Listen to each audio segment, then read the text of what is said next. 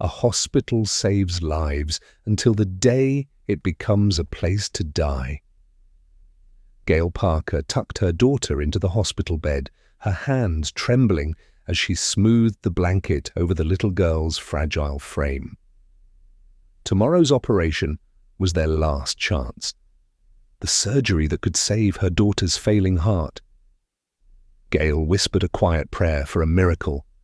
Then chaos erupted. A nurse burst into the room, breathless, terrified. "Lock the doors! Close the blinds! The hospital's in lockdown! We have a shooter!" Within seconds, Founders Hospital, place of healing, became a war zone. 4 armed attackers stormed the building with chilling precision. Patients, families, doctors, all trapped inside. The cell network collapses. Hospital phones go dead. No one gets in and no one gets out. Called to the scene is Special Agent Sandra Voss, one of the FBI's top negotiators. Calm, sharp, a woman who knows how to talk a killer down from the edge. But this siege is different. The hostage takers aren't shouting demands. They aren't asking for ransom. They refuse all communication. Someone planned this carefully. Too carefully. When one gunman storms a private board meeting inside the hospital, Sandra senses the motive is personal and far more dangerous than random violence. Then a single gunshot cracks through the silence. The attackers are prepared to kill, and Gail's little girl is running out of time. As Sandra uncovers a hidden connection between the gunmen, she realizes that this siege isn't just an attack. It's a message. And unless Sandra can decipher it, fast, more innocent lives will be lost. In the hospital siege, survival isn't just about negotiation. It's about uncovering the truth behind the terror before the clock runs out.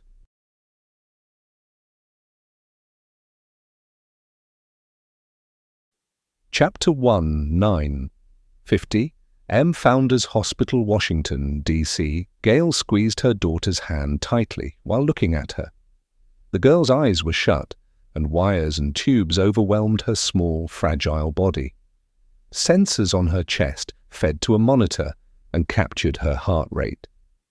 Gail watched her daughter's life force as the line dipped up and down in a somewhat erratic pattern. If she stared at it too long, her own heart would tick up speed and her mind spin with thoughts. All of them were propelled from a place of fear and uncertainty. But she couldn't afford to give in to them. The heart transplant had to work. It just had to. Without the operation, she would die. 2 extreme swings of the cosmic pendulum. Though as much as Gail tried to keep positive, it didn't stop the doubts of the unknown from slinking in. Her daughter's fate was in the hands of the surgeon, and Gail had to accept that fact or go mad. It wasn't like she had the skill to carry off the operation herself. Gail pinched her eyes shut, and images of her daughter's smile flooded her vision. The sound of her laughter filled her ears, all of it snatches from brief pockets of time. Memories, but there would be more like them. There just had to be. But where was Dr. Cowan? They were just over 13 hours out from surgery, and she said she'd drop by that morning to check on Phoebe. Gail glanced at her daughter, hesitant to leave, afraid to leave her in such a fragile state. But she had to find out what was going on. "Mommy will be right back." She kissed her daughter's forehead and left the room. There was a lot of traffic in the hallway. The soles of running shoes from rushing nurses and doctors squeaked on the linoleum as they moved past.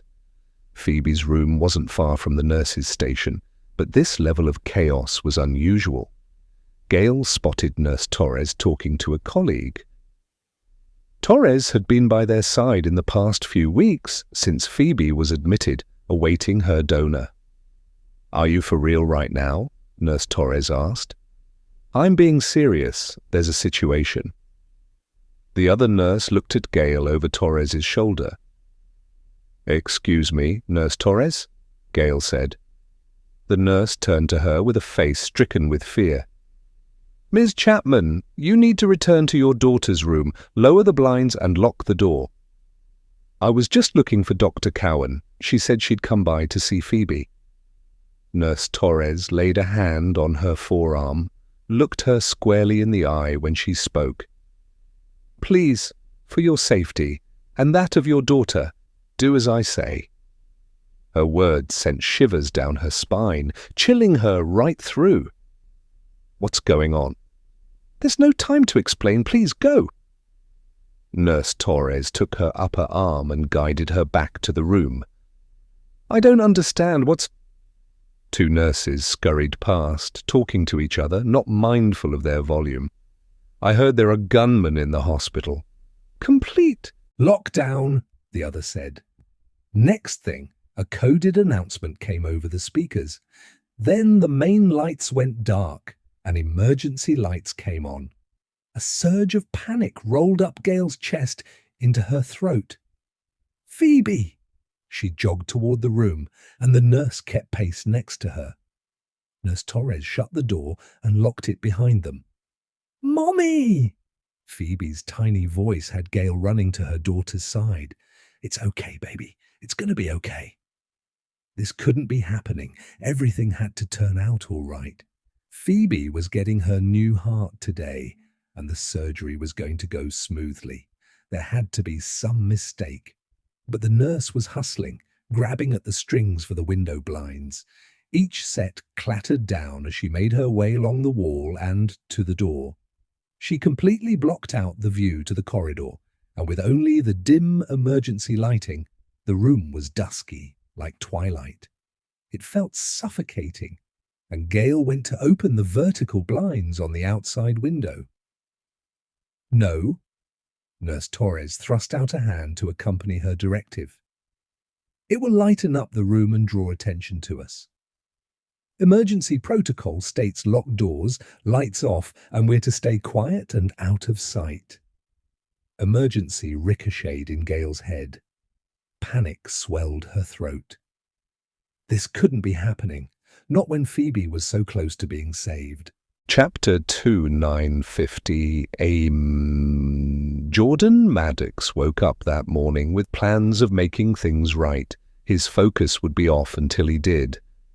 As it was, his girlfriend's announcement from last night continually played in his mind, like a haunting refrain. "I know we didn't plan this, but I'm pregnant." The last part of that statement packed the punch, just two little words that would forever change his life. His first reaction was utter fear. There was no doubt his girlfriend would make a wonderful mother. She was loving and caring, the qualities that made her a terrific nurse practitioner. But he wasn't too sure about himself as a father. Am I even ready for this? Are we? He had his next 5 years mapped out. It was an approach to life he'd started in high school.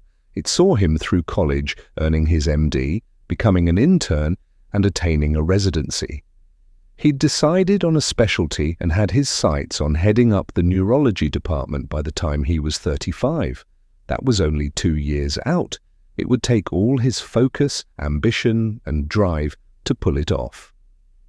If he succeeded, he'd be one of the youngest department heads to ever work at Founders Hospital. He'd put in the hours, and his mentors believed in him, praising him as one of the best attending doctors they'd ever seen. He was so very close to realizing that goal. But a baby? There was no way he could turn his back on Maria or their child. That's why he showed up at the nurse's desk on the 4th floor that morning. No roses in hand, though he'd thought about doing that. But she told him last night that she didn't want to tell anyone else until after the first trimester. He came to deliver her favorite cupcake, red velvet, and a decaf coffee from her favorite shop. When he was brave enough, he had something else for her in his pocket. Maria lit up when she saw him and kissed him on the cheek. They tucked into the nurse break room for a few moments. 2 nurses were in there who Jordan knew, but they stuck to themselves. Leah Winters was making herself a coffee, and Colby Mahoney was on the couch reading a printed newspaper like a man in his 60s when he couldn't be older than Jordan. They passed him a look for being there, as if he should know nurses sought refuge from doctors within these four walls, but he was tolerated because of Maria. "This is for you." He handed his offering over to her, and she took it with a grin. "Georgetown cupcake. I'd say someone is trying to make up for last night." "Is it working?" I was a complete and utter... Well, I should have responded better than I did. He'd gone quiet in the immediate aftermath. "I'm pregnant." Truth be told, he'd hoped he could sink into the couch and disappear. "You were in shock." She kept her voice low, to say the least. "But I'm hoping we can talk more tonight after work." "Yes, of course, but speaking of work, I need to get back to it. I'm sure you have patience." "Who would love to see you." "Don't tell me that a little girl has stolen your heart," he told her. "You know Phoebe has, but there's still room for you." She tapped a quick kiss on his cheek and was off, her fingers filtering through his.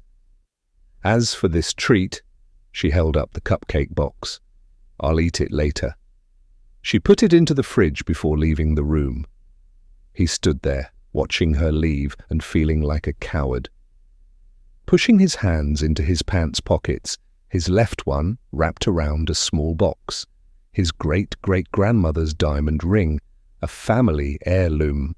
Marriage might not have been in his 5-year plan, but it was in the next segment. He loved her without a doubt.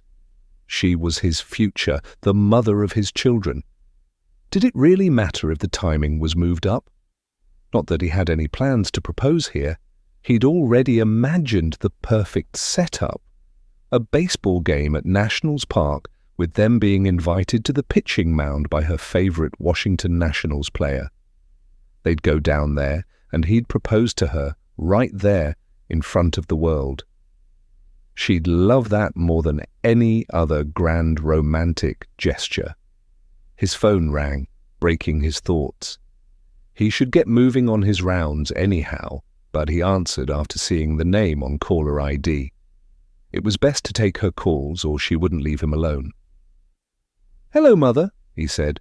"I'm kind of busy if you can keep it short." He left the break room and stood outside in the hall.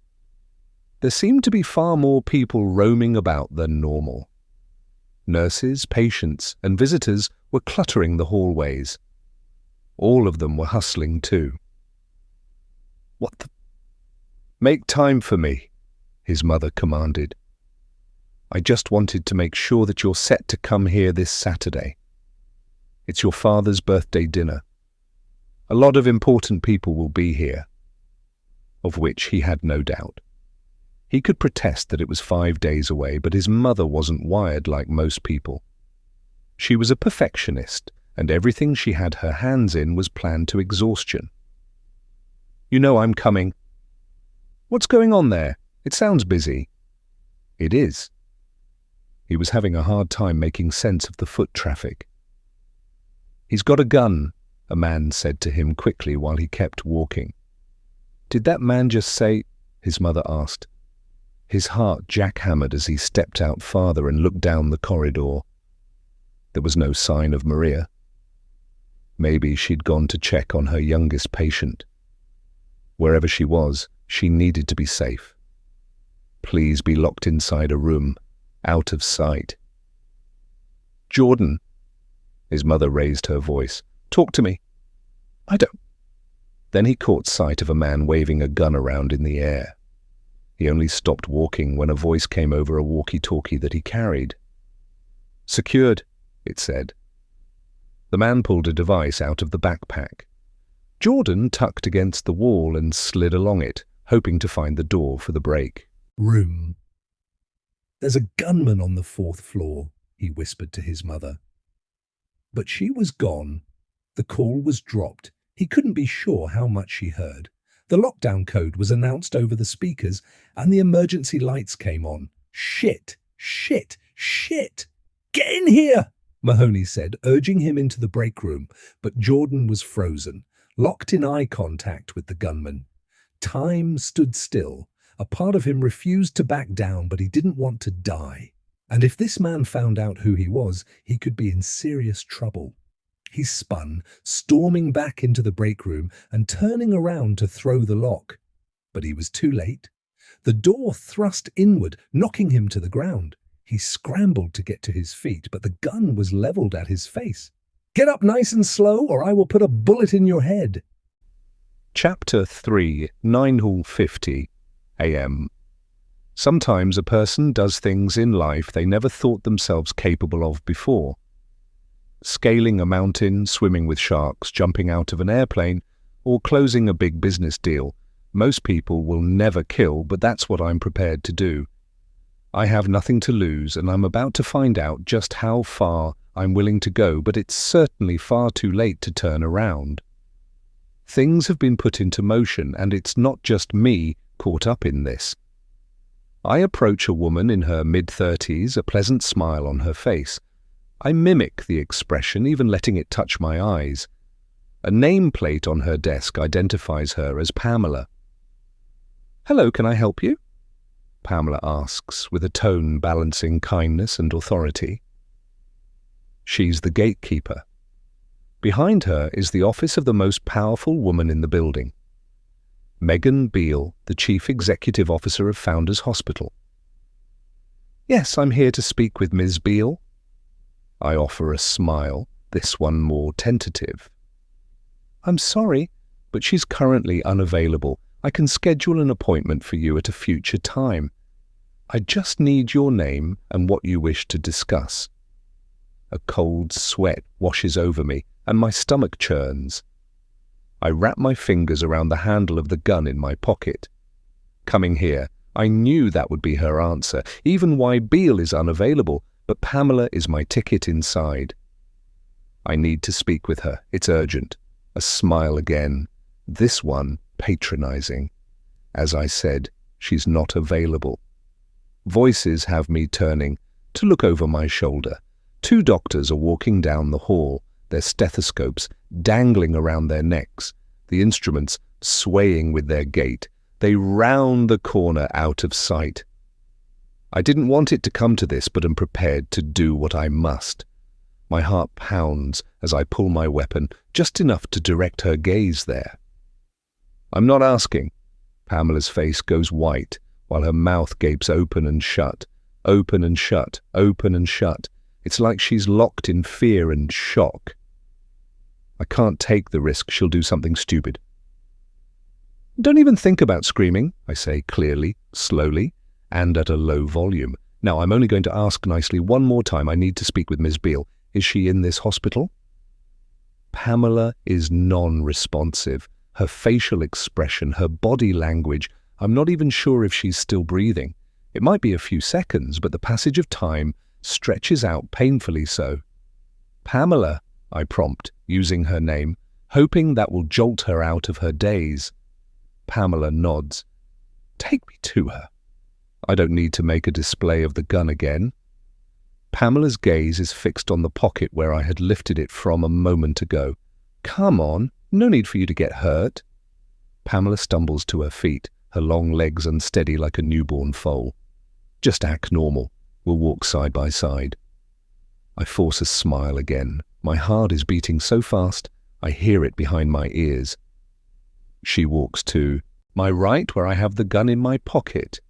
We pass some doctors and medical technicians, all in their distinguishable uniforms. One woman smiles brightly at Pamela and glances at me, cocking her eyebrow. I turn to Pamela, hoping my movement is discreet enough, but I need to censor her response. I don't like what I see. It's a flicker, a transference between the two. I tighten my grip on the gun, about to pull it out, but the other woman keeps walking. I don't dare to look back to see if she's been alerted. If she has, all of this could fall apart before it begins. Pamela continues to take me down the hallway, leading me to the large boardroom. She puts her face in the door's window, and CEO Megan Beale dismisses her with a wave. "Open the door," I seethe. while I nudge the gun into Pamela's side.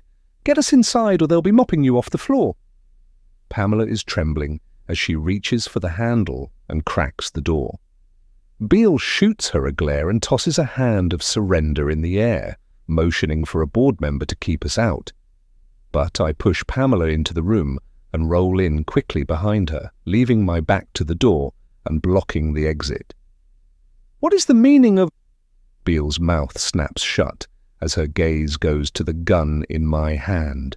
Same too for the rest of the eyes in the room. 12 faces, mostly strangers, though I wager every one of them is powerful and corrupt, except one, a red-cheeked 20-something seated next to Beale at the head of the table. Her fingers are suspended over the keyboard of a laptop. No doubt the minute taker for this meeting, a boring and thankless job I've done before. Beale goes for the phone on the table in front of her. "Go ahead. It won't do you any good because in 5 minutes or less, this entire hospital will be locked down, and soon the phones won't work either. Same for your cell phones. Put them on the table. Now!" The suits scramble to pull them from their pockets and concede to my direction.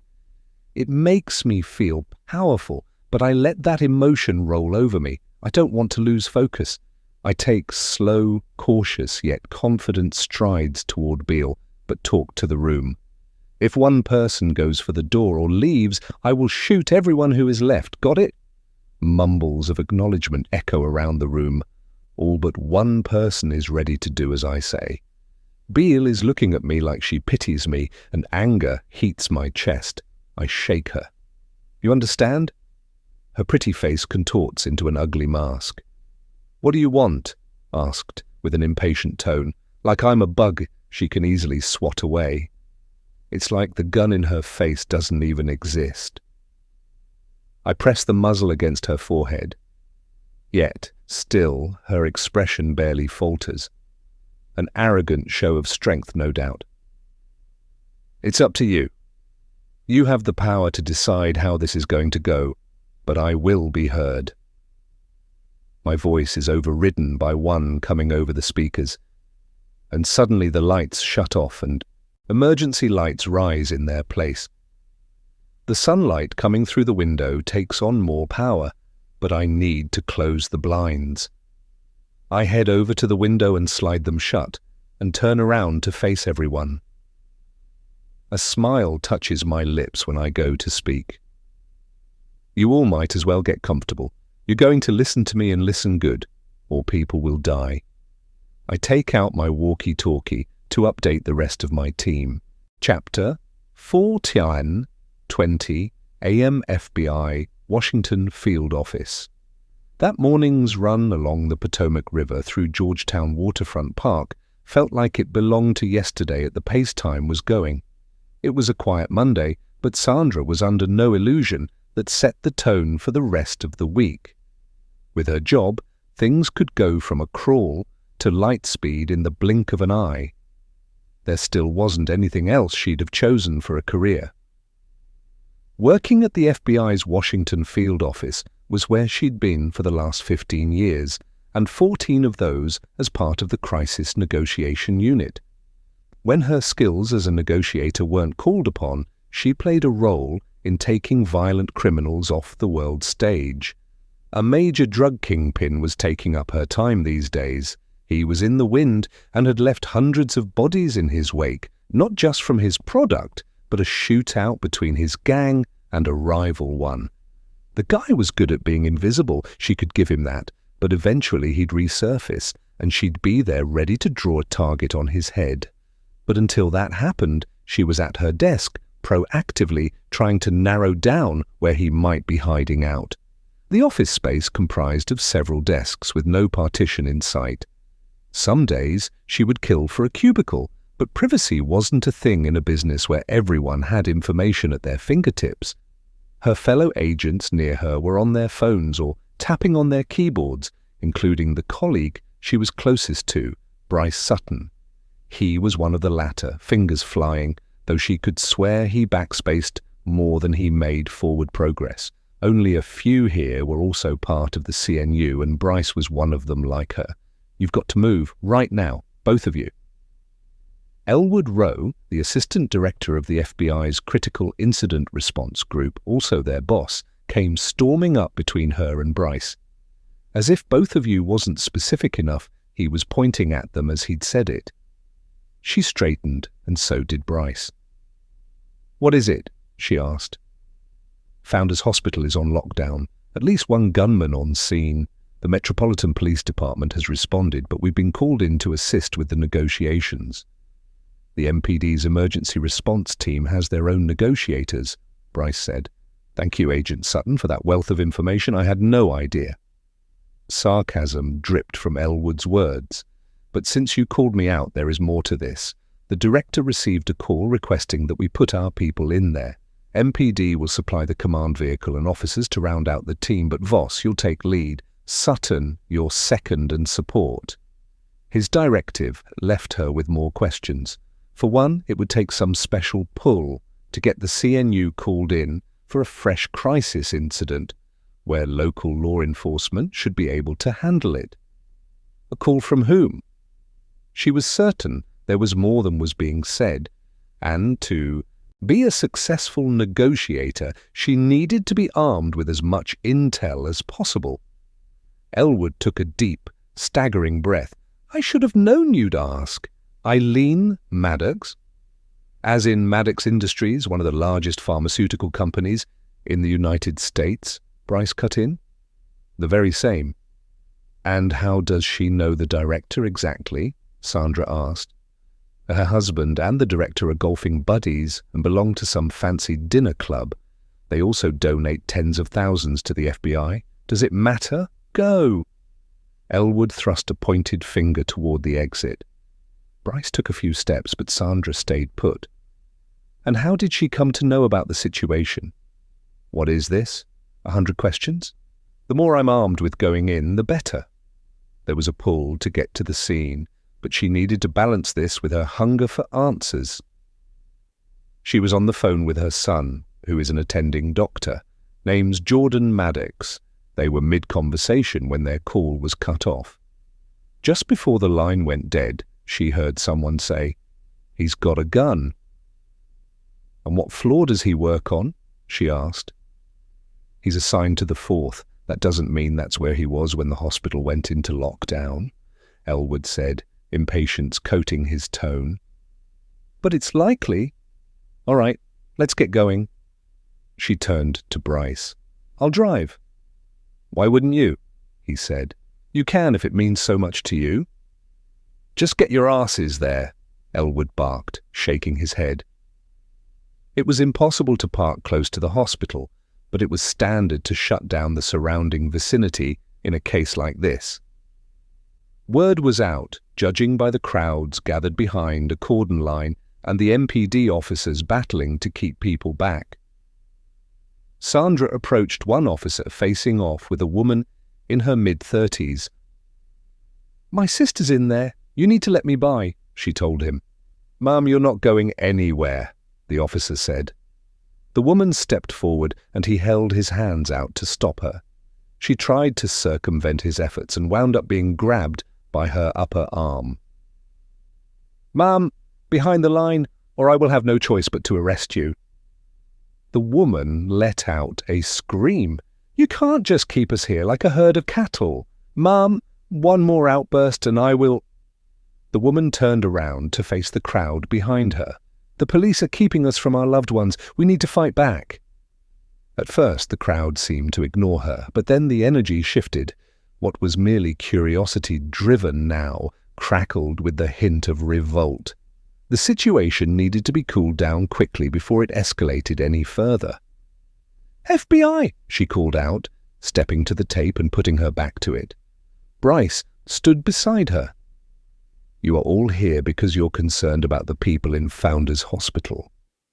There were mumbles of agreement, some voices of contempt. "You want the people inside to be safe." "You want to be safe.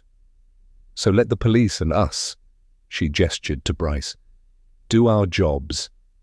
The confrontational woman came up to Sandra's face. "Why should we trust you?" Sandra remained calm despite the woman being close enough she could feel her warm breath on her face. She slowly drew out her business card and held it toward the woman. "My name is Sandra Voss, an FBI negotiator, and I assure you I'm going to do all I can for a peaceful resolution here today. What's your name?"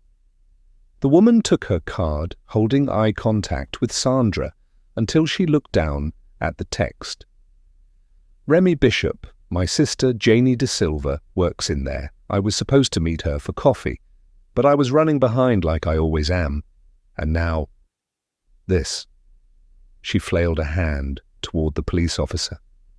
The woman didn't realize how fortunate it was that she was late. "Remy, I'll do what I can, all right? Just promise me if you find out that she's okay, you'll let me know. I'm going crazy out here. You have my name, you want my number." Agreeing was a potential minefield with so many listening in. She couldn't take everyone's information, but seeing the desperation in the woman's watery eyes tugged at Sandra's heart. "Sure." Remy gave Sandra her number, and she keyed it into her phone in the Notepad app. "Thank you." Remy backed up. With the situation now de-escalated, Sandra turned to the officer. "That was pretty impressive, Agent Voss," the officer said, while lifting the barricade tape for her and Bryce to slip under. The compliment washed over her because praise didn't matter. Results did. "We all have the same basic need to feel safe. I just appealed to that. Whatever the case, it was impressive. Could you direct us to the person in charge down here?" She preferred to move forward than remain stuck in this uncomfortable exchange. "You bet. Lieutenant Rick Krieger." He then directed them to where the mobile command center was parked, one street up and one across. "Thank you," she said, before leaving him. "Any time, Voss." As they followed the officer's directions, Sandra's mind was on the assurance she made to the people at the cordon line. She would do all she could for a peaceful resolution. That was always her goal, but seeing that swell of people made it sink in just how many lives were on the line and how many families and friends would be affected by what transpired here today. Bryce looked over at her. "I could have gotten us here in less time." "Small talk right now, really?" He shrugged. "Never hurts." She could argue that sometimes it did. Like now when she was balancing the load of responsibility on her shoulders. But playing along may ease some pressure. "Are you saying I drive slow?" "I didn't have to, you just did." She shook her head and smiled at him. For years, she'd kept Bryce Sutton at a distance. It wasn't even personal. She liked to keep her private life just that. But when her 16-year-old daughter, Olivia, was taken 3 months ago, her relationship with Bryce took on a new dynamic. Sibling-like at best, cantankerous at worst, but he proved himself as someone she could rely on. Working with him on a crisis incident like this would be a new experience, as they'd never been paired up in that capacity before. She pulled out her phone and texted a quick note to Olivia that she had been called to an incident. She'd be in class now, but she'd see it during break period. After hitting send and watching it go through, she muted her phone and put it in her pocket. As she and Bryce approached the street in front of the hospital, the incident took on more structure. Everyone in sight was with the MPD. She wondered if her boyfriend, Eric Birch, was here somewhere. He was a detective for the Criminal Investigation Division, but in cases like this, all available manpower was called in to assist.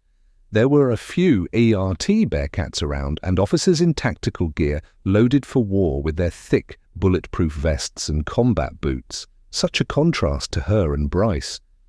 They wore vests too, but their primary weapons were their minds and the laptop in Bryce's messenger bag.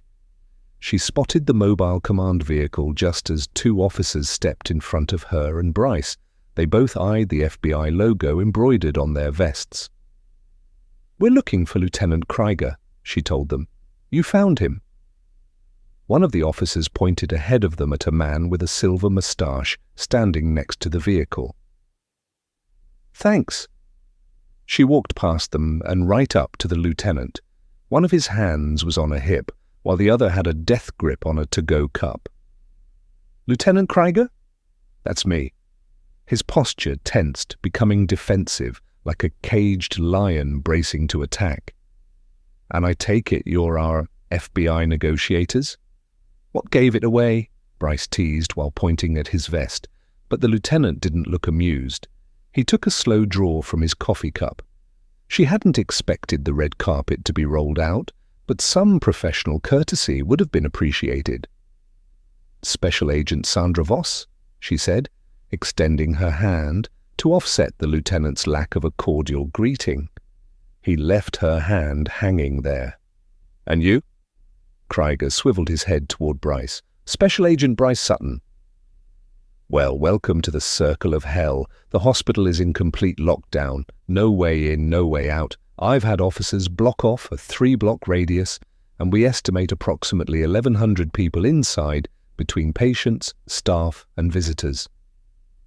The life of every last one rests on my shoulders. That's a lot of people.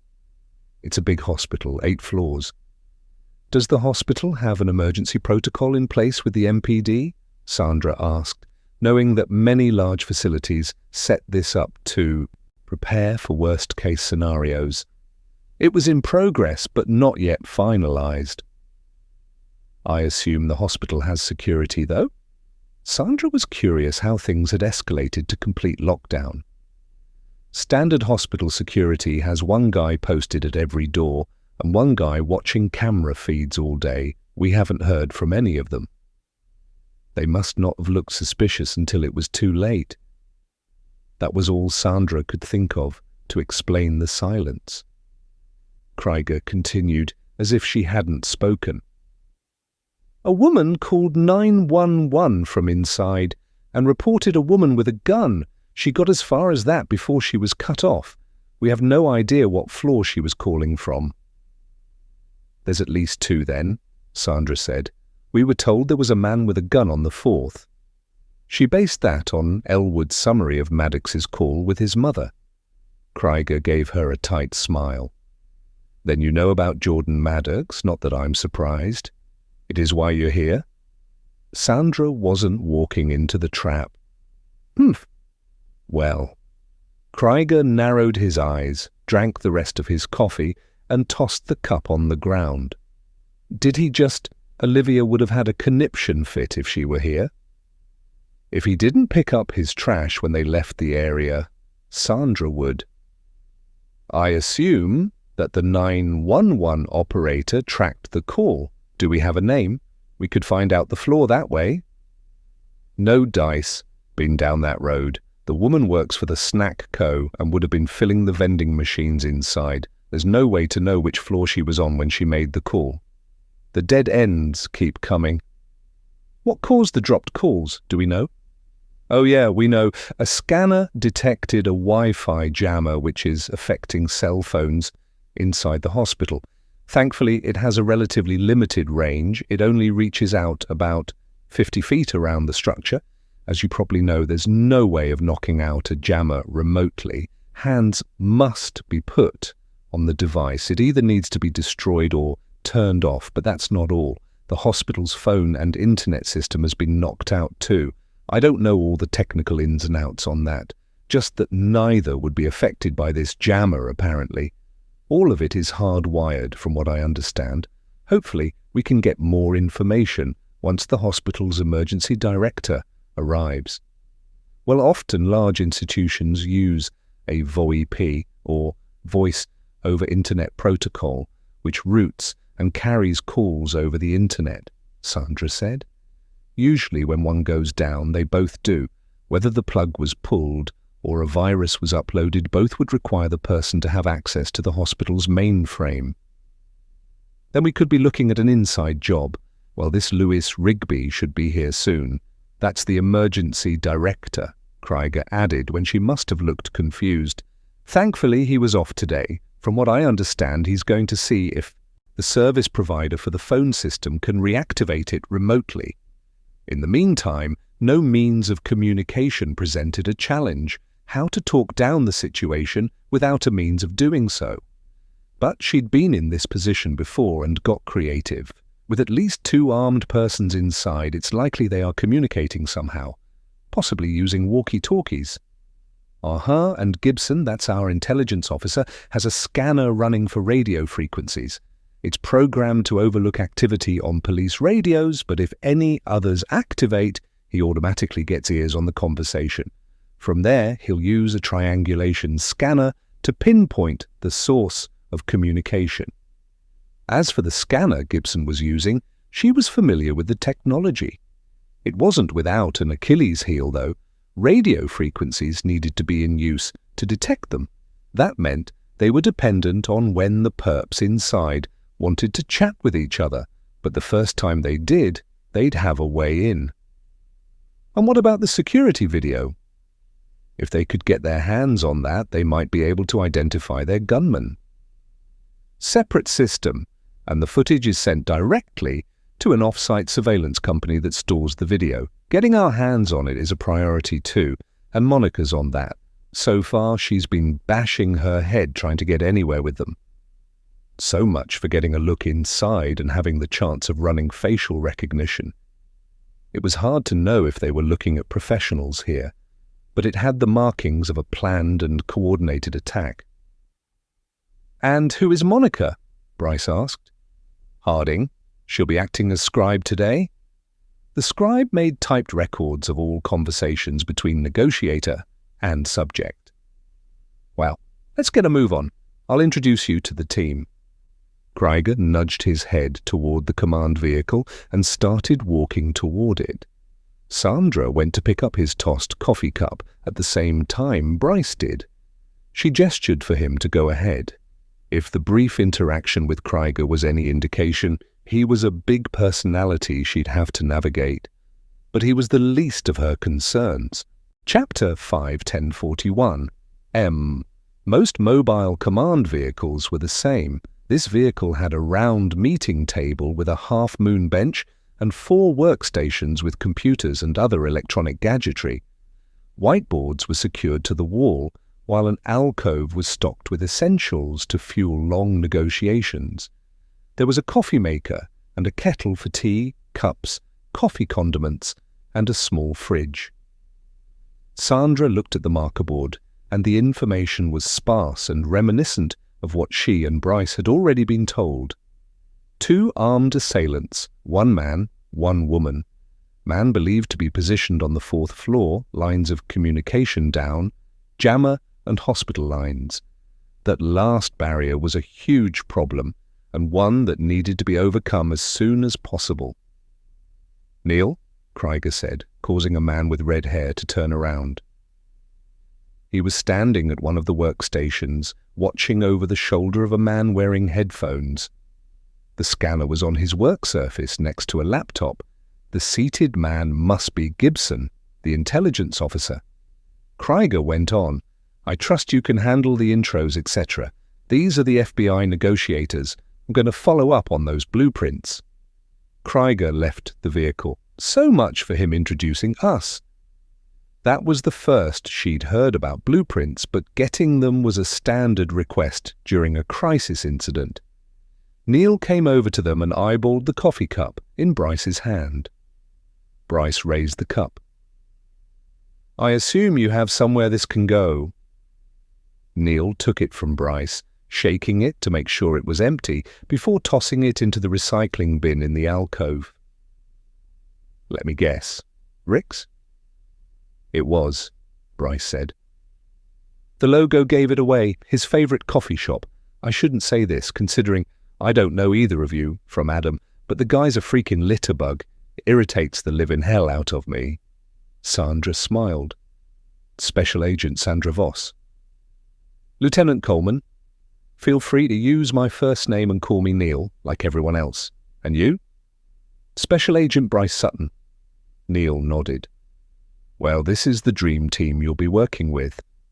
There were 2 other people in the vehicle. Neil gestured toward the man. That's Gibson Farmer, our intelligence officer. The man turned around, offered a token wave, and smiled. He appeared to be in his late 40s, like Sandra. She was 47, but she liked to think the wrinkles around her eyes weren't as defined as his. That might have been denial blended with wishful thinking. She was aware of the greys that kept creeping up in her blonde hair. "I can help you out, Gibson," Bryce said. "Whatever you might need. Pulling backgrounds, phone calls. As support for Special Agent Voss, part of the job is providing psychological profiles. Obviously, identities and backgrounds aid with that." "Offer accepted," Gibson said. "Right now, I'm monitoring the scanner for radio transmissions to see if we can latch on to our perps." "You can help me with backgrounds," the woman said, holding out her hand to Bryce, then Sandra. "Monica Harding, scribe, though I'm stepping up to fill multiple roles right now." Her smile created fine lines around her mouth, otherwise no grey hairs or wrinkles in sight. She had brown hair and a smooth complexion. It was refreshing to be working with another woman, as it wasn't that common in this field. "Nice to meet you," Sandra told her. "Likewise." "So who are the backgrounds on?" Bryce asked, pulling his laptop from his bag and claiming the workstation next to Monica. "Officers are gathering plate numbers from the parking garages and vehicles parked on the surrounding streets. They're forwarding these along, and we're pulling backgrounds on the registrations to see if anything flags." Sandra admired the proactive approach. "Good idea, especially with the street parking. It could be more appealing to our perps, offering greater ease of getting away." "Not that anyone is getting far," Neil said. "True enough, but that's not how the human mind is wired to think. Unlike animals, people consciously planned for the future. If the people inside had any intention of walking away from this, they would have thought this through. Even against logic that would tell them a clean break wasn't likely. There was a knock on the vehicle's door, and Neil walked past them to answer.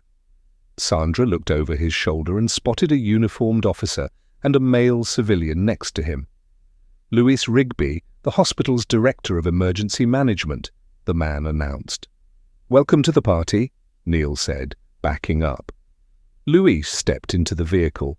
Dressed in pleated pants and a light jacket, he was anything but the picture of composure. His forehead was glistening, his hair poked out from behind his ears, and his glasses were sliding down his nose. He had a zipped leather portfolio tucked under his right arm. "You've got a mishmash here today, the MPD and the FBI."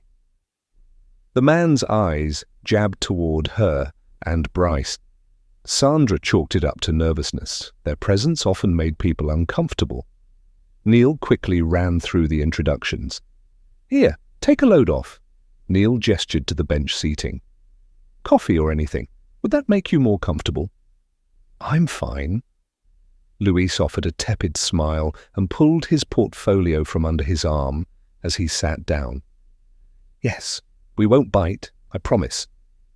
Neil was grinning and let the expression travel to Sandra. "Though this one might."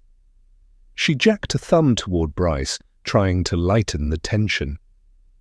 Luis looked at him, and Bryce was shaking his head. "She's playing with you." "Oh." Luis pushed his glasses up his nose. Luis struck her as a touch socially awkward, but it was hard to know if that was the stress of the day having that effect. Most people, even those in emergency management, weren't emotionally prepared for situations like today. "You seem a little out of sorts," Sandra said, showing empathy. Luis met her gaze. "You could say that, but—" He took a deep breath, smiled, and sat back, shoulders square. "My job is to ensure that procedures are followed in cases where something like this happens." "Has it ever happened before?" She had asked to show interest, already knowing the answer. Helping Luis realize his nerves were perfectly normal.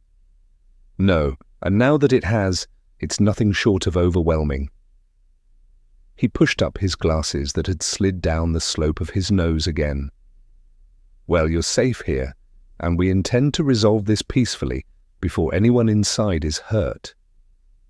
Sandra was running on the presumption no one had been injured, but her softened tone appeared to soothe the man. "Thank you for saying that." His shoulders relaxed, and he withdrew a slim laptop from his portfolio. Sandra didn't miss the look shared between Neil and the other MPD cops. Monica pressed her lips and nodded. "We understand you were working with the service provider to reactivate the hospital's phone system remotely." "What are they saying?"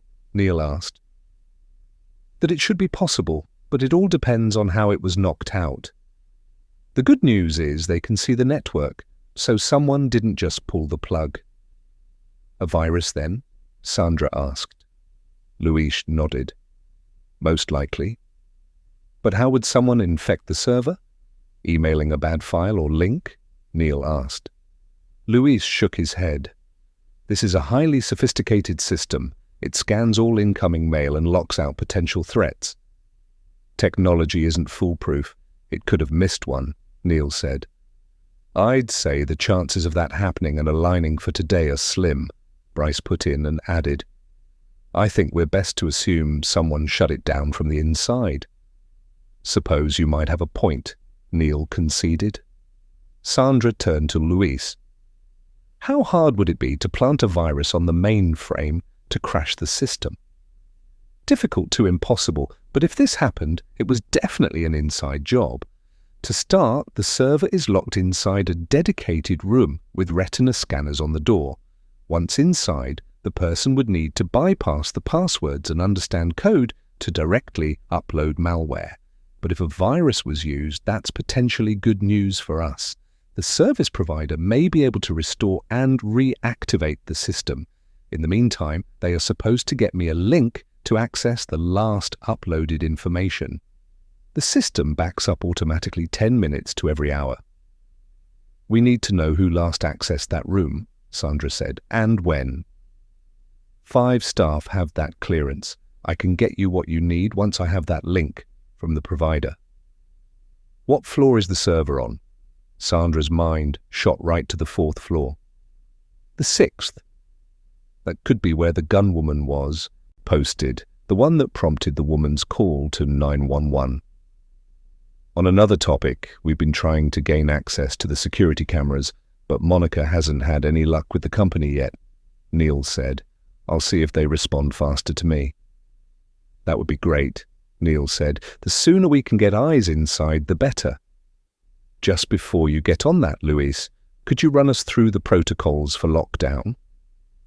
Details and facts were crucial. She'd rather be overloaded with intel than on the short end. "Sure thing. Overhead lights go off and emergency ones come on. Exterior doors and the ones between levels lock. Personnel are trained to get all patients into their rooms. Doors are to be locked and all the blinds closed, including ones on exterior windows. Any visitors are escorted into rooms and told to stay put. Staff are also to find a place to hole up. Ambulances receive a computerized message in their rigs and are rerouted to Howard University Hospital. Any surgeries underway during the time of a lockdown will continue as long as it's safe to do so. The hospital has several walkie-talkies which doctors and nurses use to communicate transfer of patients. Among other things, they are instructed to keep off the radios during a lockdown." "I can confirm no one is saying a word," Gibson said, clearly keeping one ear on the conversation. "And what about elevators?" Bryce asked. "They shut down, and the doors to the stairwells lock." "What if there was a fire?"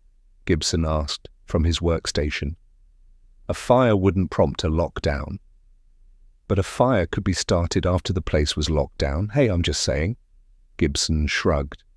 "I have the ability to unlock doors and resume the elevator remotely," Luis said, not indicating that Gibson had rattled him. "There is always one person off shift that does. The trick is the system needs to be up and running." "Does anyone inside have a keycard that overrides all the locks?" Neil asked. Or does the system need to be responsive for that too? It sure does, but in answer to your other question, no. Otherwise, that could make them a target. If they were taken out, their card stolen, criminals would gain access to the entire hospital. Only a few of us have standard keys and codes to unlock the main entrance, myself included. By knocking out the system, the gunman must not be concerned with unlimited movement around the hospital, or they didn't know about this restriction. Are these protocols public knowledge? Sandra asked. They are on the hospital website along with the entire emergency response notebook. We need to think about the safety of all our patients and visitors. It's there for them to see before coming. Sandra imagined the hospital was prepared for several contingencies, but there was no need to squander time exploring the others right now. What's on the 4th floor? The 4th houses the cardiology and neurology units. Critical patients, Bryce said. A knot formed in Sandra's gut, but she pushed the sickening feeling aside. The job demanded her focus, not her emotion, which I suspect was intentional, just like their reason for being here today, just like their reason for shutting down communication. They want to make sure we don't interfere with their plans. Chapter 6, 11:01 a.m. There were a few misdirects with Gibson hearing radio communications, but none of them came from inside the hospital. Sandra was waiting impatiently for some beacon of hope, a way to connect to those inside. She considered asking if there was a bullhorn she could get her hands on, but there was no point. Even if it was powerful enough to reach the gunman inside the hospital, the problem was with logistics. In this situation, it wasn't like they could drop a throw phone at the front door and have a gunman come get it. Not with all the floors locked down and with the hospital system being offline. Uniformed officers kept Bryce and Monica busy pulling information on vehicle registrations. For Sandra, every passing minute felt like 20, and she caved and pulled out her phone to check the time. She saw she had a missed call and a voicemail from 15 minutes ago. It was from Dana Ford, her mother's nurse. If she hadn't silenced her phone upon arrival, she would have heard the call. Sandra's heart sped up, and she excused herself from the command vehicle. Margot Davenport and her late husband adopted her and her twin brother, Sam, when they were 12. She was 71 and battling Alzheimer's. Some days it felt like Sandra was living suspended over a precipice prepared to lose her. Not that one was ever ready for the loss of a loved one. And she should know she'd buried both her parents and her precious twin brother. Sam was stolen at 14 years old when he was shot during a hostage situation. After him, she'd lost William Davenport, their adoptive father. Outside, she didn't bother to listen to the message because the only reason Dana would call was if something was wrong. Listening to each ring, waiting for Dana to pick up, was painful. "Hello, Sandra?" Dana eventually answered, saving her from the brink of voicemail. "Tell me everything's okay." Her words rushed out. Dana hesitated. It was slight, but telling, warning Sandra that the news to come was going to be upsetting. "Your mother fainted and—" Sandra's world closed in around her. "Is she okay? When your mother fell, she broke her wrist. It twisted when she landed." It seemed strange that a fall was all it took for that to happen, but bones typically became more brittle with age.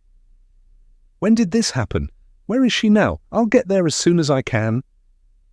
Sandra was prepared to rush to her mother's side. She hadn't established contact with anyone on the inside.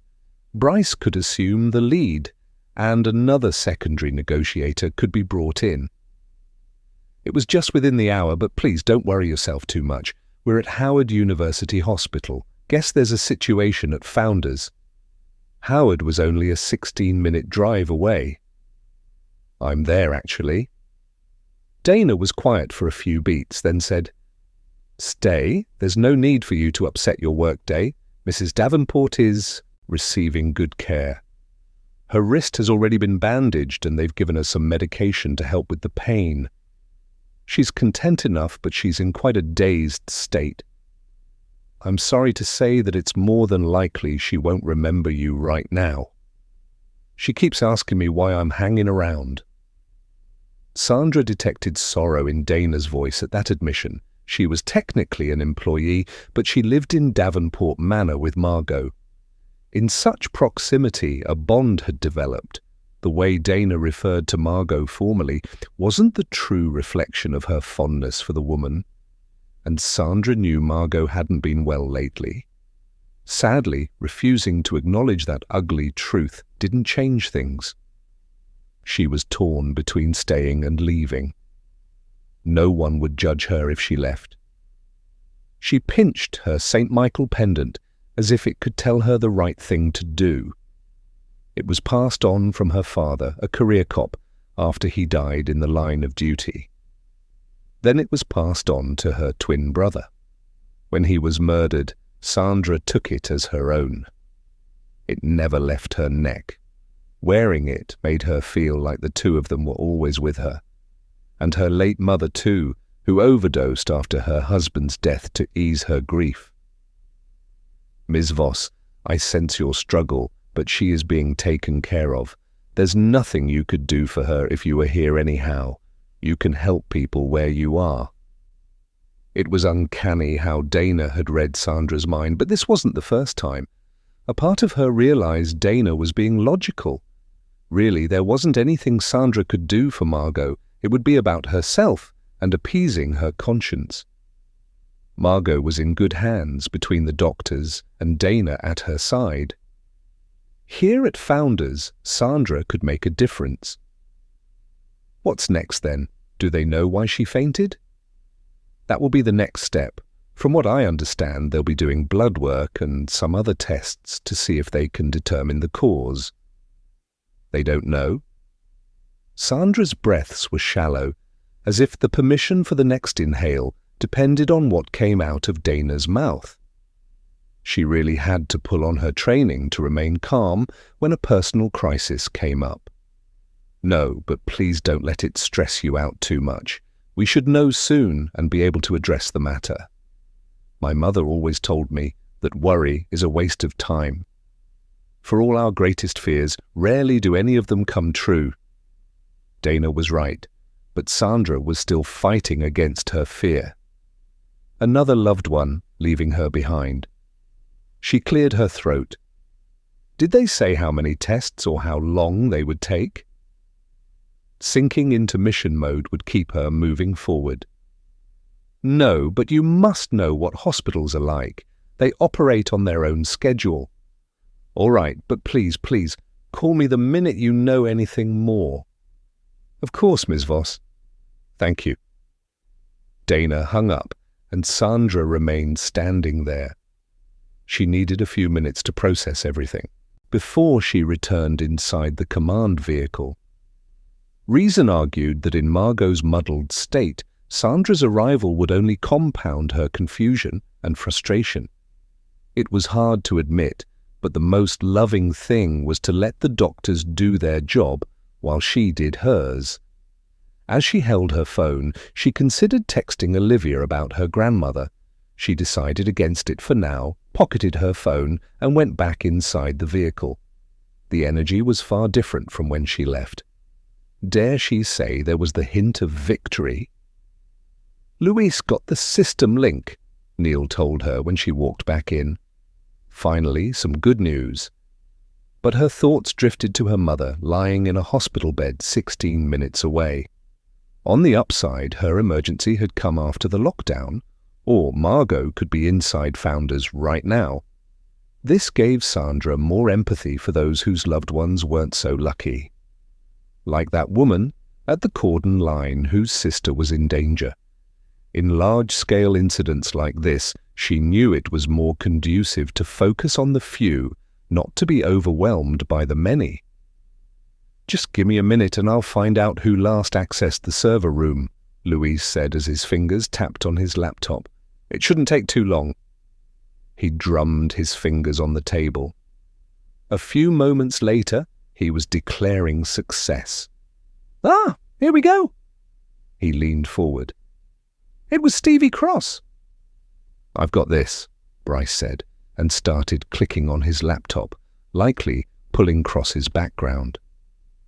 Sandra didn't miss that Louise had said his name slowly, but she'd circle back to that. And if Stevie was behind the system shutdown on the 6th, was the gunwoman posted on another floor? At what time? This morning at 9:30. "And when do we figure the system went down?" Bryce asked. 10 on the dot, Louise said, and shrugged when everyone looked at him. "The provider told me that." Okay, so Cross could be one of the gunmen inside, or he conspired with someone, let them into the room and left before the lockdown. Sandra's mind swirled with all the possibilities. Cross could have been blackmailed for his help, or paid for it. "All right," Bryce began. "Stevie Cross, 55, no criminal record, single, lives alone, boring as vanilla." Sandra winced at the judgment and looked at Louise. "When you said Cross's name a moment ago, you said it slowly. Is there something about him that concerns you?" "It's just that..." Louise looked at her and swept his gaze over the rest of them. "Stevie isn't the most sociable of people." "Can you elaborate on what you mean by that?" If Cross was in on this, presumably, he had some social skills because he had at least 2 accomplices. Just that. He sticks to himself. So, how does that fit with him working as part of a team? Is there anything about him that makes you think he'd be involved in something like this? I don't know how to answer that. Do we ever really know anybody? I mean, that's what they say. Luis resumed typing on his laptop, but Sandra wasn't sure what he was checking for. She trusted he'd share if or when it mattered. After hearing Luis's assessment, Sandra leaned more toward her earlier theory of potential blackmail. If so, they'd need to discover what Cross had done that someone saw fit to exploit. There was another possibility that may be easier to prove. Follow the money was an adage for a reason. "Bryce, what is Cross's credit score?" People with money problems were typically easier to manipulate. "I didn't check, but 1 second. Bryce tapped away again. "Oh, his score's in the toilet." Sandra made eye contact with Bryce. "Cross could have been paid to get someone into that server room. Was he due into work today?" She directed the question at Luis. The emergency director lifted his eyes from his screen to meet Sandra's. "That's what I was just checking. And yes, Stevie was scheduled to work today, but he never clocked in. Yet he accessed the server room." Sandra was feeling more confident in her assessment by the minute. "Remember I told you 5 employees have access?" Luis began. "Cross was the only one on the schedule today. He'd be guaranteed to have time alone, undisturbed," she said. "It seems Mr. Vanilla wanted to add a little excitement to his life." Neil pulled his phone from his pocket. "One way to find out. I'm going to get an officer over to Cross's place, ASAP. Chapter 7. 11:30 M. Metropolitan Police Department, Homicide Unit. Detective Eric Birch was sitting at his desk trying to transcribe his scribbled notes into the system when his cell phone rang. "Birch," he answered, without looking at the caller's identity. "It's Sergeant Medina. I'm not sure why I even bother trying to take personal time," he griped as a way of greeting. Trying being the operative word there. Alex Medina was his boss and out of the city today for his grandchild's birth. His daughter was having a scheduled C-section. For him to call, this had to be something urgent. "Everything all right?" "There's a loaded question. Keeping it to business, you've probably heard about the lockdown at Founders. There's over 1,100 people inside." "I have." It had dominated most of the chatter around the station for the last hour and a half. "Listen, you know how it is in situations like this. Every available unit and officer, regardless of rank, is boots on the ground. I wouldn't pull you into this if there was an option. I know you're working the Gordon case. Don't remind me, BD. Thomas Gordon was pulled from the Potomac with a gunshot wound to the chest 3 weeks ago. No wallet or jewelry, and it presented like a fatal robbery. With little to go on, the investigation file felt bound for cold storage, like Gordon's body. A break from the murder could only help perspective. Just name what you need. Those on scene have a potential suspect for you to check out. It's unknown whether he's still inside the hospital or if he served as an accomplice and left before the lockdown. You have authorization to enter and search his home. This person's name? Stevie Cross. Medina provided the man's address. Eric wrote this down on the page in front of him. Why is he a suspect? Medina brought him up to speed. Access and a lousy credit score. Check. Medina added, if, by chance, you find him, treat him as hostile. We don't take chances. Which you don't have to tell me. And watch your steps, period. The FBI's been called in to help with negotiations. Guess some rich boy is inside.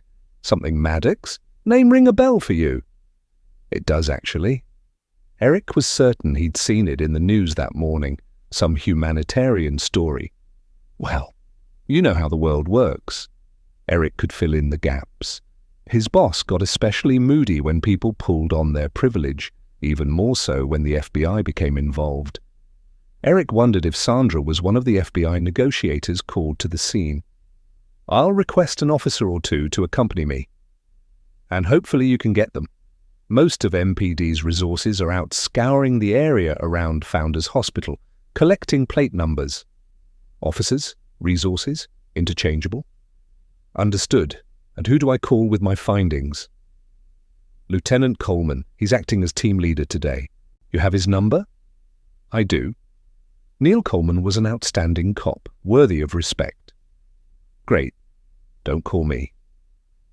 Medina ended the call before Eric could even think about asking his boss to elaborate on personal matters. Hopefully all was going well with his daughter and the birth. Eric saved what he'd been working on and backed out of the system. He wasted no time signing out a car and driving across the city to the address of Stevie Cross. Eric knocked on Stevie Cross's door and rang the bell. No luck. And not a surprise, really, when it was highly probable that he was inside Founders Hospital. While Eric was armed with a warrant to breach and search the home, he wanted to sweep the perimeter before heading inside. He walked along the side of the house and stopped next to a window. The curtains were pulled back, and he peered inside. Cross was sitting in a stuffed armchair in the corner, leaning forward and gripping his head in his hands. There was a bottle of bourbon on the side table and a rocks glass with little left in it. Cross was doing some day drinking. He must have sensed Eric's presence because he lifted his head and looked straight at him. Did a double take. Eric tapped the glass and smiled. Busted. Cross staggered to his feet. The front door was open by the time Eric got back there. Stevie Cross, I'm Detective Birch. We need to have a little talk. Cross shrugged, acting nonchalant, as he backed up and waved for Eric to enter. Eric stepped just inside the door, finding the man's reaction to him unsettling. He'd rather meet with outright hostility than lukewarm hospitality. I'm sure you know why I'm here. Cross met his eyes, small, little black beads, sunken into a doughy face. Silence. Let me lay it out for you then. You turned up at Founders this morning, though not clocking in for your shift. When you were there, you accessed the hospital's server room. Tell me what you did in there. Several seconds passed in silence. It was like the guy was stoned. You better get talking, Eric pushed. Someone stole my keycard. And your eyeballs? Does he not realize I know about the retina scanner? Eric motioned for Cross to spin. When he didn't, Eric yanked his arm to make him turn and then snapped on handcuffs. You're coming with me. Please don't do this. You're making a mistake. I was made to do this. Eric spun Cross around again, continuing to hold one arm. Creative. I've never heard that before. Given the situation, Eric wasn't in the mood to give the guy the benefit of the doubt. I mean it. Listen, I never meant for this to happen. The whole lockdown thing, the system crash. Who said anything about a system crash? Cross wet his lips. I told you someone made me. I just opened the room. The guy did something with the mainframe. Did what specifically? I think he uploaded a virus. You think? You'll need to do better than that. To take out the phones and internet. And that's all? Cross swallowed roughly. It could be worse than that. A cold sweat blanketed Eric. How much worse? It might have jeopardized medical charts and records. People will die. Tell me what he uploaded and how to override it. I couldn't tell you. This guy, Give me a name, he snapped. Cross flinched. I don't care if he promised to come for you and your family. I have a promise for you too. I will make sure you go to prison for a very long time. And trust me, you'll be at the bottom of the pecking order. I suggest you get talking. Brent Hartley. Just like that. Eric remained skeptical. Cross hadn't been willing to name anyone a moment ago, but put against the wall, he served someone up. Yeah, it's the truth. Usually when people made that claim, the opposite was true. Eric played along. So this Brent Hartley uploaded the virus? Ah, yeah. And who is Brent Hartley? He used to work at Founders until they canned him a few weeks ago. Guy's not happy, I tell you that. Eric wasn't moved by Cross's story, because that's how it sat. Like fiction. He hauled Cross out of his house, only giving him time to slip into a pair of shoes before he rattled off the Miranda rights. Chapter 8:12:03 p.m. Sandra couldn't be happier that there were two potential suspects for today's events. Now they just needed to find out more about Brent Hartley. Ideally, that intel would prove useful for negotiations, once she established a means of communication anyhow.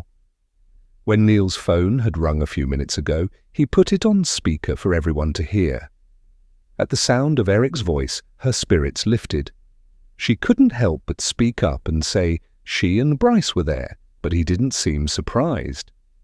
At the time of his call, Eric had just brought Cross to the station for interrogation. But Cross had requested a lawyer. Eric volunteered to go to Hartley's residence to see what he could find out. Bryce stopped tapping on his laptop. Okay, so Hartley is 59, no criminal record, single, lives in the city. He turned the screen so everyone could see his driver's license. The man was average in every way, brown hair, brown eyes, medium build. As that detective said, Luis began, I can confirm Hartley was a hospital employee in the admin offices. He was let go 3 weeks ago for stealing office supplies. He lost his full pension with his termination. It seems a rather severe punishment for lifting some pens and paper, Bryce said. According to his file, it wasn't just one offence. He'd been stealing over a length of time. His option was to leave quietly and take the hit on the pension, or the hospital was prepared to file a lawsuit against him. The hospital doesn't want to give the message employees can help themselves to hospital property. Understandable, but I can see how this guy might feel backed into a corner. Bryce looked at her. No job, no pension, no source of income, but how does that translate to him paying Cross to get into the server room? One would think he'd be strapped for cash. And does this guy even possess computer knowledge? It would be foolish to assume he doesn't just because he worked as a paper pusher, she said. Hartley could study computers in his time off. Today could be about getting his job back or his pension, she said. Desperate people don't think rationally, as you know. And if Hartley is on the 6th floor, who is he working with? Just 2 friends or others we don't know about? He could have hired help, Bryce said. There is the possibility this is simply about retaliation. He's attacking the hospital like they essentially attacked him, though I'm still not sure where he'd get the money to pay anyone. And Hartley's not all we're dealing with here, Sandra said. Luis, were you able to confirm the patient system was unharmed? Luis nodded. Yes, I just received that confirmation via email. One thing going right at least, Neil said. There was a knock on the door and it opened immediately after. Krieger stepped inside with an officer holding a few bags of food. Hope you don't mind that I sent an officer on a lunch run. Hopefully you'll love mumbo sauce. The smell hit before Krieger's words, and it had Sandra's stomach growling. Mumbo sauce was a Washington staple and typically accompanied comfort food, such as wings or pulled meat sandwiches. She'd run harder and farther along the Potomac tomorrow morning to make up for the indulgence. The officer set the bags of food on the table and left with a dip of his head. Help yourselves. Krieger grabbed a container and dropped onto the bench of the booth. He opened it and took out a pulled beef sandwich. What's the latest on this end? I haven't heard anything about communication being established yet. With that statement, he shot a look at Sandra. We're all still working on finding a way in, Neil said, stepping in on her behalf. He then opened the lid on another container and licked his lips. Sandra filled him in on the leads so far. Krieger bobbed his head. Some headway then. We've had some too. We got our hands on the blueprints and ERTs studying them. If all turns to hell, we need the fastest and safest route inside, which is even harder when we'd be going in blind. Including herself in the summary hurt, but it would build some camaraderie. We don't know how many gunmen we're dealing with or where they are all positioned. Krieger's mouth was full, but he raised his sandwich to show his agreement. Everyone else helped themselves to a container and started eating. After Sandra finished, she stepped outside for some fresh air. The hope was a few minutes to herself would clear her mind. But there was no luck ditching the nagging thoughts about her mother. She took out her phone, and there was a text from Olivia. Okay, be safe. If you are late, I'll go to Avery's. Avery was Olivia's best friend, and the girls were practically inseparable. Sandra stared at her daughter's name, wondering if she should mention the news about Margot. If I were in her shoes, this had her selecting her name and calling. Mum, what's up? Liv, there's something I need to tell you. I responded to your message. Did you not see it? And if you're busy with a negotiation, why are you calling? Sandra's heart pinched, thinking about the reason. She could come up with something to explain the call and back out of telling Olivia. But if she were in Olivia's place, she'd want to know. It was a two-way street. Sandra couldn't expect her daughter to communicate openly if she didn't. I have some sad news. She paused there. Not because she'd intended to, but anxiety gripped tightly around her throat. Mum, you're scaring me. I'm sorry, sweetie. Everything should be all right, but your grandmother fainted this morning. She pushed past Olivia's gasp. But Dana's with her, and the doctors are taking care of her. I don't understand, but she is. Okay, right? Avery asked Olivia in the background. What's going on? It's Grandma. Hearing her daughter's voice sound so fragile stung. She should be fine. Sandra rushed out, trying to salve the wound. Dana said the doctors are running tests to tell us if there are any underlying reasons that caused her to faint. When you know, I want to know. I promise. Grandma's going to be all right, Mum. Now it was her daughter reassuring her. Sandra squeezed her eyes shut. Her girl had been fortunate not to have lost someone, and Sandra didn't relish the time when that innocence would be taken. Well, if I had any reservations, I wouldn't be at work. Let that assure you. Guilt snaked through her at the white lie. Sticking around here didn't stop bad feelings from making inroads. She was using her work to preoccupy her mind, or at least keep her worrying at bay. Should I go and see her? Sandra thought of what Dana had told her about Margot resting peacefully. Also what she'd told her earlier about her being disoriented. It might be best if we catch up with her a bit later today or tomorrow. She needs her rest and she's a bit confused. I can't believe she's going through this. Isn't the Alzheimer's enough? Sandra glanced heavenward. That was a question for a greater being. Life doesn't always play out how we want. Speaking of sweetheart, I need to get back to work. I love you, Mum. I love you too, Liv. Sandra got out her entire reply before Olivia hung up. A rarity that told Sandra that Olivia was clearly just as shaken as Sandra. But regardless of her personal turmoil, Sandra had a job to do. Liv's depended on her.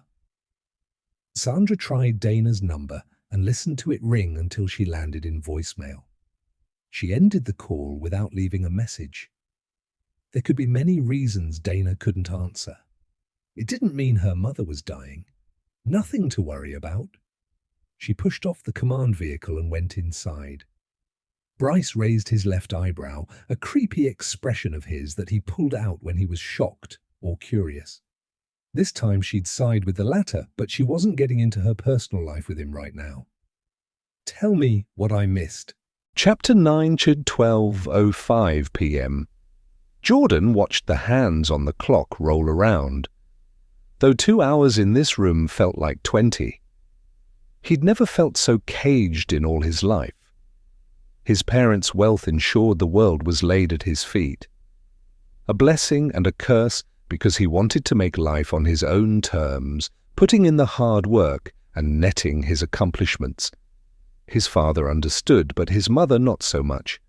Since the call with her was dropped, he imagined she'd spun out calling on everyone she knew for favors to find out what was going on with her little boy. Something he'd always be in her eyes, despite the advancements he'd already made in his career. He could hear his mother now. "Jordan, you'll always be my baby boy." The gunman hadn't stopped pacing except for a few short breaks. His eyes were clear, his pupils not pinpricked or dilated. Jordan could rule out drug use, but the man was antsy regardless, though taking over a hospital at gunpoint was bound to do that to anyone. Jordan was just happy the gun was out of his face. But he didn't miss that the gunman kept it close, holding it in his hand as he moved around the room. He had taken his backpack and set it on the counter, though. Colby Mahoney lost interest in his paper a long time ago and was sitting stiffly on the couch. Jordan knew he was married and a father of one. Leah Winters had dropped behind the couch when the gunman burst into the room, but had since been directed to take a seat. She was only in her mid-20s and a mother herself to 2 girls. They kept looking at Jordan as if he could rectify the situation, but he had no plans on being the hero. He'd watched enough crime dramas to know the hero was always killed. No, he'd stay seated on this cushioned chair, still and subservient until the cops shut this down. After all, his 5-year plan certainly didn't include being shot in the hospital where he worked, and it certainly didn't include risking Maria's life or their babies. There was at least one other gunman who had spoken over the man's walkie-talkie. There could be more, including others on this floor. Jordan kept returning his gaze to the gunman's backpack. He didn't seem to worry about it as much as keeping a hold on his gun, but Jordan didn't miss that. Periodically, the man would pass a glance across the room. It was one of those times that Jordan followed his line of sight and noticed something was sticking out of the back flap on the bag. Definitely an electronic device, probably a Wi-Fi jammer. Jordan was quite certain it was what the man had in his hands when the call with his mother was dropped. It was probably why his phone still didn't have any bars, but how could he expect to get his hands on it without getting a bullet in the back? The gunman stopped his pacing and picked up Nurse Mahoney's newspaper from the coffee table and started flipping through the pages. Mahoney met Jordan's gaze, and he didn't care for the flicker in the nurse's eyes. He had a tendency of being impulsive in his work, sometimes rushing ahead without approval from a doctor. Jordan shook his head, hoping Mahoney would take the direction. Instead, when the gunman turned his back, Mahoney slowly got off the couch. "Stupid man, it would only take a split second for the gunman to turn around and pull the trigger. Just a split second." Winters quietly hissed at Mahoney and passed a panic-stricken look at Jordan. Their efforts to caution their colleague were ignored as Mahoney hurried toward the gunman, the soles of his shoes slapping on the floor. Jordan watched in horror as the gunman spun. The rest played out in slow motion, almost as if time stood still. The blast of gunfire, followed by Mahoney's screams. They came through, dampened to Jordan's ears as if from 1,000 miles away. Winters jumped off the couch and hid behind it. Her hysterical cries sounded like they were coming from a great distance. Jordan's ears were ringing, but he noticed that the man was standing there looking from Mahoney to his hand, as if the gun were a foreign object, and he was trying to make sense of what had happened. If Jordan was going to do something with the gunman in a trance, now might be the time. He hurried over to the backpack and lifted the electronic device out. It was a jammer, just as he'd thought. Now, he just needed to find the power switch and turn it off. "I'd put that back in the bag if I were you." The man's voice rolled over Jordan's shoulders as if dry ice, sending chills through to his toes. He braced for the feeling of a bullet tearing through flesh and bone while a projection of his future played out in front of him. Maria in a white dress, smiling and saying, "I do." "I said, put that back," the stranger roared. All Jordan had to do was smash the jammer to the floor, but he froze. Just because the man hadn't shot him yet didn't mean he wouldn't. Jordan didn't want to die. He wanted the chance to prove himself as a great father, to be a great husband. He raised one hand in surrender. "I'm putting it down!" "No funny business." The man's voice trembled this time. Regret at shooting someone or riding an adrenaline high because he had. Maybe both, but it was possible Jordan was being too generous to assign this man feelings of empathy considering what he was doing, what he had done. Jordan put the jammer on the counter. It was out in the open, and should he get a clear opportunity to destroy the thing, he would. His fear be damned. "Back to your chair, now!" the gunman barked, guiding Jordan back to the chair he'd been in before with a wave of his gun. Jordan sat down and got his first look at Mahoney. The nurse was back on the couch, a hand over his upper left arm. Blood was pouring out between his fingers. That location shouldn't have struck anything vital, but the bleeding needed to be stopped or it would be fatal. Jordan gestured toward Mahoney. "Let me help him. I'm a doctor." The gunman narrowed his eyes and contorted his face into a sneer. "You're going to stay right where you are. I obviously can't trust you." In a burst of rebellion, Jordan wished he had just smashed that device and really pissed the man off. But to what end? A bullet in the head, and while he might be on the losing end of a physical altercation, he had his brains. "You don't want him to die, trust me on that. If the police find out, whatever you have planned here will be over. You'll be happy if you don't leave in a body bag." Courage rose within him as he continued to speak. His mouth was running off like he was a rebellious teenager again. "Fine." The man nudged his gun, pointing toward Mahoney. "Help him, but don't try any funny business." And there it was again, funny business. It must be the man's adopted colloquialism. Jordan hurried across the room, taking his white coat off as he walked. He lifted Mahoney's left arm and fed the coat's sleeve around it, planning to use it as a tourniquet. Mahoney cried out as Jordan tugged on the fabric and tied it off tightly to staunch the bleeding. Mahoney's eyes were clouded over with shock and spiked with adrenaline. For now, his body's natural defenses were shielding him from feeling all the pain, but that would only hold out for so long. He needs medication to help with the pain and surgery to remove the bullet, Jordan told the gunman. The gunman shook his head. That's not happening. You help him as best as you can, otherwise we're not going anywhere. Then he could die. Is that what you came here to do today? Kill people? Jordan was shaking with his own dose of adrenaline and not doing well at keeping his mouth shut. It was a weakness his mother tried to rid him of since he learned to talk. It's none of your business what brought me here. Get back to your chair. Jordan left Mahoney with hesitance, but tapped the man's hand before leaving his side. It was the best he could do for assurance. He'd done all he could for now. He dropped back into his chair, feeling powerless.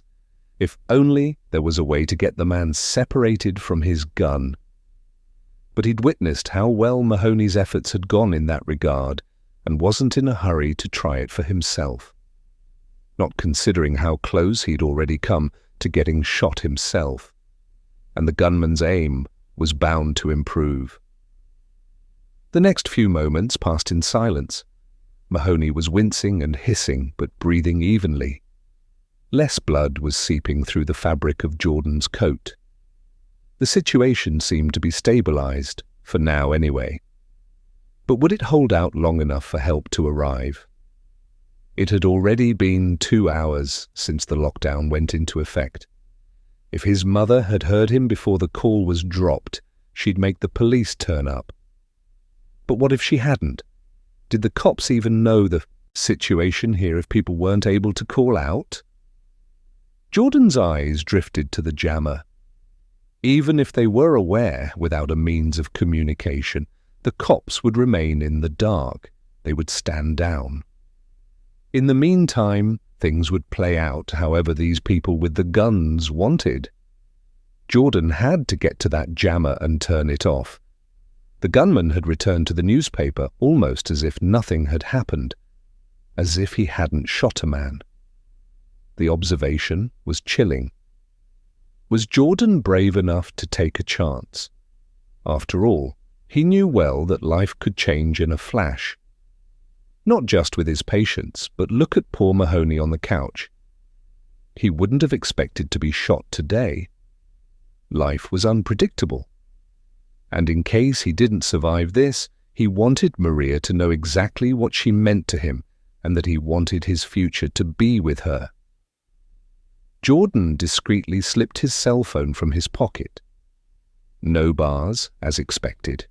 He still brought up the text thread he had going with her, tapped out a message, and hit send. Even if she didn't get it immediately, she would eventually, and then she'd know just how much he loved her. He pushed his phone back into his pocket just as the gunman looked up from the paper.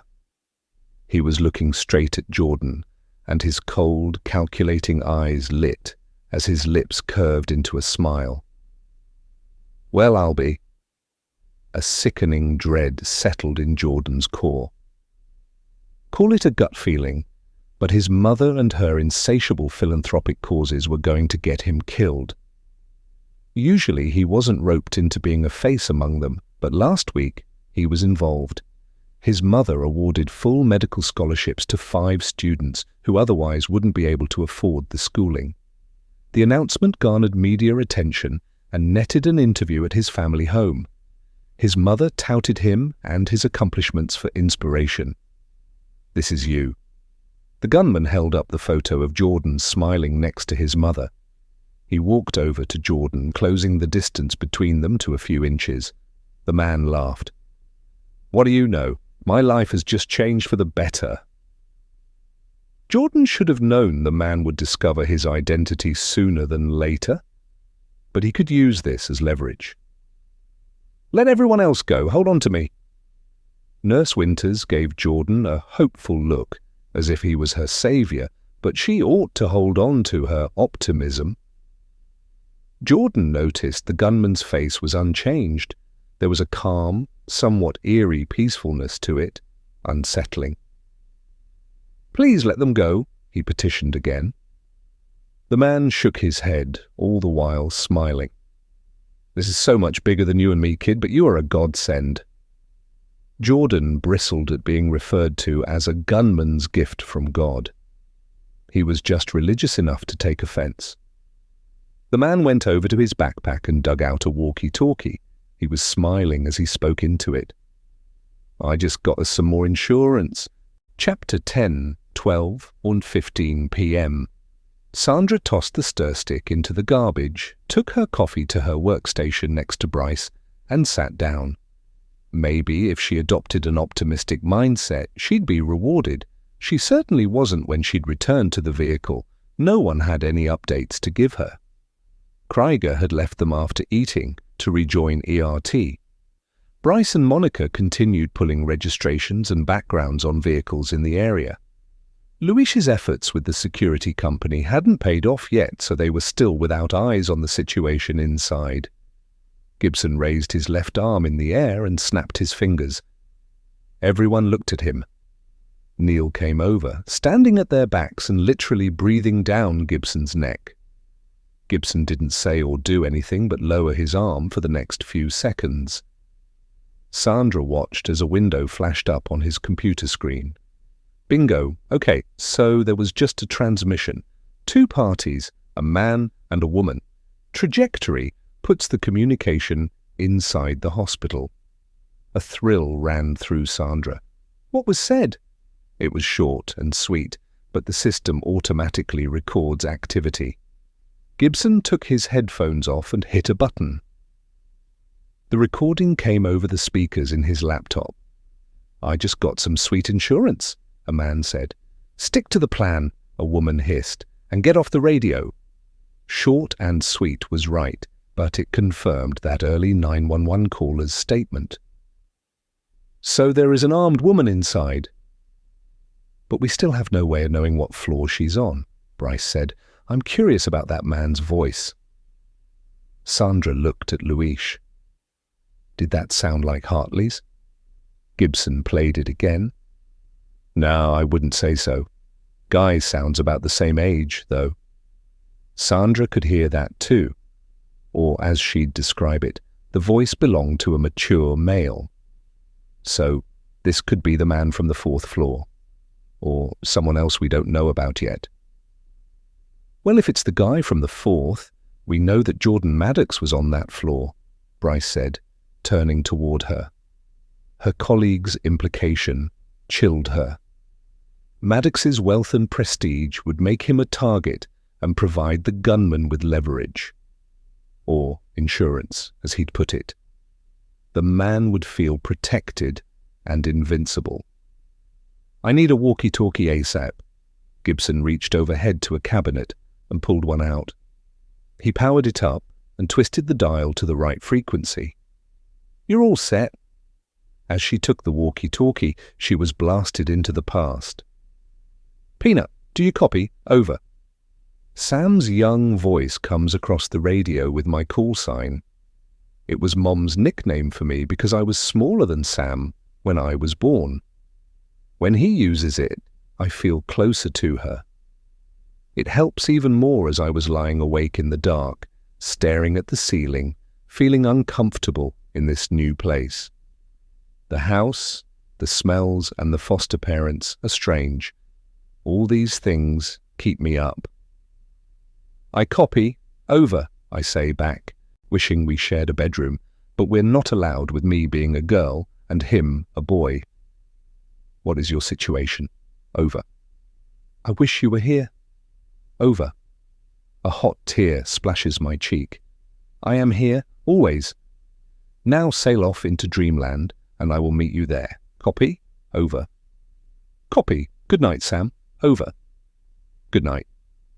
The recollection replayed in less than a second, but the passing memory had left its mark. It didn't feel like she'd ever get over the loss of her brother. Okay, so is everyone ready? She looked at the team. Born that way, Bryce said. Not that his cocky response surprised her in the least. Gibson and Neil all nodded that they were ready. Monica, the ever-diligent scribe, had her fingers over the keyboard of her laptop ready to record the conversation. Moment of truth. Sandra was thinking this as she pushed the button on the walkie-talkie. She was on the air. "Hello there? Anyone on this frequency?" The silence stretched out for a few seconds before there was a response. "Go away. This is a private channel." She nodded at the team, and Bryce nodded back. That voice was the man they'd just heard on the playback. She was on with one of the perps. "This is Sandra," she said, purposely not rushing to identify herself as FBI. "Who are you?" "Not born yesterday." At least he responded. "Everyone out here is worried about you in there. Is everyone all right?" "Everyone's fine. Now get lost." "That's great news. How many are with you on the 4th floor?" She paused, having a feeling she'd lost the guy. The urge was to rush in, but she remained silent, to give him a chance to speak. After a minute, she said, "Hello, can you hear me?" Nothing again for another minute. "He's gone," Gibson said. "He either turned off his radio or switched frequencies." "I'll let him be for a few minutes and try again." While she wanted more details on his sweet insurance, negotiation was a dance. Coming out with the question would have gotten the man's back up more than it already was. "At least you made contact with one of the perps on the inside," Monica said, "and he didn't deny being on the 4th floor." "Still, it's been a few hours and all we have is this." Gibson scribbled on the marker board and pointed at his takeaway. "No injuries on the 4th. He wrote that next to the addition of perps using walkie-talkies to communicate. Sandra's mind stuck on perps. "This hostage-taker isn't the shot caller?" Bryce shook his head. "Not with the way that woman barked at him to stick to the plan and get off the radio." "If that woman is the shot caller, why didn't she speak up just now with you there?" Neil asked. Sandra could think of one explanation. "She's not ready." If you think about it, they've gone to a lot of effort to shut down lines of communication, not just with a Wi-Fi jammer, but in also wiping out the hospital's phone system. They're obviously trying to accomplish something here, but they must realize they need to talk to us for that to happen, Neil said. "Unless they don't," Sandra served back, "whatever they are after may be inside those walls. Going dark prevents us from interfering." "They can't expect us to stand around out here forever," Neil pushed out. Sandra thought it best not to point out they were likely quite confident they'd be granted some time. There were a lot of lives at risk, and no law enforcement agency wanted anything rivaling the Waco siege of '93. With that incident, everything was handled wrong from the start, and 82 people paid with their lives. "I doubt they do. My focus needs to be on how I can get the hostage takers to see that talking to us is their best course of action. I'm going to try again." Her attempt was met with failure, and Gibson confirmed there was no radio activity whatsoever. Changing frequencies wouldn't help. With the clock steadily ticking forward, it was drilled in how the timeline was out of their hands. Many people inside were already ill, in need of medical attention or medication at regular intervals, but they wouldn't be getting the help they needed, just like how her brother had died because he hadn't gotten treatment soon enough. But if it wasn't for those patients, all the innocent lives, she'd have a tougher challenge in holding off ERT officers from breaching. Chapter 11, 12, 15 p.m.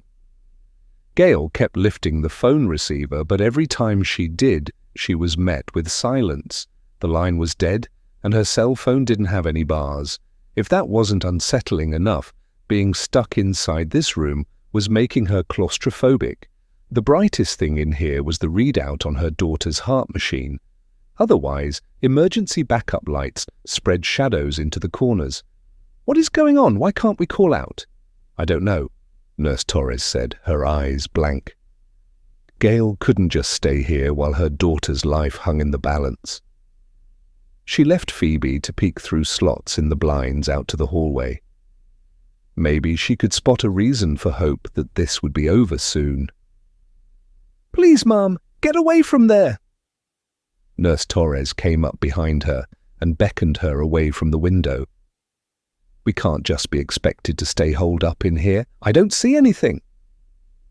A stamp of frustration, like a petulant child, but her nerves were stretched and frayed. It doesn't mean we're safe, Miss Chapman, please. The nurse came over to her, holding out her hand. If she expected Gail to take it and step away, she had another think coming. The heart monitor started beeping wildly. Gail turned to watch in horror as the line spiked and dipped. Phoebe was pale and sweating. "Do something," Gail begged the nurse. Torres was already at Phoebe's side. "She's arresting, and there's only one thing that can help her." "What?" Gail screamed out, fear gripping hold of her. She should know, having been here before, but it was like her mind had left her. The nurse remained calm, soothing her daughter, rubbing the hair back on her forehead. "It's okay, sweetheart. Everything will be okay." "Why aren't you doing anything?"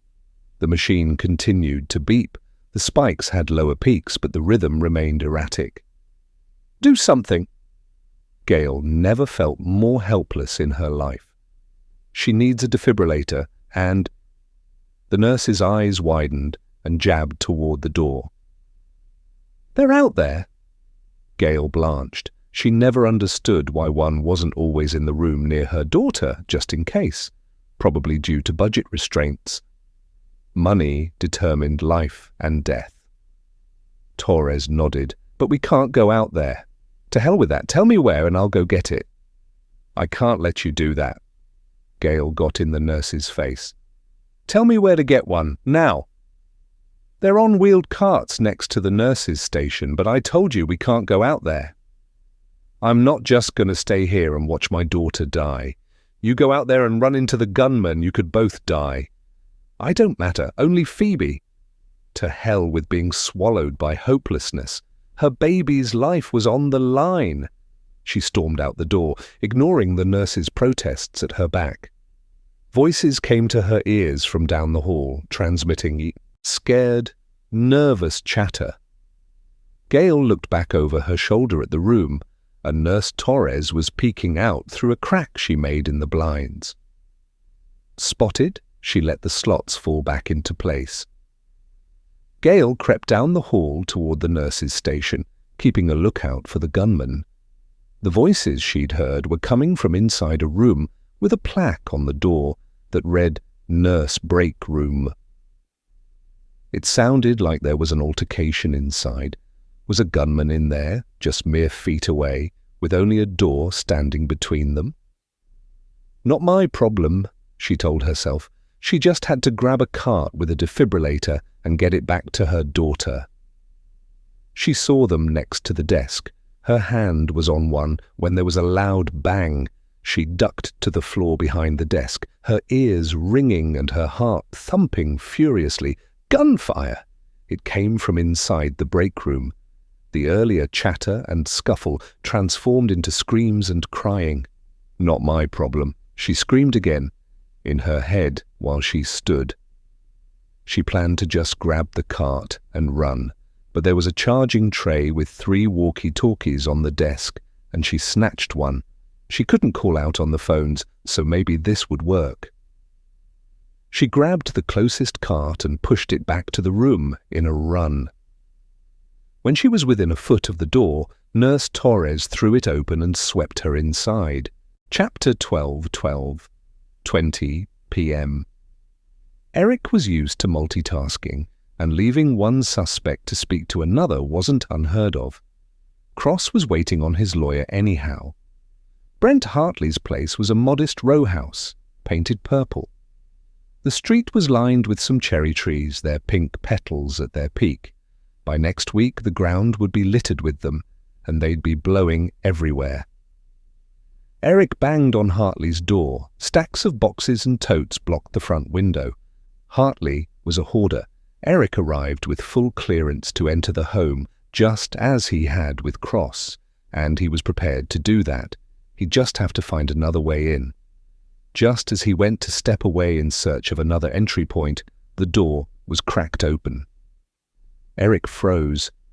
He hadn't expected a response. The consensus was that Hartley was holed up on the 6th floor of the hospital. Eric's hand hovered over his holster, prepared to respond with force. A man in his late 50s tucked his head through, and it was Brent Hartley. The breathing version was a match to his license photo with some imagination. This one had greasy hair matted to his head and beady eyes. Hartley and Cross had the latter in common. "What do you want?" Hartley asked. Eric pulled his badge without taking his eyes off Hartley. "Detective Birch, you're Brent Hartley?" asked purely for the record. "Yeah, I need to talk to you about an incident at Founders Hospital." "Hold up. They said if I went quietly, they wouldn't press formal charges or take me to court. This isn't about the office supplies. You may have heard about the lockdown at Founders Hospital." Eric decided he'd feel him out before dragging him down to the station and sticking him into an interrogation room, but he'd do it from the step. A peek over Hartley's shoulder showed a narrow path, wormed to and from the door. Entering would be taking a risk to his personal safety, in more ways than one. It was hard to defend oneself within a square foot of space, and who knew what bacteria was thriving in there? "I don't watch or listen to the news." "You were let into the server room where you uploaded a virus to take out the hospital's system. Then you left before the place was locked down." Hartley's face paled, and his mouth gaped open. Eric snapped his fingers. "Hartley, you need to get talking and fast." "I have no idea what you're talking about. I've been home. Founders fired me 3 weeks ago." As a veteran detective, Eric trusted his ability to read people. There were only so many types of personalities, and during his career it felt like he'd seen them all. Hartley looked baffled. "Are you telling me you have no ill will against your former employer? They fired you and took your pension." Eric tried to entice a reaction for a better gauge on the man. "I hate them, but as you can see, I'm here, not there." He made a solid point, but he could have hit and run like Cross had. Eric imagined it was possible for the virus to be time delayed. "See, the problem comes in because your claim of innocence doesn't line up with what I've been told." "Then you were lied to. You said a virus?" "I don't know jack about computers unless working Word and Excel count. Certainly nothing like how to infect the hospital system." "Why would someone tell us you did this when you didn't?" Eric could think of one reason.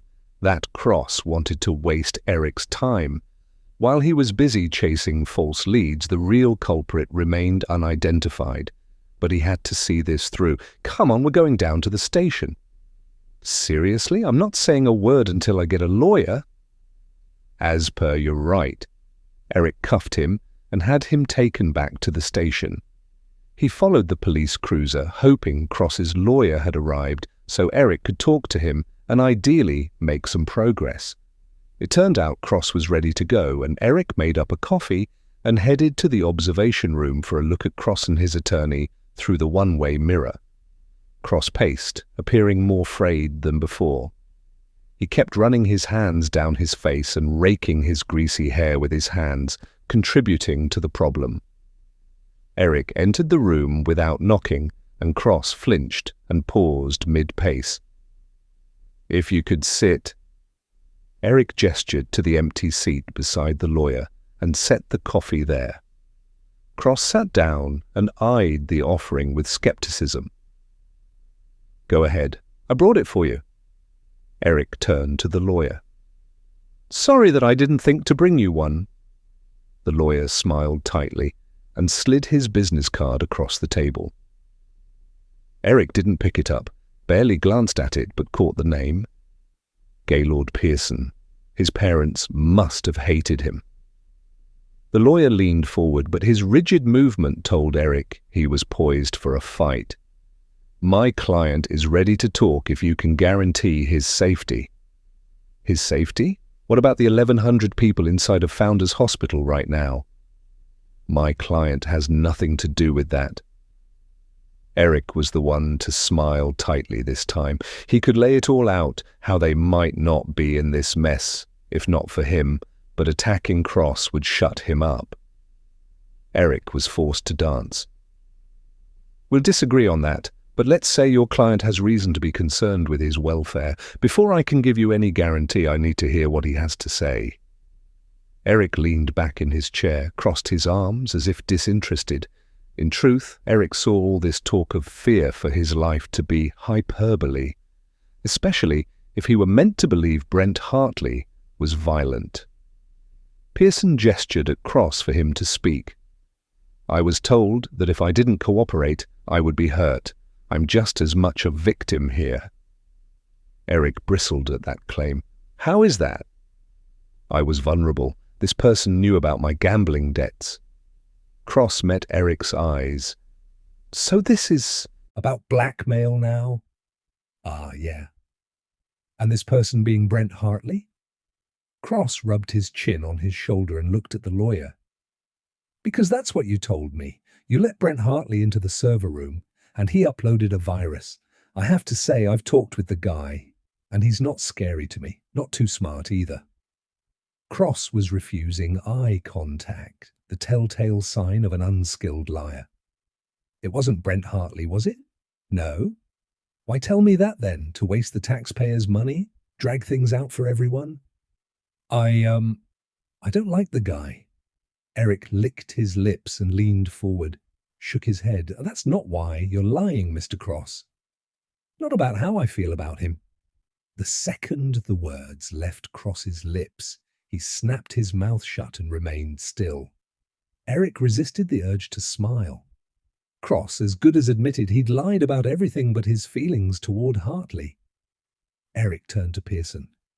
I'm not sure what your client told you, but there's no denying that Cross got into the hospital's server room. The scanner needed his eyes.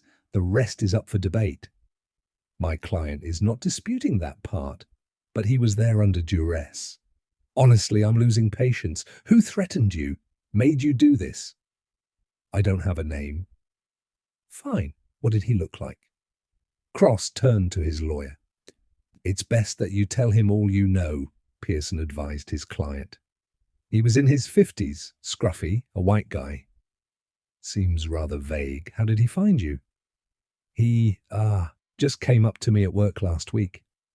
All the filler words Cross kept using didn't bode well for his truthfulness. Uh-huh. Let me be honest with you, I think you're still lying to me.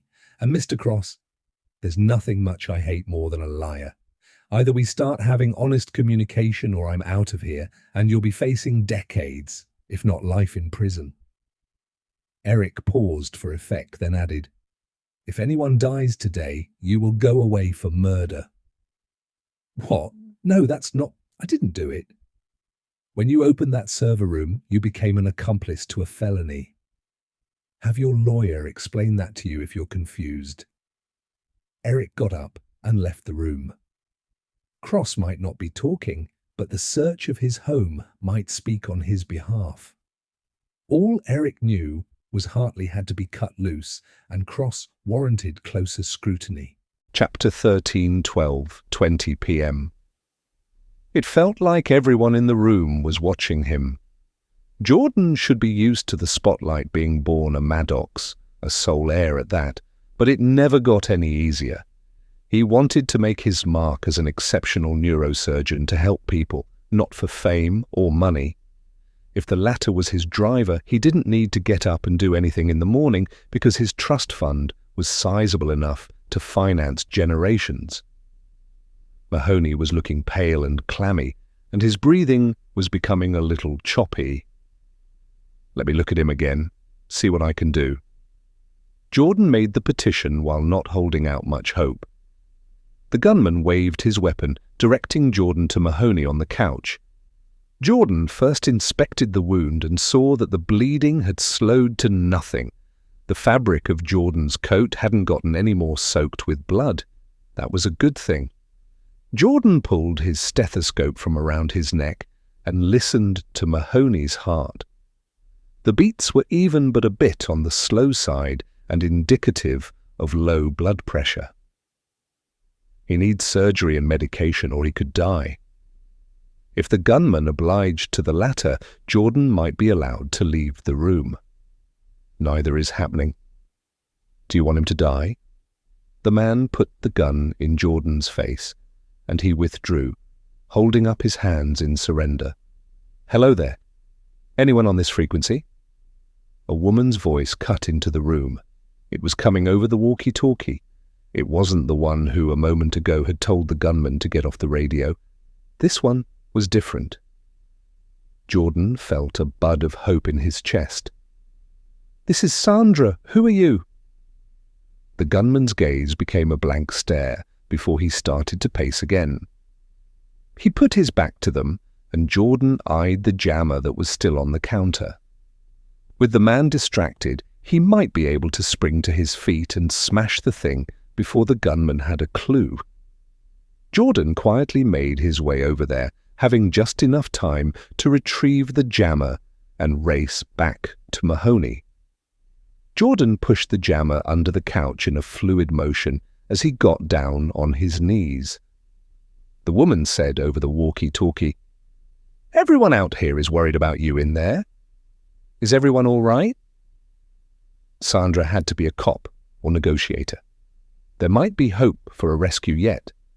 Jordan wanted to scream that a man had been shot and needed surgery, but to what end? The gunman would need to hold the button down to open the line of communication, and then Jordan would need to feel especially lucky. Everyone's fine, now get lost. The man tossed the walkie-talkie into his backpack. Jordan went cold. He was going to notice the jammer was missing. Jordan tensed and made eye contact with Nurse Winters. The gunman had gone still. The room was quiet except for Mahoney's panting. Please don't notice. But Jordan knew it was too late for that wish to come true when the gunman turned around and leveled his gaze at him. "You!" the man hissed. "Where is it?" "Where is what?" Jordan pretended to be immersed in Mahoney's care, oblivious to whatever crisis the gunman was undergoing, but he saw the judgment in his adversary's eyes. It was a fair one, but bitter in these circumstances. He was an excellent surgeon, but a terrible actor, and an even worse liar. "Don't play dumb with me. Where did you put the jammer?" The gunman was quickly at Jordan's side. The gun was aimed at his head. "Hand it over now." It was like the device was sending out a pulse that Jordan could feel. If he destroyed it, this nightmare could be brought to an end. Or would it make it worse? But the police needed to know what was going on in here. People needed to reach their loved ones, just as he would give anything to speak with Maria and lay a hand over her stomach and talk to their child. He beamed them both as much love as possible, hoping they'd sense it. The man holding the gun may rob him of everything. I said, "Hand it over." The muzzle was pressed against his skull. It was still warm from shooting Mahoney. The gunman wasn't the image of a violent character, but his actions confirmed his capability. "I'll get it for you. I'm sorry. I shouldn't have taken it." "Damn right you shouldn't have." It's under the couch. I must reach for it." Jordan dragged out the situation, moving slowly, trying to scheme some way out of this. A way to bring it all to an end. Though there was at least one other person with a gun. The woman who had yelled at the man over the walkie-talkie a moment ago. He could swear it was the same one who had said "be secured" at the beginning of this. Well, she sounded vicious. What would keep her from storming into this room? But Jordan had the answer to his question the moment it had formed. She must not be on this floor. And with the lockdown, she wouldn't be able to come in here. "Hurry up," the gunman urged. Jordan never cared for being rushed. It was a pet peeve and a possible weakness. But the gunman's prompting only made him want to rebel. He surprisingly kept a cool head until he rose to his feet, putting some space between them. The device was in his hand, and the gunman had lowered his gun, his guard down, to take it from Jordan. "You want the jammer?" Jordan asked. "Here it is." He hurled it at the gunman's head. Startled, the gunman ducked out of the way just before the device hit him, and the gun dropped from his hand.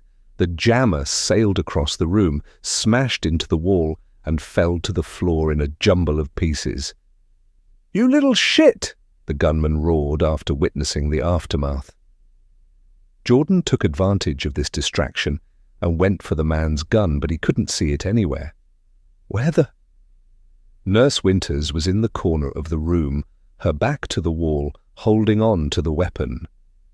Her hands were shaking, and she could barely keep her arms raised. "Leave." "Us alone?" Her cry was ear-piercing. The gunman smiled, a maniacal and evil grin that belonged to a villain in any movie. "Do you think I have anything to lose? Go ahead, shoot me." The man raised his arms, and Jordan was unsettled by this dark twist. Winters looked at Jordan, then let her gaze slip past him to the gunman. "I will. I swear. This doesn't need to get any worse. No one else needs to get hurt," Jordan said, not just to the gunman, but to the nurse as well. He walked over to her with his hands up, cautiously taking steps forward while watching over his shoulder. "Give me the gun, Leah. It will be all right." Tears were streaming down her cheeks. She sniffled and handed Jordan the weapon. He could finally breathe, not realizing how he had been taking shallow breaths. "She's right, though. You're going to leave us alone. This is over." Jordan turned as he spoke to fully face the stranger, leveling the gun on him. The man was standing behind Mahoney, his arm around his neck. Mahoney batted at him, but his strength was clearly fading. "It's only over when I say it's over. Now hand me my gun, nice and slow, or I will strangle your friend here." Jordan played the scenarios through in his head. He could pull the trigger, but he wasn't a skilled shot. The stranger was leaning over Mahoney, and his head was too close to the nurse's. If Jordan fired the gun, he just may end Mahoney's life as easily as take the stranger's. There was the chance he could pull it off. But was it a risk worth taking? Maybe Jordan could lure the stranger away from Mahoney to hand him the gun. Or, instead of surrendering the weapon, he'd pull the trigger. Yes, that might work. Jordan kept some distance from the man, and as it had worked in his thoughts, the stranger put a bit more space between himself and Mahoney as he reached for the gun. In his mind, Jordan pulled the trigger. The stranger went down. The nightmare was over. Or was it? There was that woman out there, and Jordan was being barraged by the Hippocratic oath. Do no harm. If he shot this man, he was no better than him. Jordan didn't want murder on his conscience, justified or not. Unlike his sick patients who didn't survive surgery or treatment, this death would be deliberate. At his hands, the very hands that were skilled at saving life. No, he couldn't do it. Jordan held out the gun, putting the handle toward the man. "Smart guy," the stranger said as he took his weapon back. Jordan stood there, numb, silent, paralyzed by self-chastisement and second thoughts. Maybe he'd been too quick to assume he'd be haunted if he'd killed him. He was accustomed to death, having it around him. He had money for therapy, not that it mattered. There was no going back. The moment had passed. "I want all of you to hand over your phones, now!" Winters was sitting on the floor, crying and shaking. Mahoney's eyes were glazing over. Jordan took his phone out, hoping like hell the message to his girlfriend had gone through, and gave it to the man. "Do you have a phone?" Jordan asked Winters. She pointed toward the couch, and Jordan fished in the cushions for her phone and surrendered it. When the transfer was made, Winters let out a strangled cry. "And yours." The gunman nudged his gun toward Mahoney, and the man flinched. "Get that away from him." Jordan rushed to his defense, and the gunman turned on him with cold eyes. Give me one reason I shouldn't shoot you after what you did, he barked. Jordan raised his hands and backed up. His entire body was quaking, not with rage, not with fear, but self-criticism. He should have shot the bastard when he had the chance. The stranger raised the gun on Jordan. Don't think I won't shoot you. I'm sure it will be easier the second time. Chapter 14, 12:30 p.m. Gail stood back and watched in horror as the machine attached to Phoebe's heart nearly flatlined. She opened her mouth to cry out, but all sound was smothered in her throat. Nurse Torres powered up the defibrillator and approached Phoebe, armed with the paddles. "Stay back," she told Gail just before she applied them to Phoebe's chest. Her daughter's body flopped on the bed like a lifeless puppet. Her complexion was deathly pale and her lips a shade of blue. Please help her." The nurse repeated the process and powered the paddles again. The heart monitor stopped screaming and Phoebe's heart rate picked up again. While it was a touch erratic, it had a relatively stabilized baseline. Tears were falling down Gail's cheeks as she moved toward her daughter. Phoebe's eyelashes fluttered and she opened her eyes. "I'm here, baby. Mommy's here." Gail swept back some of her daughter's hair from her forehead. It was wet and plastered to her flesh, but at least her color was returning. "I can't believe that you did that, went out there. Do you realize how reckless you were in doing that? You could have killed yourself, killed the rest of us." Gail's heart was still pounding from the experience, but she'd do it again. "We're all scared, but there was no way I was letting my baby die. I heard a gunshot. Where did it come from?" She was speaking stoically and staring blankly at the floor. "Hey, are you all right?" "Just tell me, where was the gun fired?" Torres slowly lifted her eyes to meet Gail's. It was in the break room near the nurse's station.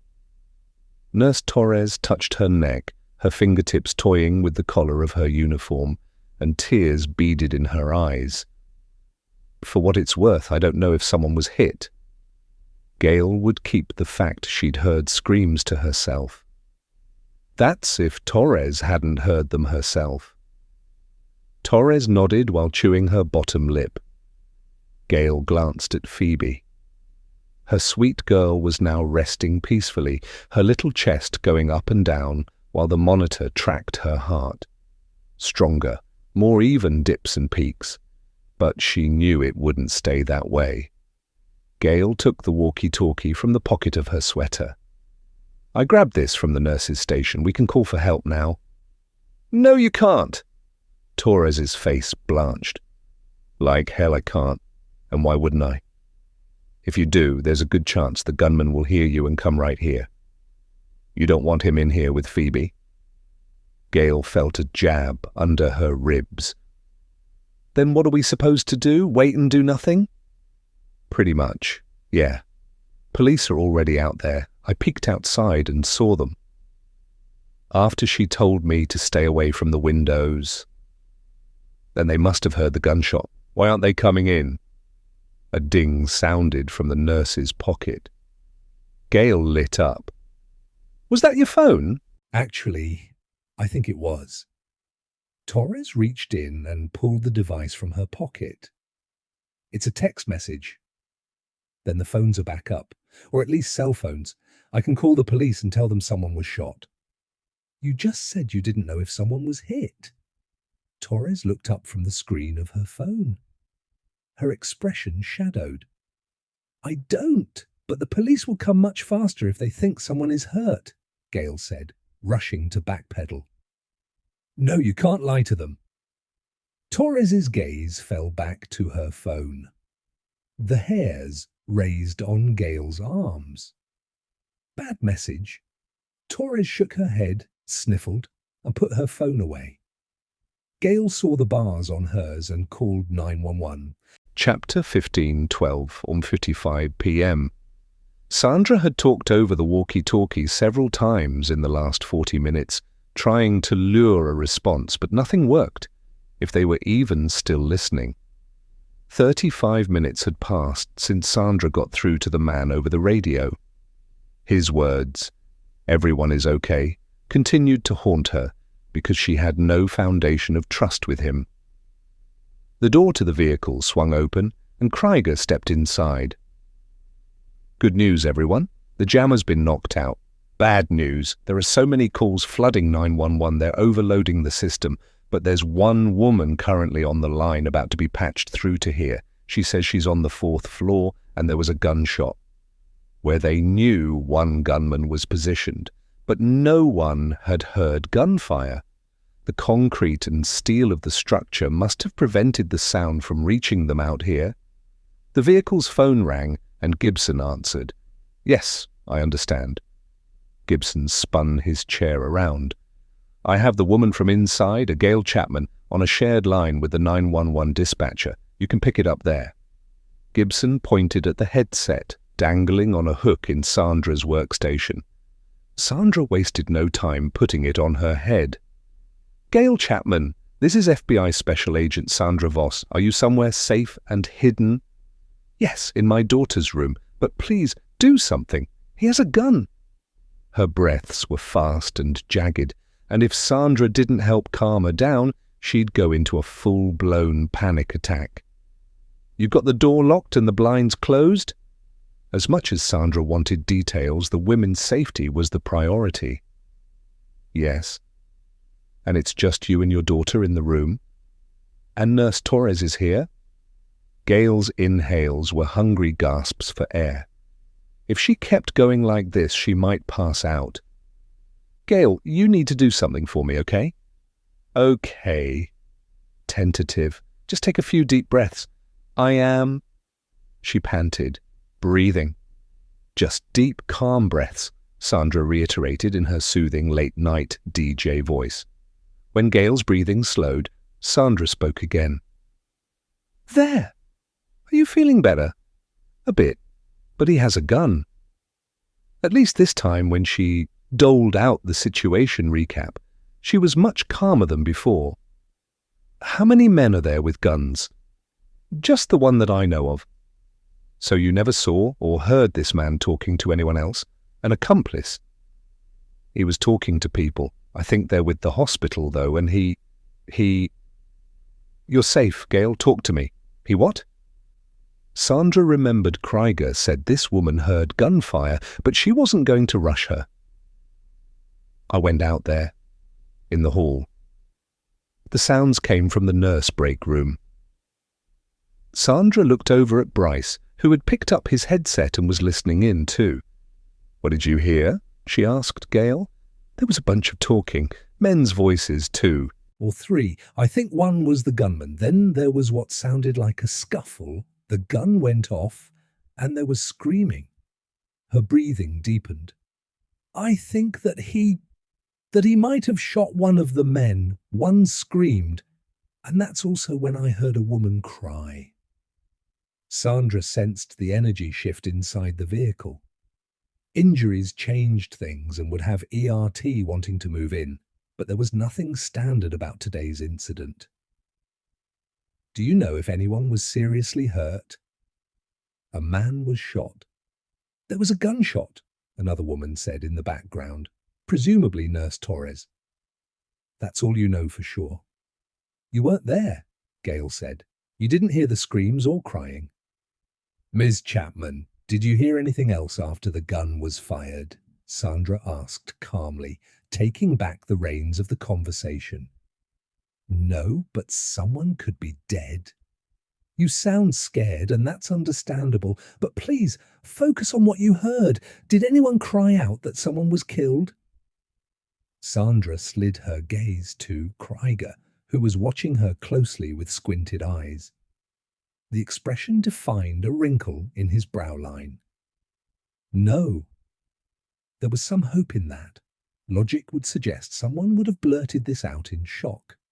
While injuries ramped up the urgency, murder advanced things to the next level. "Please run me through when you heard the gunfire. Why were you in the hall?" A few beats of silence, then Gail told her about her daughter arresting and how she went to get a defibrillator. Sandra was touched by the story, but she couldn't allow herself to get weighed down from it. Her focus needed to be on resolving this incident. Even asking about the daughter's well-being would be too much. It could be assumed the child was helped, or the woman would be past soothing.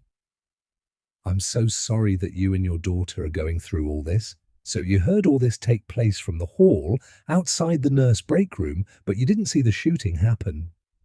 "That's right. I just heard it." Sandra made eye contact with Krieger again and shook her head. "Did the man see you? Know you were in the hall?" "I don't think he even knew I was out there. And I hurried back to the room with the cart." Sniffles travelled the line. "You're doing great, Gail. What are you waiting for? Get in here and put an end to this. He shot someone, I know that. I mean, why else fire a gun? And with doctors and nurses locked up in the rooms, he won't get the help he needs." "I assure you, Gail, that we are doing all we can to bring this to a safe resolution for everyone." "What does that even mean?" Gail tossed back. "If you don't do something fast, my daughter is going to die." Sandra may have been wrong to assume the situation with the daughter was resolved. Clearly her daughter had a weak heart. She could arrest again. There was a clatter from the other end of the line, and Sandra thought the connection had been lost. Following more scrambling and scuffing noises, another woman's voice came over the line. "Hello, is this 911? The woman asked. "The 911 call was patched through to me. I'm FBI Special Agent Sandra Voss. Who am I speaking with?" Gail was sobbing in the background. Getting through her eyewitness account must have pushed her past her stress limit. From the sounds of it, she was already dealing with a lot before a gunman entered her life. "Nurse Torres?" Sandra said, wagering a guess. "This is..." What did Gail mean when she said that her daughter is going to die? Her 4-year-old daughter, Phoebe Chapman, is scheduled for a heart transplant tonight at 11 p.m. She's in a very critical and fragile state. Without that donor heart, she will die. Chapter 16 to 1:01 p.m. The stakes just got higher. A little girl's life was teetering in the balance. She needed that heart transplant if she was going to survive. While Sandra had a point of focus with Jordan Maddox, now she had another one. An innocent child. All the time Sandra had been speaking with Gail, she imagined the daughter to be older, even an adult. Sandra spoke with the nurse for a few more minutes and provided her with her number. If something happened, Torres was to call Sandra. That's assuming the jammer would remain offline. They didn't know if it was just switched off or destroyed. "Luis, would you have a first name for Nurse Torres?" Bryce asked the hospital's emergency director. "1 second." He tapped away and soon after said, "Maria." Bryce brought up her background. 29, single, lives alone, clean record. Here's her pic. He gestured to the screen, and looking back at them was a beautiful Latina woman. "And here is Gail Chapman," Monica said, having brought up her background.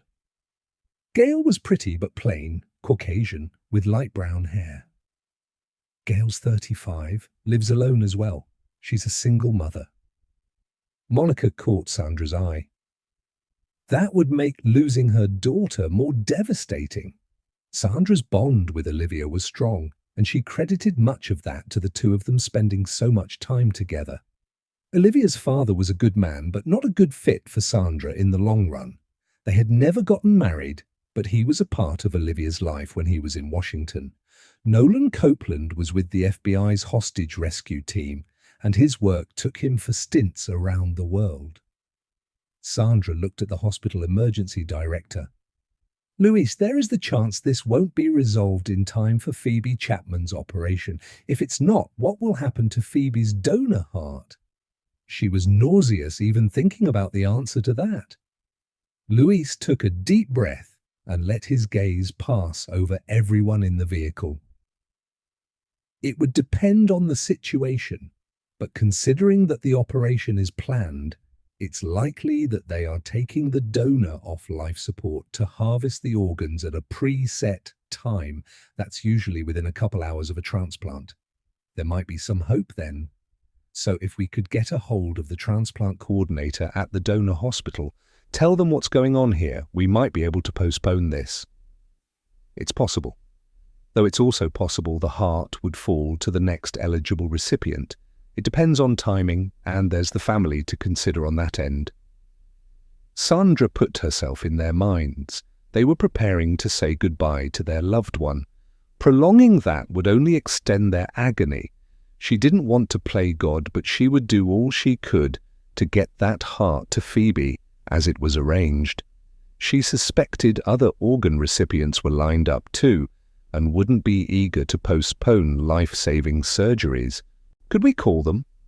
Luis nodded. I'll see what I can do.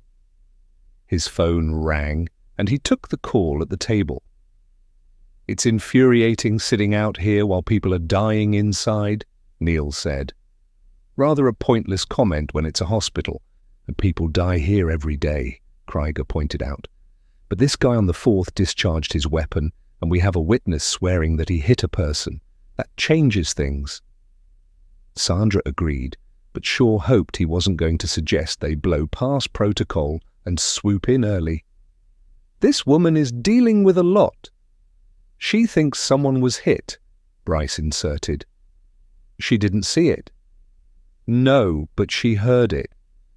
The yelling, then the crying, and the silence. You're telling me that doesn't sound like someone was seriously hurt? Krieger pressed his lips and popped his eyes as if that reasoning was indisputable. Sandra straightened her posture. We can't know the extent of this person's injuries.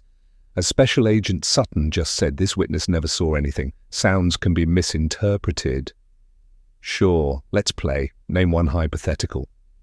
Krieger gestured toward her. It took her a few seconds. He fired the weapon but didn't hit anyone. And the crying, Krieger volleyed back. A natural fear response. Huh. Do you dispute that? Bryce said, stepping in. We don't know. I suppose that's the bottom line. But being in the dark isn't the place I want to be. You like being a mushroom and fed shit. All the power to you. Krieger flailed his arms, coming close to brushing the roof of the vehicle with his fingertips.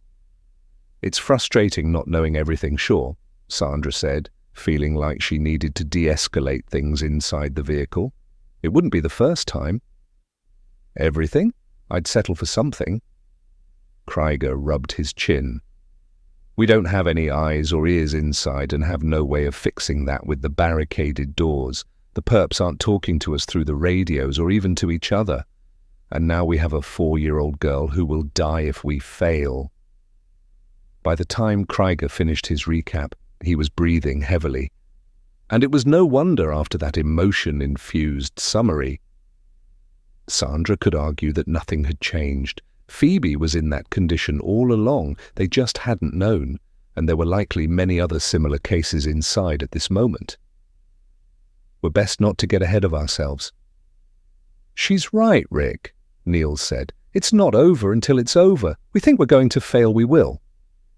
Krieger waved a hand through the air. New Age nonsense? From you? That surprises me. How do you think we reach any goal in life? Sandra asked. What? Krieger's face bunched in confusion. Attaining a goal always comes from putting our minds on what we want.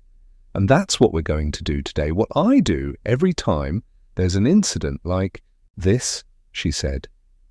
Me too, Monica said, backing her up. Soon after, Bryce, Gibson and Neil added their voices to the chorus. Fine, but I sure hope something changes and soon, or I might not have a choice but to suggest that ERT move in. Krieger went to the alcove and made himself a coffee. Luis raised a finger in the air, drawing everyone's attention. I got good news. It's about bloody time someone had some, Krieger mumbled. That call I just took was from the hospital's service provider for the internet and phone system. They've been able to get the works back up and running. He pushed his glasses up his nose. They were able to root out the virus and clean the system. They also locked it down remotely so it's protected if they try to reinfect it. So that means the phone lines inside are working again? Sandra felt hope spark in her chest. Louise smiled at her. Absolutely. What about the surveillance system? We have eyes inside yet? Krieger asked Louise. Still working on that. Sandra understood Krieger's hunger for more, but she was happy with what she had just received. Phones meant a way inside. Louis, I need the number for the nurses' station on the 4th floor. 1 second. A moment later, Louis was reading the number off to her from his laptop. Sandra punched in each digit as he said it. The line rang and rang and rang. Just when she didn't think anyone was going to answer, there was silence, except for the sound of breathing. It was most likely the gunman. Anyone else would have rushed ahead asking for help. She pointed at her headset to signal to everyone that someone had picked up, though they were listening in. This is Sandra with the FBI. Who am I talking to? Mickey Mouse, a man said. Presumably he was the man from the walkie-talkie, so the fact he was employing a sense of humor was unsettling given Gail's statement of a shooting. All right, Mickey, are you doing all right in there? Peachy. Glad to hear it. What about everyone else? Are they okay? Yes. She prickled at the switch in his tone that went from light to dark. Yes, she parroted, hoping for an elaboration. That's what I said. So much for that. Maybe if I could talk to some of the people with you. Everyone must be scared in there. Everyone is fine so far, but if you don't leave me alone, that will change. Bryce wrote. Is he lying? Why does it have to change? We're just talking. No, we're not. You need to leave me alone, or I will kill him, I promise you that. Only her training and years of experience kept her calm. You will kill who, Mickey? The man let out a roar. Stop calling me that. Sandra glanced over at Bryce. It was the name he'd provided, but the status quo had changed. If she were to guess, his threat toward her made the situation more real for him, possibly pushing him out of his comfort zone. But that was a dangerous assumption to make, as were any in the negotiation game. My apologies. Who will you kill? Jordan Maddox. The line went dead. The vehicle went silent. She took her headset off and set it on her desk. Bryce turned to her, taking off his headset too. The guy's a liar, and I can't believe him when he says everyone is fine, Krieger said. For once, she agreed with the lieutenant.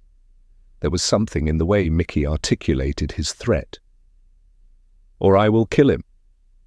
That sounds as if he did shoot someone, but they're not dead.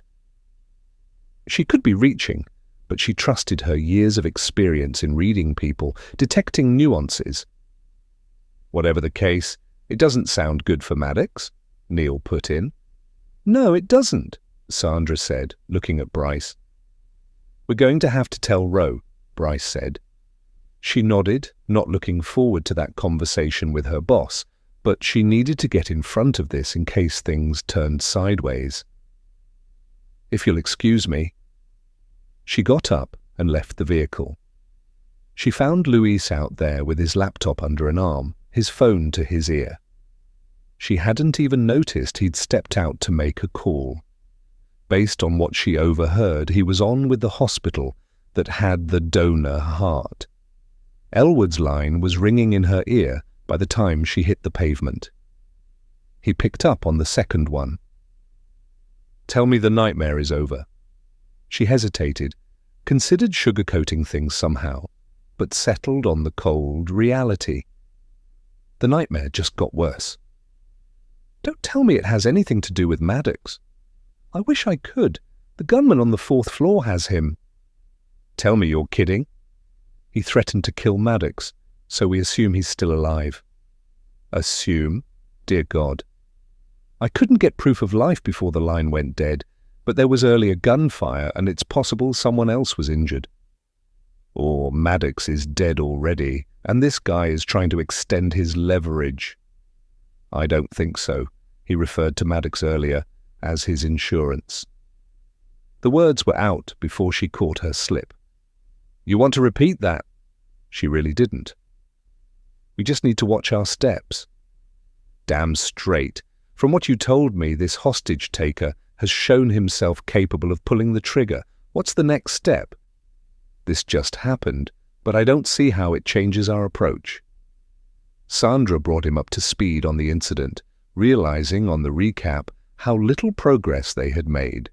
At least they had one man in custody for today's incident. There was no word from Eric about his interrogation with Stevie Cross. There must not be anything worth sharing. Well, I appreciate the heads up. I will bring this to the attention of the FBI director, and he will make what he will of it. Elwood hung up on that ominous note. Myron Hamilton wasn't a man who took things lightly or rolled with what came his way. It's how he made it to the top. Hamilton was a man of action with little patience for incompetence, possibly little patience, period. That was the part that worried Sandra. She was about to return inside when Bryce came out of the vehicle. How did he take that? He asked her. It's not Elwood I worry about, but he was happy for the heads up. Bryce nodded. Helps us get a little ahead of the storm anyhow, because you know there will be a storm. I hope you're wrong. She went back into the vehicle, determined to return to work. I really think we should consider moving in. Krieger's suggestion came out flat, like he wasn't on board with it, but it was his comfortable fallback position. Absolutely not, she pushed out. You do that and you will sign Jordan Maddox's death warrant. The gunman isn't talking to you and he made it clear he'd put a bullet in Maddox's head if you called again. Standard course for crisis negotiation. Lives are always threatened, Sandra said. Don't tell me you're taking this lightly. Krieger served back. Trust me, I take it very seriously.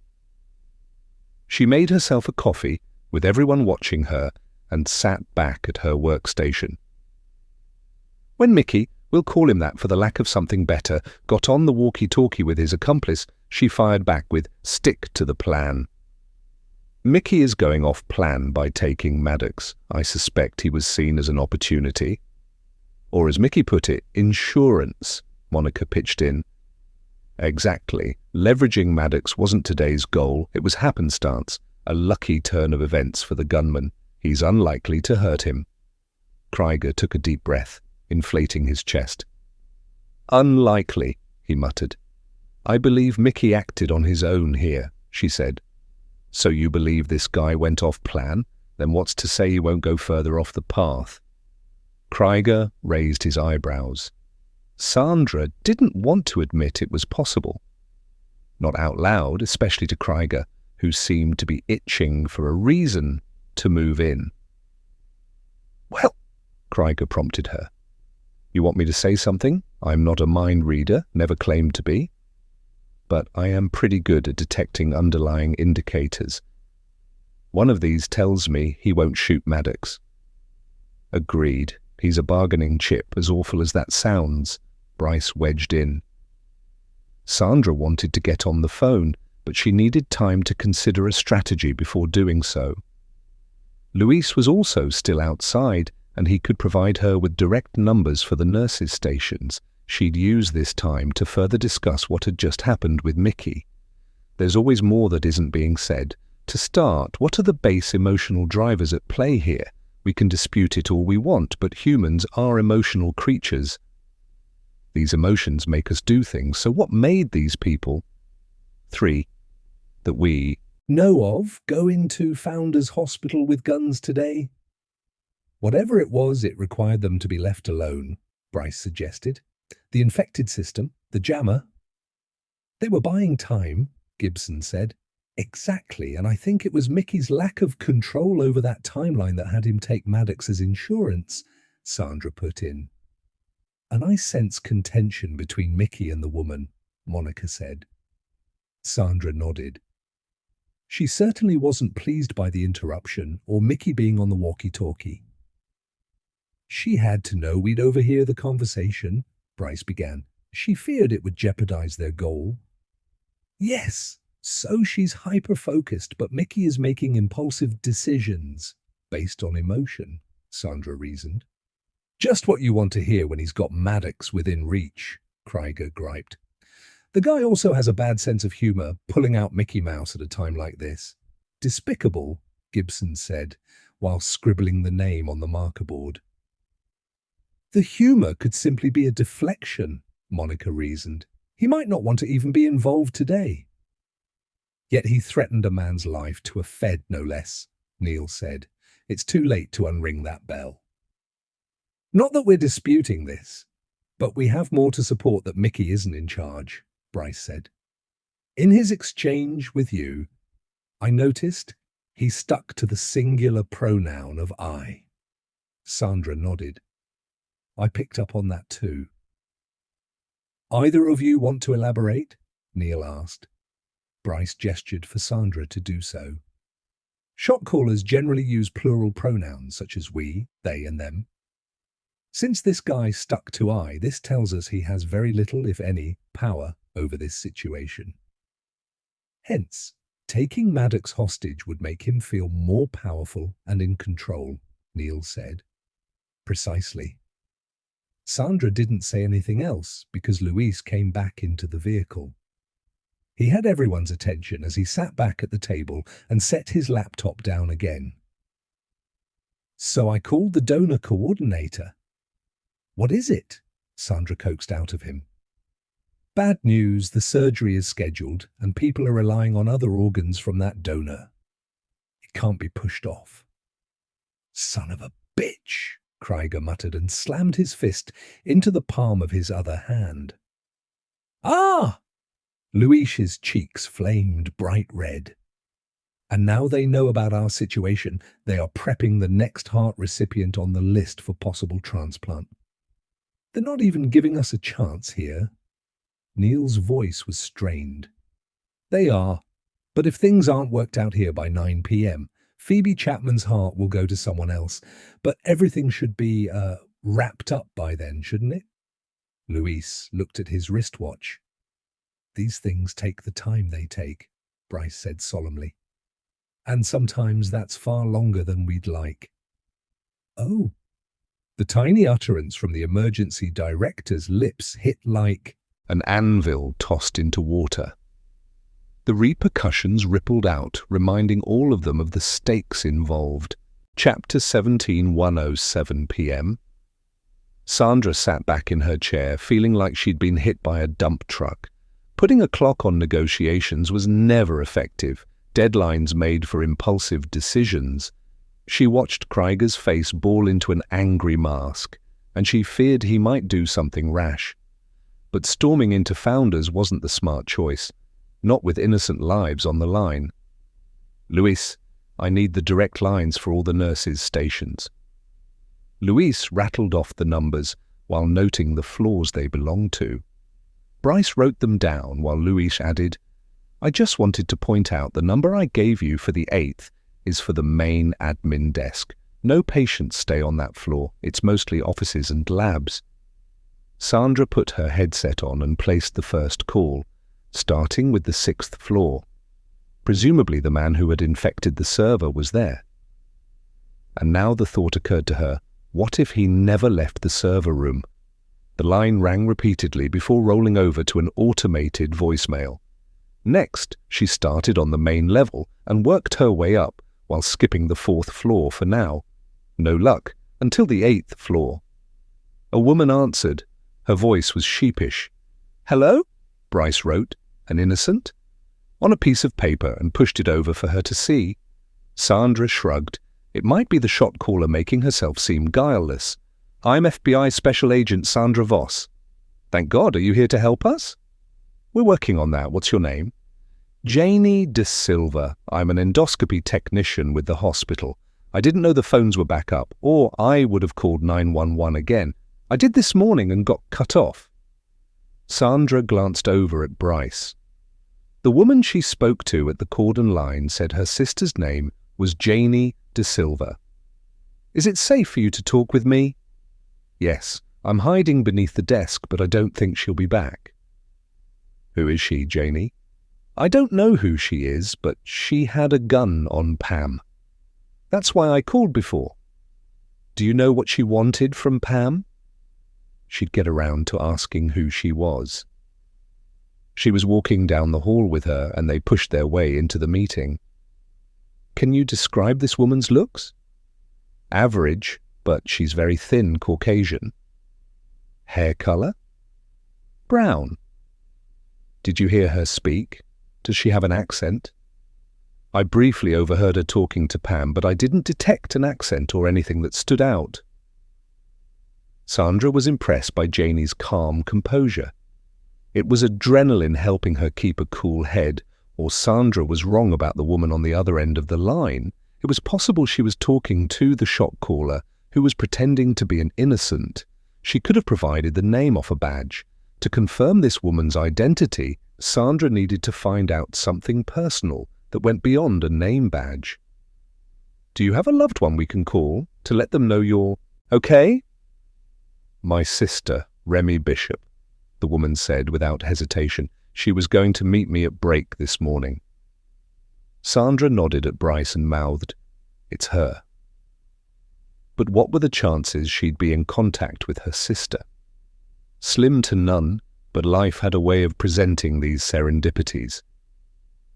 You mentioned the woman with the gun, and Pam went into a meeting. What one? It's for the board of directors. And who is Pam? Pamela Cherry, she's Megan Beale's assistant. And Megan Beale? The CEO of the hospital, Janie said at the same time. Louise said, CEO. Bryce wrote, Possible motive connected to board members. Sandra nodded. The HT would be in a room with the most powerful people in the hospital. She either wanted them to do something for her, or she planned on hurting one or more of them. Either way, it would seem she wanted uninterrupted time. You've done great, Janie. Now I need you to find a safe place that's out of the way, and preferably has a lock on the door. Don't be wandering the hallways, all right? Go find that spot now and stay there until this is all over. She added the bit about wandering because Janie must have at least popped out to answer the phone. Her insight was valuable, but she'd risked her life to convey it. Okay, I'll go now. The line went dead. Sandra hated thinking of Janie being in there without having eyes on her. There was no way to know if she'd make it safely into a room or not. But Sandra had other things that required her focus. For one, Louise. She took her headset off and looked at him. Louise, I appreciate your contributions today. You have proven yourself an asset, but when I'm on the phone, I ask that you stay quiet, no matter who I'm talking to. She didn't like being placed in a position where she had to verbalize this request, but if he pitched in while she was speaking with a hostage taker, it could distract her enough to jeopardize negotiations. Sorry about that, I got carried away. It won't happen again. Thanks. So I've pulled backgrounds on Janie De Silva and Pamela Cherry. Nothing flags, Gibson said and wheeled out of the way. Their pictures were side by side on his screen. Janie was in her 30s and Pamela was in her late 20s. Both are confirmed hospital employees. De Silva has a sister, Remy Bishop, who is married. Bryce faced her. Which we know, that's the woman you spoke to when we arrived? Yes. You going to tell her about her sister? Neil asked, having listened to the call along with everyone else except for Louise. He'd just overheard Sandra say Beale's name and jumped in. Not yet. She feared that by telling Remy her sister was okay, she'd somehow jinx things. And technically, Janie wasn't okay. She was on the 8th floor with an armed woman. It was best to focus on what they just learned. Now we know the location of another armed assailant. She's likely the shot caller we heard on the walkie-talkie. All fine. But why is she interested in the board meeting? Neil asked.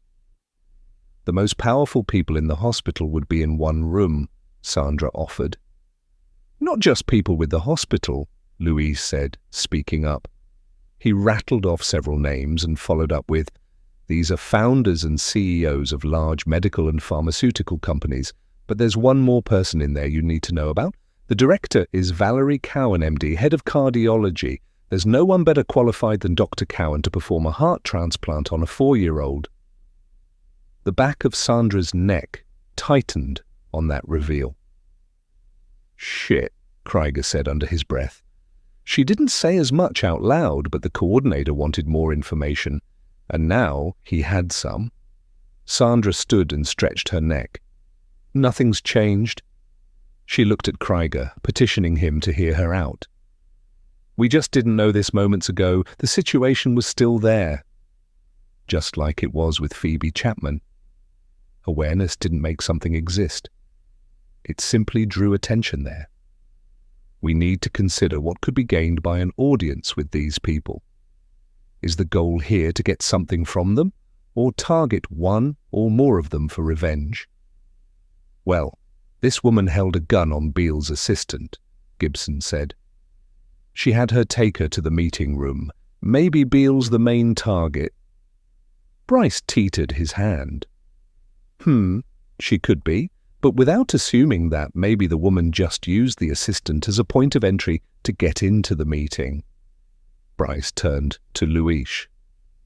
"Are these meetings held on a regular schedule, and are they public knowledge?" "The middle of every month, but they aren't publicized." Bryce let out a small groan. "Then it's possible we're looking at someone else on the inside who knew about the regularity of these meetings, who may be behind this." "It could have been Stevie Cross for that matter," Sandra suggested. "Speaking of Cross, I'd say he isn't talking, or Detective Birch would have reached out to tell us," Neil said. Sandra wondered who Cross was protecting, and why. It was unfortunate people couldn't be made to talk. "Louise, are the identities of the board members public knowledge?" "They are listed on the hospital website." Sandra met Bryce's gaze. It sure seemed like getting to someone in that room was today's goal. The reason remained a mystery, but what concerned Sandra more was being too late to stop this before someone died. Chapter 18, 1:10 p.m. The only sound in the woman's ears was the beating of her own heart. She'd laid out her case to those in the room, but they weren't talking, just giving her blank stares. The more she yelled at them and waved her gun, the quieter and more withdrawn they became. She wished she could shake some sense into them. Couldn't they see no one was going anywhere until this matter was resolved? But they obstinately thought they could remain indifferent, that the police would move in and rescue them. For many people in this room who saved lives for a living, she would bet they'd be willing to sacrifice hers if it meant their freedom. But these people scared her far less than the sketchy people in that dive bar where she'd sourced the guns for today. "None of you are leaving until I say so, you hear me? I'm the one in charge." She flailed the gun around, prepared to use it if it came down to it. To prepare for today, she went to the shooting range a few times for lessons. The last thing she wanted to do was blow off her own foot in a gunfire mishap. No, if she pulled the trigger, she'd make sure the muzzle was pointed at her target and hold the gun steady and true in a two-handed grip. "Just let us go." Beale, the CEO, was still seated on her throne at the head of the table. "No one cares that you're even in here, don't you get that?" She'd seen the police move in hours ago, even caught a glimpse of the law enforcement circus that had grown outside the window. But thanks to disabled phone lines and the jammer, she had all the time she needed, uninterrupted. And so what if they got eyes inside through security cameras? There were none in this room, and if they saw her, they wouldn't be able to identify her anyhow. "Not about me, and not about you," she added. "That's where you're what?" She held up her hand to silence the woman. Her ears were picking up on something else. Another voice from the hallway. "The police are going to come in here and shoot you," one of the men said in a bold demonstration of stupidity. She was tempted to pop a bullet in his skull. She might have if she wasn't so focused on someone talking. Maybe she was hearing things. But just as she thought that, there was the scant sound of footsteps. The police? Or someone intending to play hero? She couldn't let it go, or she'd be taking a big chance. All her hard work in getting this far would blow up in her face. "Everyone stay put, or I will start shooting." She opened the door. A shadow streaked across the end of the hall. "You, get back here!" She waited, and the shadow gained form. A young lab technician came back, with her arms in the air. "Come here," she prompted her. The tech slowly walked toward her. "I'm sorry." As she came closer, she recognized the young woman. She walked past her and Beale's assistant on the way to the boardroom. Cold fear shot through her. "Tell me why you're sorry." The woman shook, but said nothing. "Speak. The phones are back online and the lines are back." What happened to the virus, put on the system or the jammer, and why hadn't she heard any phones ringing? Though those in the room might have muted theirs for the meeting. Yes, and the police. They called the main admin desk. I answered. "What did you tell them?" The lab tech started crying. She shook her. "What did you tell the police?" "Just that a woman took Pamela into the board meeting." "Yeah, well, you're going to join the party. Get inside the room." She gestured with her gun, and the lab tech wisely did as she was told. Son of a bitch! The gun woman wanted to scream that at the top of her lungs, but she couldn't let anyone see her crumbling apart. The last thing today's mission could withstand was them viewing her as weak. But the timeline had been irrevocably narrowed. How this would turn out depended on the people in this room. She entered behind the tech and locked the door after them. As she did so, it wasn't missed that a few in the room passed this one woman with long brown hair, a glance. And the CEO was acting shiftier than before. The gun woman turned to their new honorary board member. "Hand me your cell phone," she said to the tech. "I don't have it on me. It's in my locker." She quickly patted her down. "Fine. Now get over there and sit on the floor." Again, the lab tech did as she was told. "If only the rest of you were so obedient like Janie here." The tech's mouth fell open. "Yes, I know who you are." She wasn't surprised the tech didn't know her. She continued her way to the brunette, towered over her, and held the gun in her face. "What are you doing there?" The furtive glances told her that the woman was up to something, and with the phones back online, she had a good feeling what that might be. "I'm not doing anything." "Do you want stubborn bitch on your headstone? Hand me the phone." The brunette glanced at Beale. "Don't look at her. Look at me." She grabbed the brunette's chin and the woman shook her hand off. She stopped struggling when the gun was against her forehead. "Phone!" The woman put the device in her hand. There was a voice coming through from the other end. "Dr. Cowan, are you still there?" She ended the call and saw that it had originated from another hospital. Its name was frozen on the screen. She was having a hard time knowing what to make of this. "You weren't calling 911?" "No!" the woman pushed out, refusing to look her in the eye. "And why would I? The police are already here. It's only a matter of time before you'll be dragged out of here." "I'm the one who says when it's time, and I have as long as it takes to get this resolved. The question is, do the rest of you?" She slid her gaze over all those in the room. "I was on the phone about a heart," the brunette blurted out when no one else said a word. "There's a little girl who's going to die." Her heart pinched, but she said, "We all have to die. She's only 4 years old. You really can't be that much of a monster. To let a little girl die, without that heart, she will. An innocent child caught up in all of this. It was a scenario she should have prepared for. A hospital was full of the sick and dying. But she was the monster. If she was, the people in this room had turned her into one. Her fate is up to you now, isn't it? She tossed the cell phone onto the pile with the rest and smashed the devices under her boots. Chapter 19, 1:15 p.m. Sandra was mentally preparing herself to make a call to the boardroom. With the hospital phone lines restored, she had a link directly to the person they'd pegged as the shot caller. Her strategic position in the hospital seemed to confirm their earlier theory that she was in charge. There were the lives of 11 board members in this woman's hands, plus Beale's assistant and presumably another employee taking minutes from the meeting. It would be great to have eyes on that shot caller. Luis, what's the ETA on the security video? I was just going to give you the good news. I got an email that I should have a backdoor link within the hour. And that will give us the live feed and earlier video. Sandra was curious if the footage would reveal whether the gunwoman approached Beale's assistant directly or simply used her to get into the meeting.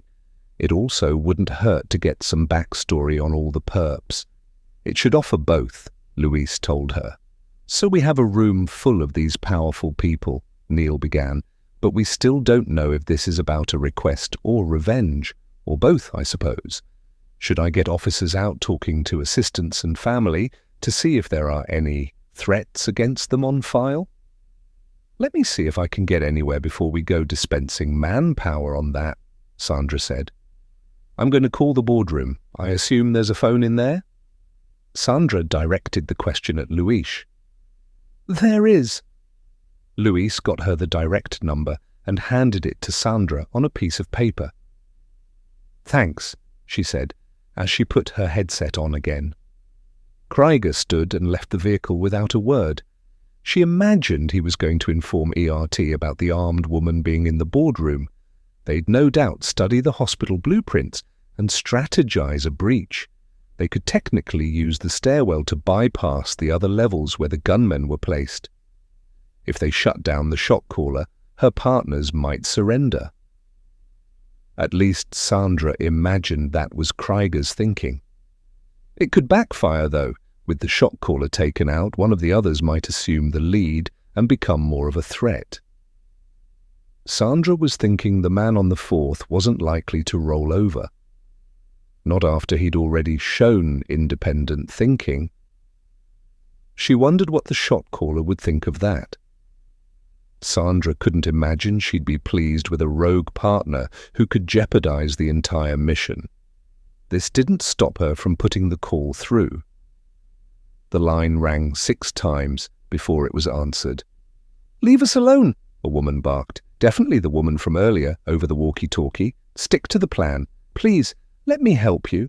Sandra used a calm, soothing voice. "I'm Sandra with the FBI. I don't need any help from you." And wait, you said Sandra. Aren't you that lady who was on the walkie-talkie this morning?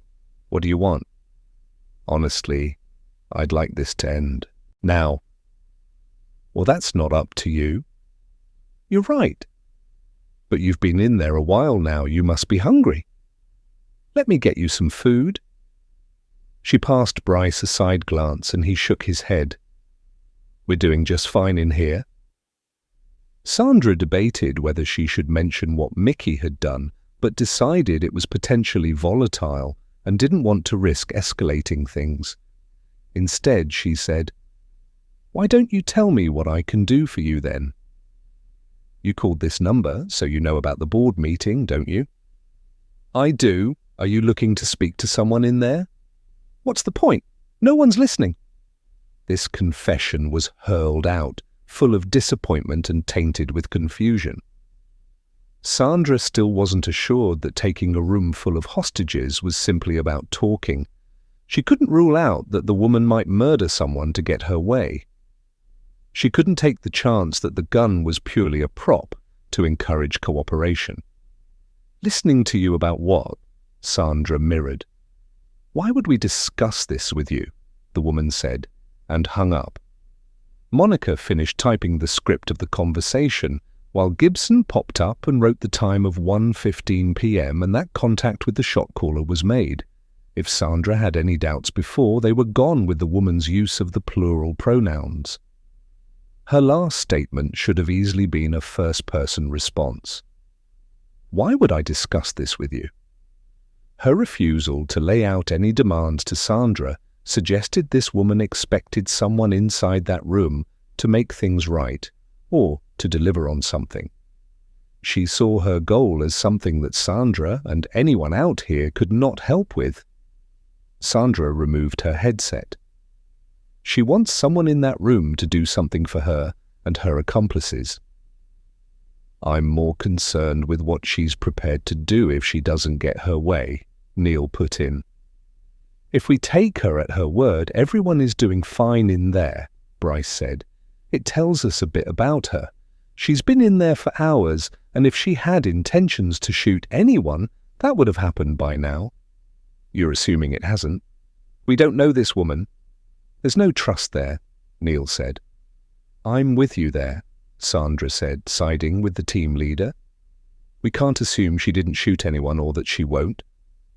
The fact is, she went in there with a gun. You'd think if she discharged her weapon, though, Janie would have mentioned hearing gunfire, Gibson pointed out. That doesn't mean this woman hasn't hurt someone without discharging her weapon, Sandra said. I think we need to consider she believes someone in that room has the power to do what they want. It's also possible they want the hospital to do something that takes the approval of a committee, not just one person, Bryce said. Sure, but we have nothing but theories. Sandra turned to Neil. I'm with you. I think it's time we reach out to the assistants and family members of everyone in that room and see if any of them have had any threats made against them recently, or if any complaints have been lodged against them. I'd put priority on Beale. Neil was nodding. I'll get officers dispatched to the offices and homes of these people ASAP. Dr. Beale's husband might be harder to pin down. Bryce pointed at the screen of his laptop, where he had the background pulled on a Wyatt Beale along with his driver's license photo. He's a high-profile defense lawyer with a downtown firm. He was a handsome man too, judging by what Sandra was seeing, and the only reason he probably hadn't called in was because his work was keeping him busy and away from the news. Someone will track him down and have a chat, Neil said, and took out his phone. The door to the vehicle opened and Krieger came inside. ERT has eyes on the boardroom windows, but all the blinds are shut. Snipers are on standby until we give our word. What he meant was when he gave his word, the true lingo of a shot caller shining through. Voss got in touch with the armed woman from the 8th floor, Monica said. Krieger levelled his gaze at Sandra. Did she agree to surrender? She's talking, Sandra responded. That's a no to surrendering then. If Krieger was going to say more, he was interrupted by the phone ringing at Gibson's workstation. Krieger walked over to Gibson just as the intelligence officer spun. The back of his chair banged against the lieutenant's side. Son of a... Watch what you're doing, Krieger cussed. Gibson snapped his mouth shut, grimaced, waited a few beats before speaking. I just received a call from the on-duty supervisor with 911 dispatch. We already knew that calls have been flooding in, but they've gathered some conclusive information. By piecing together all accounts, there are 4 assailants with 1 positioned on floors 2, 4, 6 and 8. 2 are men and 2 are women. So why not every floor? Bryce asked, looking at Sandra. It was a valid question, and without the ability to read minds, it was impossible to know the answer. I don't know. It could be they wanted to be spread out but didn't have enough people to cover each floor. Or there's something special about those floors. Bryce narrowed his eyes as he asked this question. and then turned to Luis. We know about the 4th and 6th. Critical heart and brain patients on the 4th. The server room for the hospital system on the 6th. The 2nd is orthopedics, spine and pain center, rehabilitation and maternity, Luis said. I already told you what's on the 8th. They picked these locations strategically, she concluded. The 8th for the board meeting, the 6th for shutting down communication, and the 2nd and 4th to use influence over us. With critical patients and newborns within reach, they'd feel untouchable. There was definitely a lot of planning put into today, Neil said. Video surveillance was the only thing they seemed to have overlooked. They must not have known it was serviced outside of the hospital, or figured with the system virus it would be knocked out. Sandra could think of another reason. Or they're not afraid of having their faces on camera. They don't have criminal records, Bryce said, rounding out her thought. They wouldn't be in any facial recognition database. Exactly, Sandra agreed. I'd like to add that despite what they've done here, I don't think we're looking at professionals. There would be someone on each floor, maybe more than one in that case. It would guarantee full coverage. Honestly, I think the gunmen on the other floors are nothing but a distraction or insurance that the shot caller gets left alone in the boardroom. That could make sense, Monica piped up from her desk. Sandra turned to look at her. Then her cohorts raise the alarm after she's in that boardroom. All right, let's say all this is the case. How does any of this help us? Krieger added. Faced with that direct question, Sandra had an immediate answer. It tells me that the woman hostage taker in that boardroom isn't just the shot caller, but she's the most invested and has the most at stake. She's not letting anyone else take care of the main job. That makes the others more vulnerable. That guy you spoke to on the 4th didn't sound vulnerable to me. Krieger perched his hands on his hips. Give me some time to see what I can do, Sandra said. In fact, my plan is to get him on the phone again and, with any luck, talking. You sure you don't want to rethink that? Neil raised his eyebrows. He made it pretty clear the last time what he'd do if you called again. But he's not calling the shots here, she said. Krieger pressed his lips. He kind of is. Excuse me. Luis held up a finger and continued speaking when everyone looked at him. I've got access to live footage now. Great. Show us the nurse's station on the 4th, Sandra requested. Coming right up. No one's around. Chapman mentioned the gunman was in the nurse break room, she said. And that's it right there. Luis pointed at his screen, indicating a door close to the nurse's station. There wasn't anything to be gained from looking at a closed door. Can you bring up old footage? Anything you want. I have access to all of it, Luis said. Bring up the footage at that station starting at 1 o'clock. That was the time she'd spoken with Mickey. 1 minute. Luis pushed some buttons on his laptop. Seconds later, the gunman from the 4th floor was on the screen. He was of average looks and size. What concerned her the most was his relaxed body posture. He had supposedly shot someone, had threatened a man's life, and he was slumped in a chair behind the desk and slowly swiveling while he was on the phone with her. It wasn't the image of a man full of remorse, it was that of a man without a conscience. Chapter 20, 1:45 p.m. Sandra was delayed calling the assailant on the 4th floor. She was distracted by the other progress being made. Thanks to Luis's help, they were able to grab pictures of 3 of the 4 armed assailants, including footage of Cross letting a younger man into the server room. There were no cameras inside the boardroom, and earlier video just showed the woman approaching Pamela's desk, head down.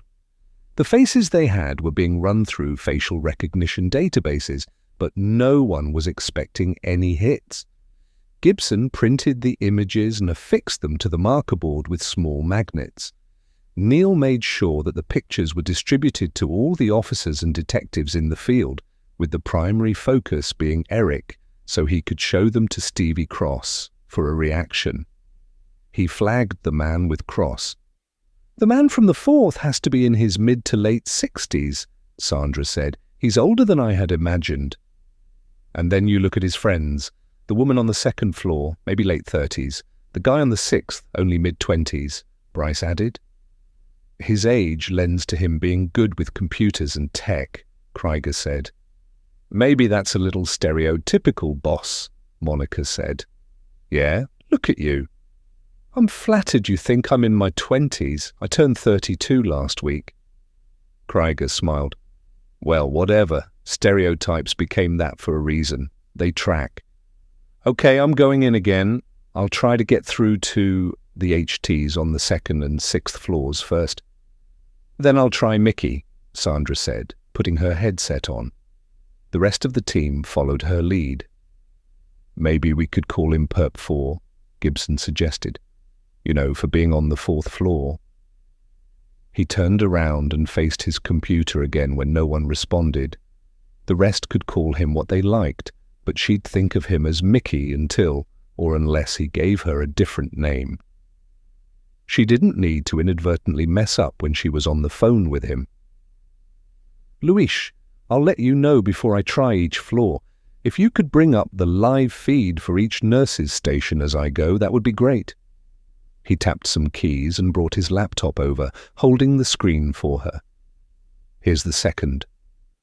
No one was within sight. She put the call through and listened to the line ring.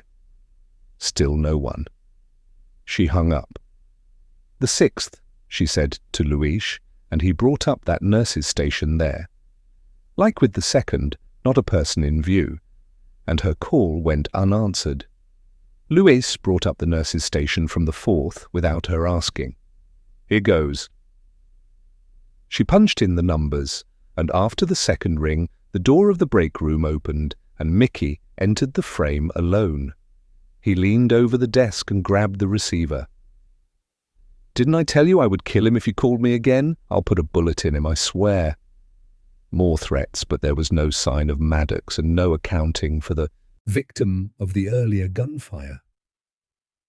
"Mickey, the guys out here found out a gun was fired. I'm doing my best to keep everyone at bay, but I need to know that everyone is all right." Brief hesitation, then. "Everyone is fine."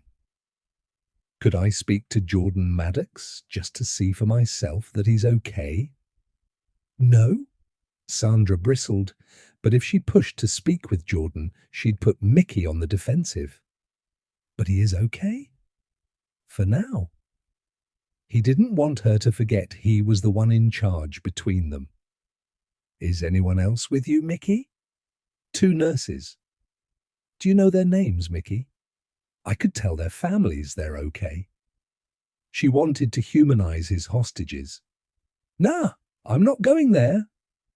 "You and your friends want something, and I can help with that. Just let me know their names and I'll fight for you." The man scoffed. "No one fights for me." "And friends? That's a joke." "Then please, tell me who they are, Mickey." Silence.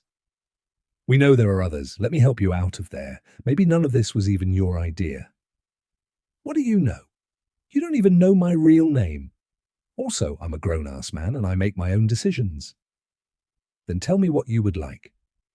I can guarantee your safety if you will surrender peacefully." "I'm not giving up." The terminology was noteworthy. No one said anything about giving up. You would be making a choice to stand up for yourself and your future. Nothing's happened that you can't walk away from. A lie regardless of whether there were no injuries or a death at this man's hands.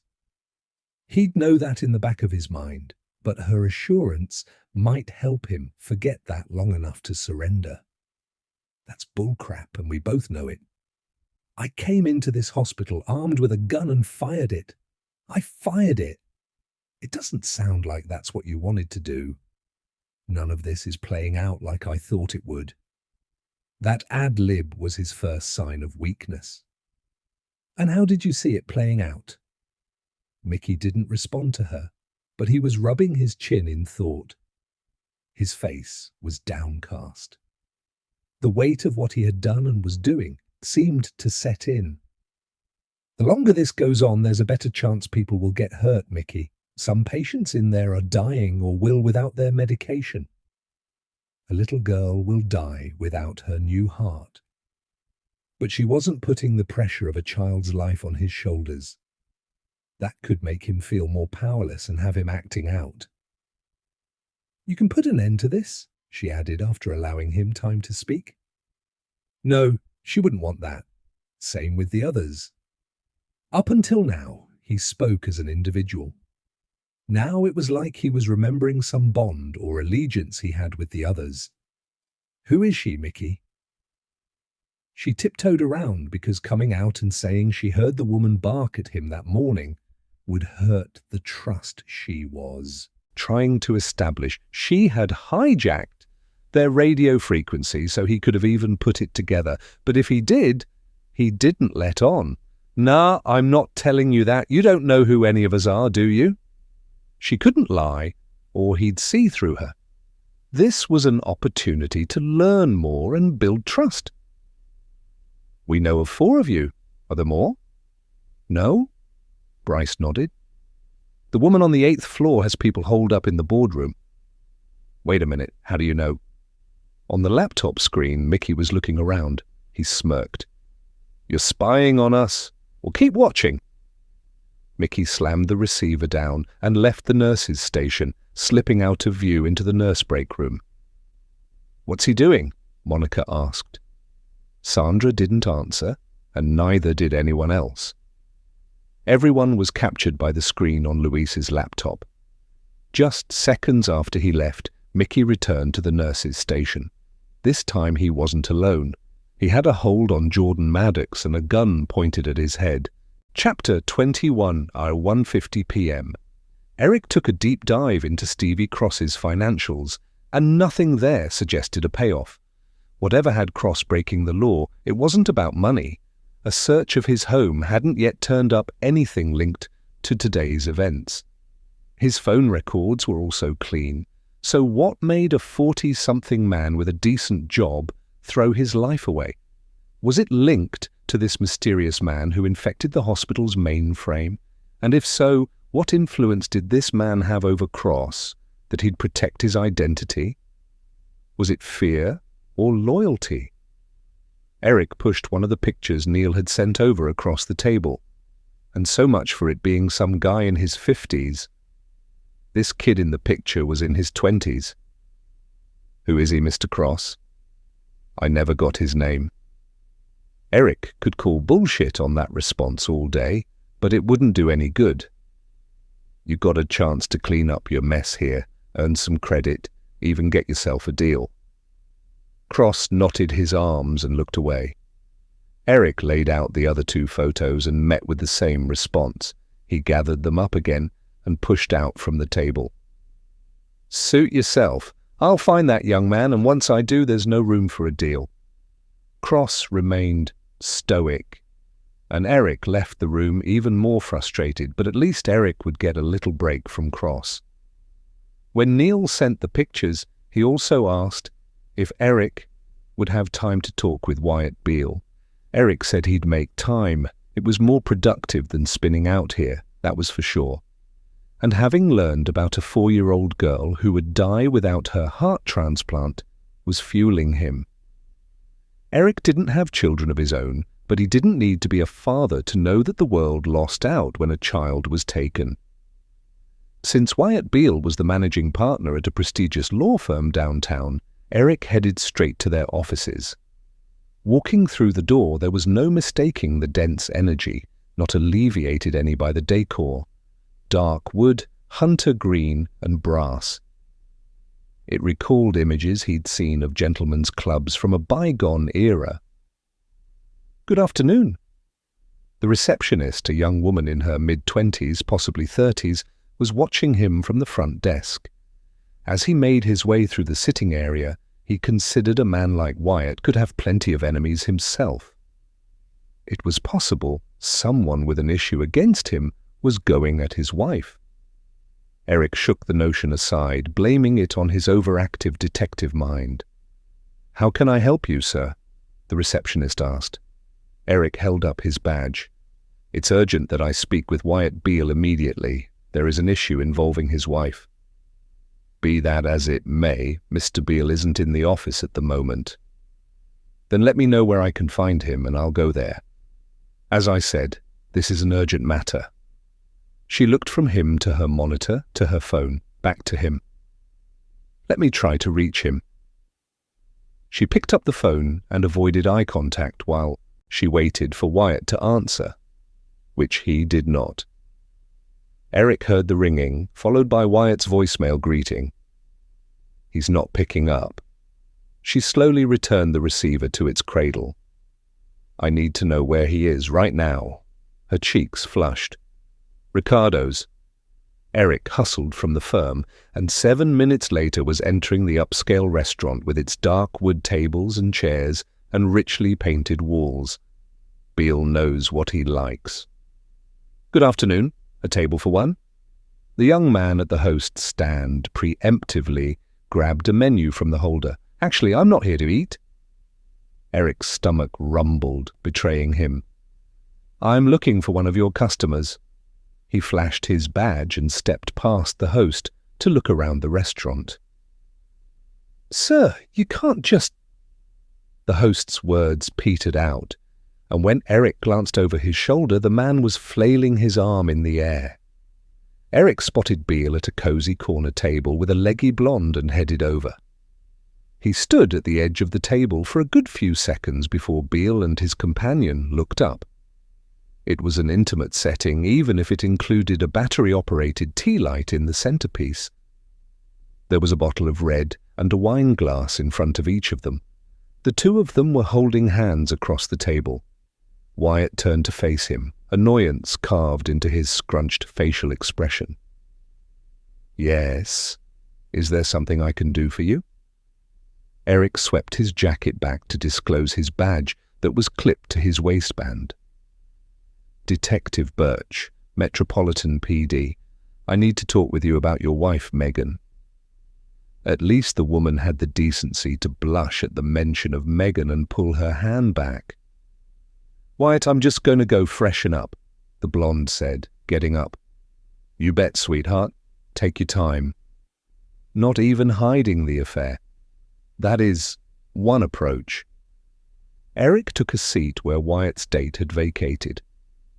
"You might have heard that Founders Hospital went into full lockdown this morning." "No, I've been busy. And Megan knows about Crystal. My wife and I have had an open relationship for years. We both have highly demanding careers. Heck, she's at the hospital more than she's home. What's going on?"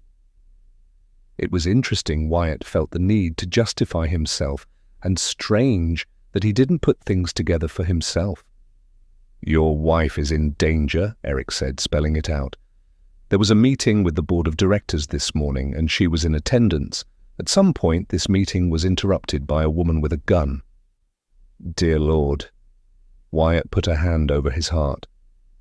"We don't know why this woman is there or what she wants, but we need to know if anyone has threatened your wife recently. Meg gets, threats all the time." For an experienced lawyer, Wyatt was stammering. All his composure was gone. Eric noted how he referred to his wife less formally, suggesting affection and respect still existed. "Any recently?" "I don't know. Nothing she mentioned to me, actually." Wyatt's eyes widened. "Don't hold back now.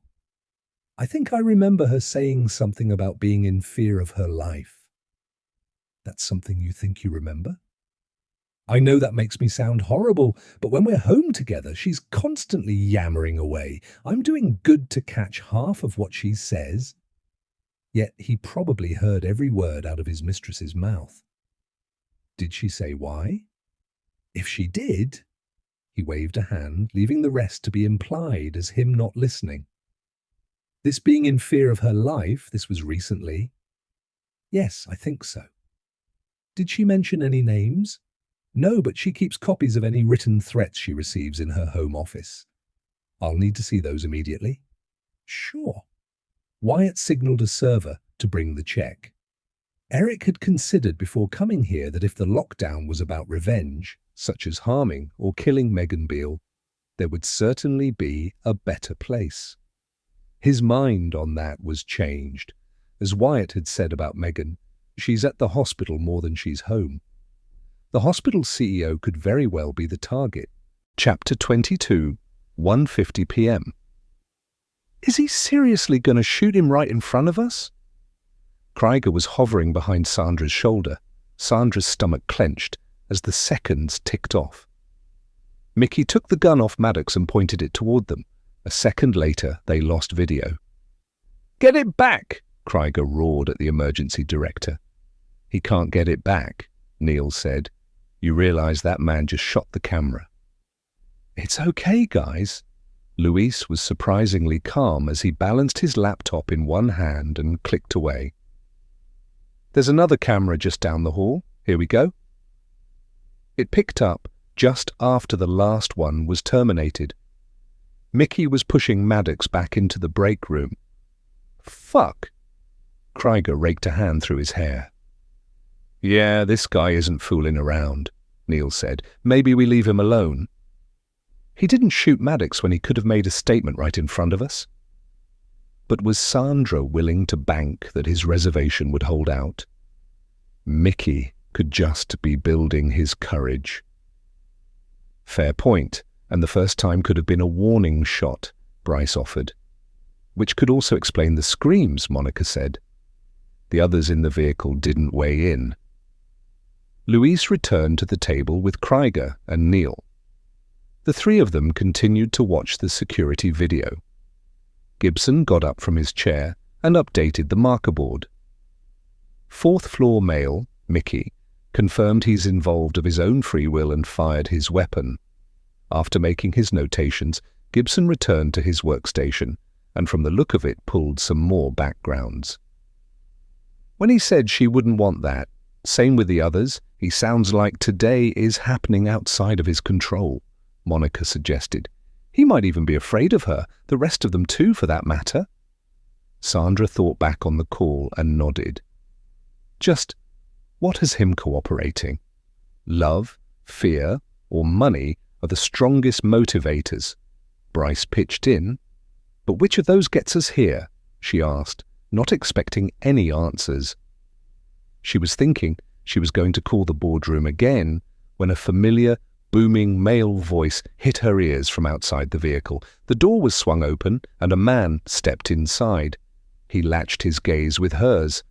"FBI Director Hamilton," she said. "Welcome." It had taken him less than an hour after her call to Elwood to turn up.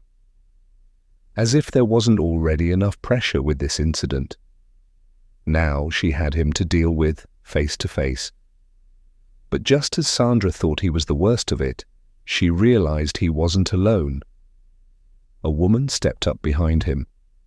In her late 50s, her hair was a silver blonde, a cross between holding on to one's youth and accepting the greys. She was dressed in an expensive, tailored pantsuit, and her makeup was tastefully applied with a light brush, complementing the contours of her face. "Everyone, this is Eileen Maddox," the director said. "She'd like to speak with you." Hamilton's gaze dipped over Sandra's shoulder to Bryce. Sandra and Bryce excused themselves and stepped outside with Hamilton and Maddox. Eileen fixed her jaw as she let her eyes roll over them. "Tell me what you're doing to save my boy." Sandra recoiled at that, as if the other lives at stake meant nothing. At the same point, as a mother who came close to losing her daughter, she found empathy. "We are working to bring this situation to a peaceful resolution." A tight smile, followed by a puff of air. "Please spare me the canned response, Agent Voss. Are you a mother?" Sandra could argue that held no relevance, but no good would come from that. It was best to play along. "I am." Then you would do anything for your child? I would. As will I. It's why I insisted on coming down here, despite Myron's admonition that I stay away. Myron? They are chummy, Eileen went on. I wanted to look into the eyes of the people responsible for shutting this down, so I will kindly ask again, what are you doing? Sandra glanced at Hamilton, but he gestured at Eileen. So much for hoping the director would come to her rescue. Very well. She shared their progress thus far, leaving out names. She included the latest scenario. Eileen's hand fluttered over the lapels of her jacket. Just a brief movement that disclosed her anxiety. We can take some comfort in the fact he didn't shoot your son, Sandra assured in a calm voice. Eileen turned to Hamilton. You need to extract Jordan. Ma'am, Sandra petitioned, drawing the woman's assessing eye back on her. She let the heat in them diffuse before speaking again. If we were to go in there now, there's a greater likelihood that things could go sideways. Sandra was showing mercy by not providing details. I ask that you trust me here. Sandra's heart ticked up speed. She always thought before she spoke, yet she'd gone ahead anyhow. Eileen Maddox would likely take her words as a promise. Shit. Agent Voss, I don't trust easily, let alone when it involves Jordan's well-being, but I don't suppose I'm given much choice. She shot Hamilton a hot glare. But know this, I remember people who break their word to me. With that, Eileen turned and left. Shut this down as quickly as possible. Hamilton jabbed a pointed finger at the ground and hurried off to catch up with Eileen. Well, that was intense, Bryce said. Sandra faced him.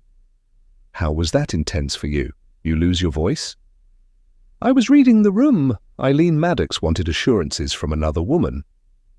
Bryce went back inside the command vehicle. Sandra stood there for a few moments. Was that all she had done? Offered assurance? Or had she made a promise?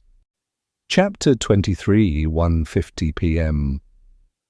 Don't think I won't shoot you. Easier the second time. Jordan was sure the stranger was going to make good on his word when he dragged him out of the break room.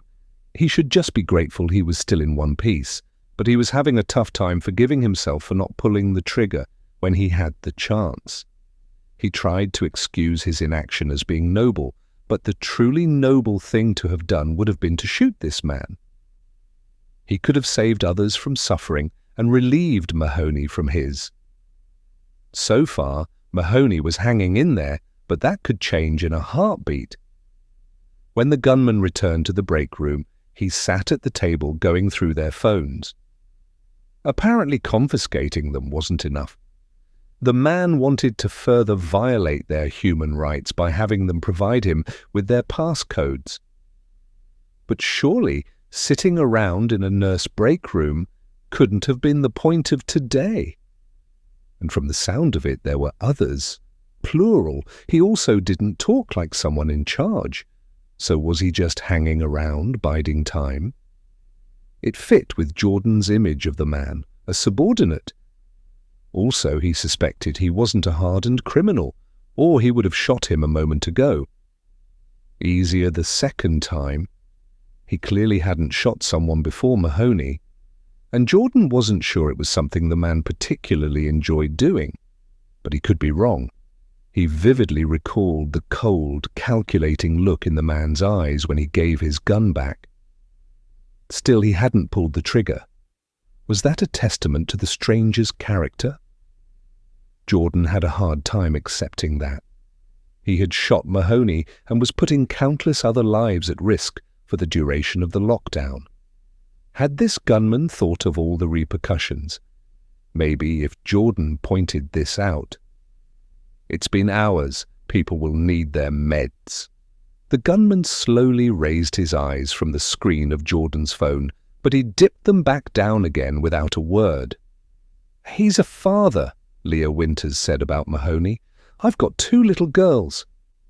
She hadn't left her spot on the floor in favor of returning to the couch. They need me. I need— Cut that out, right now, the man barked, without prying his gaze from the phone's screen. Jordan imagined that the nurse was trying to humanize them, but the endeavor was failing.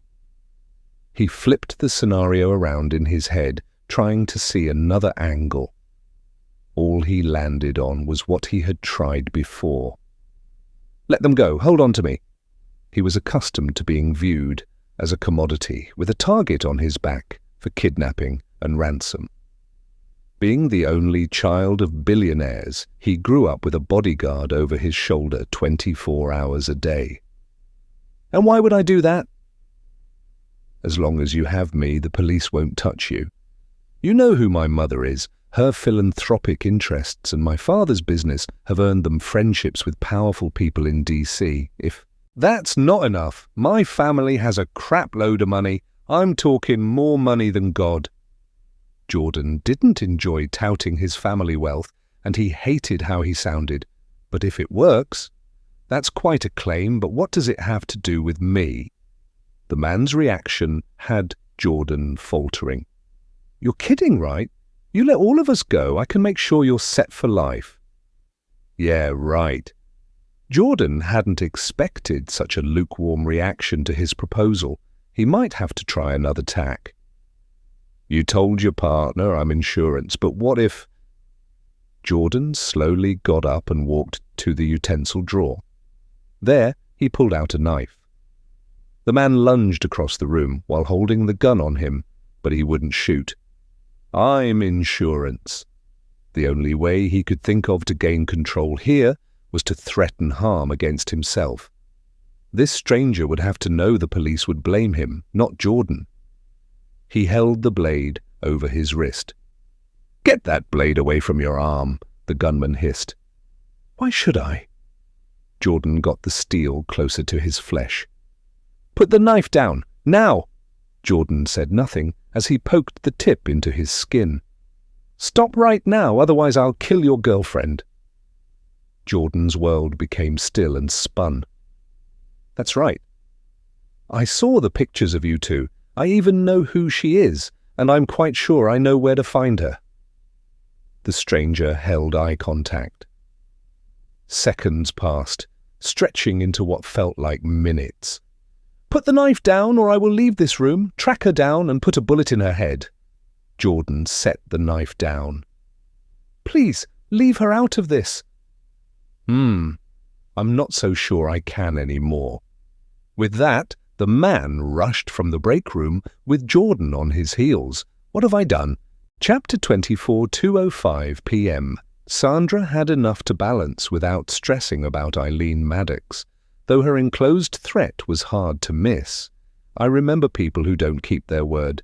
It only stamped in how long they'd been on scene and how little progress they'd made. The silence was torturous when it came to the negotiations, just as it was with her mother's health.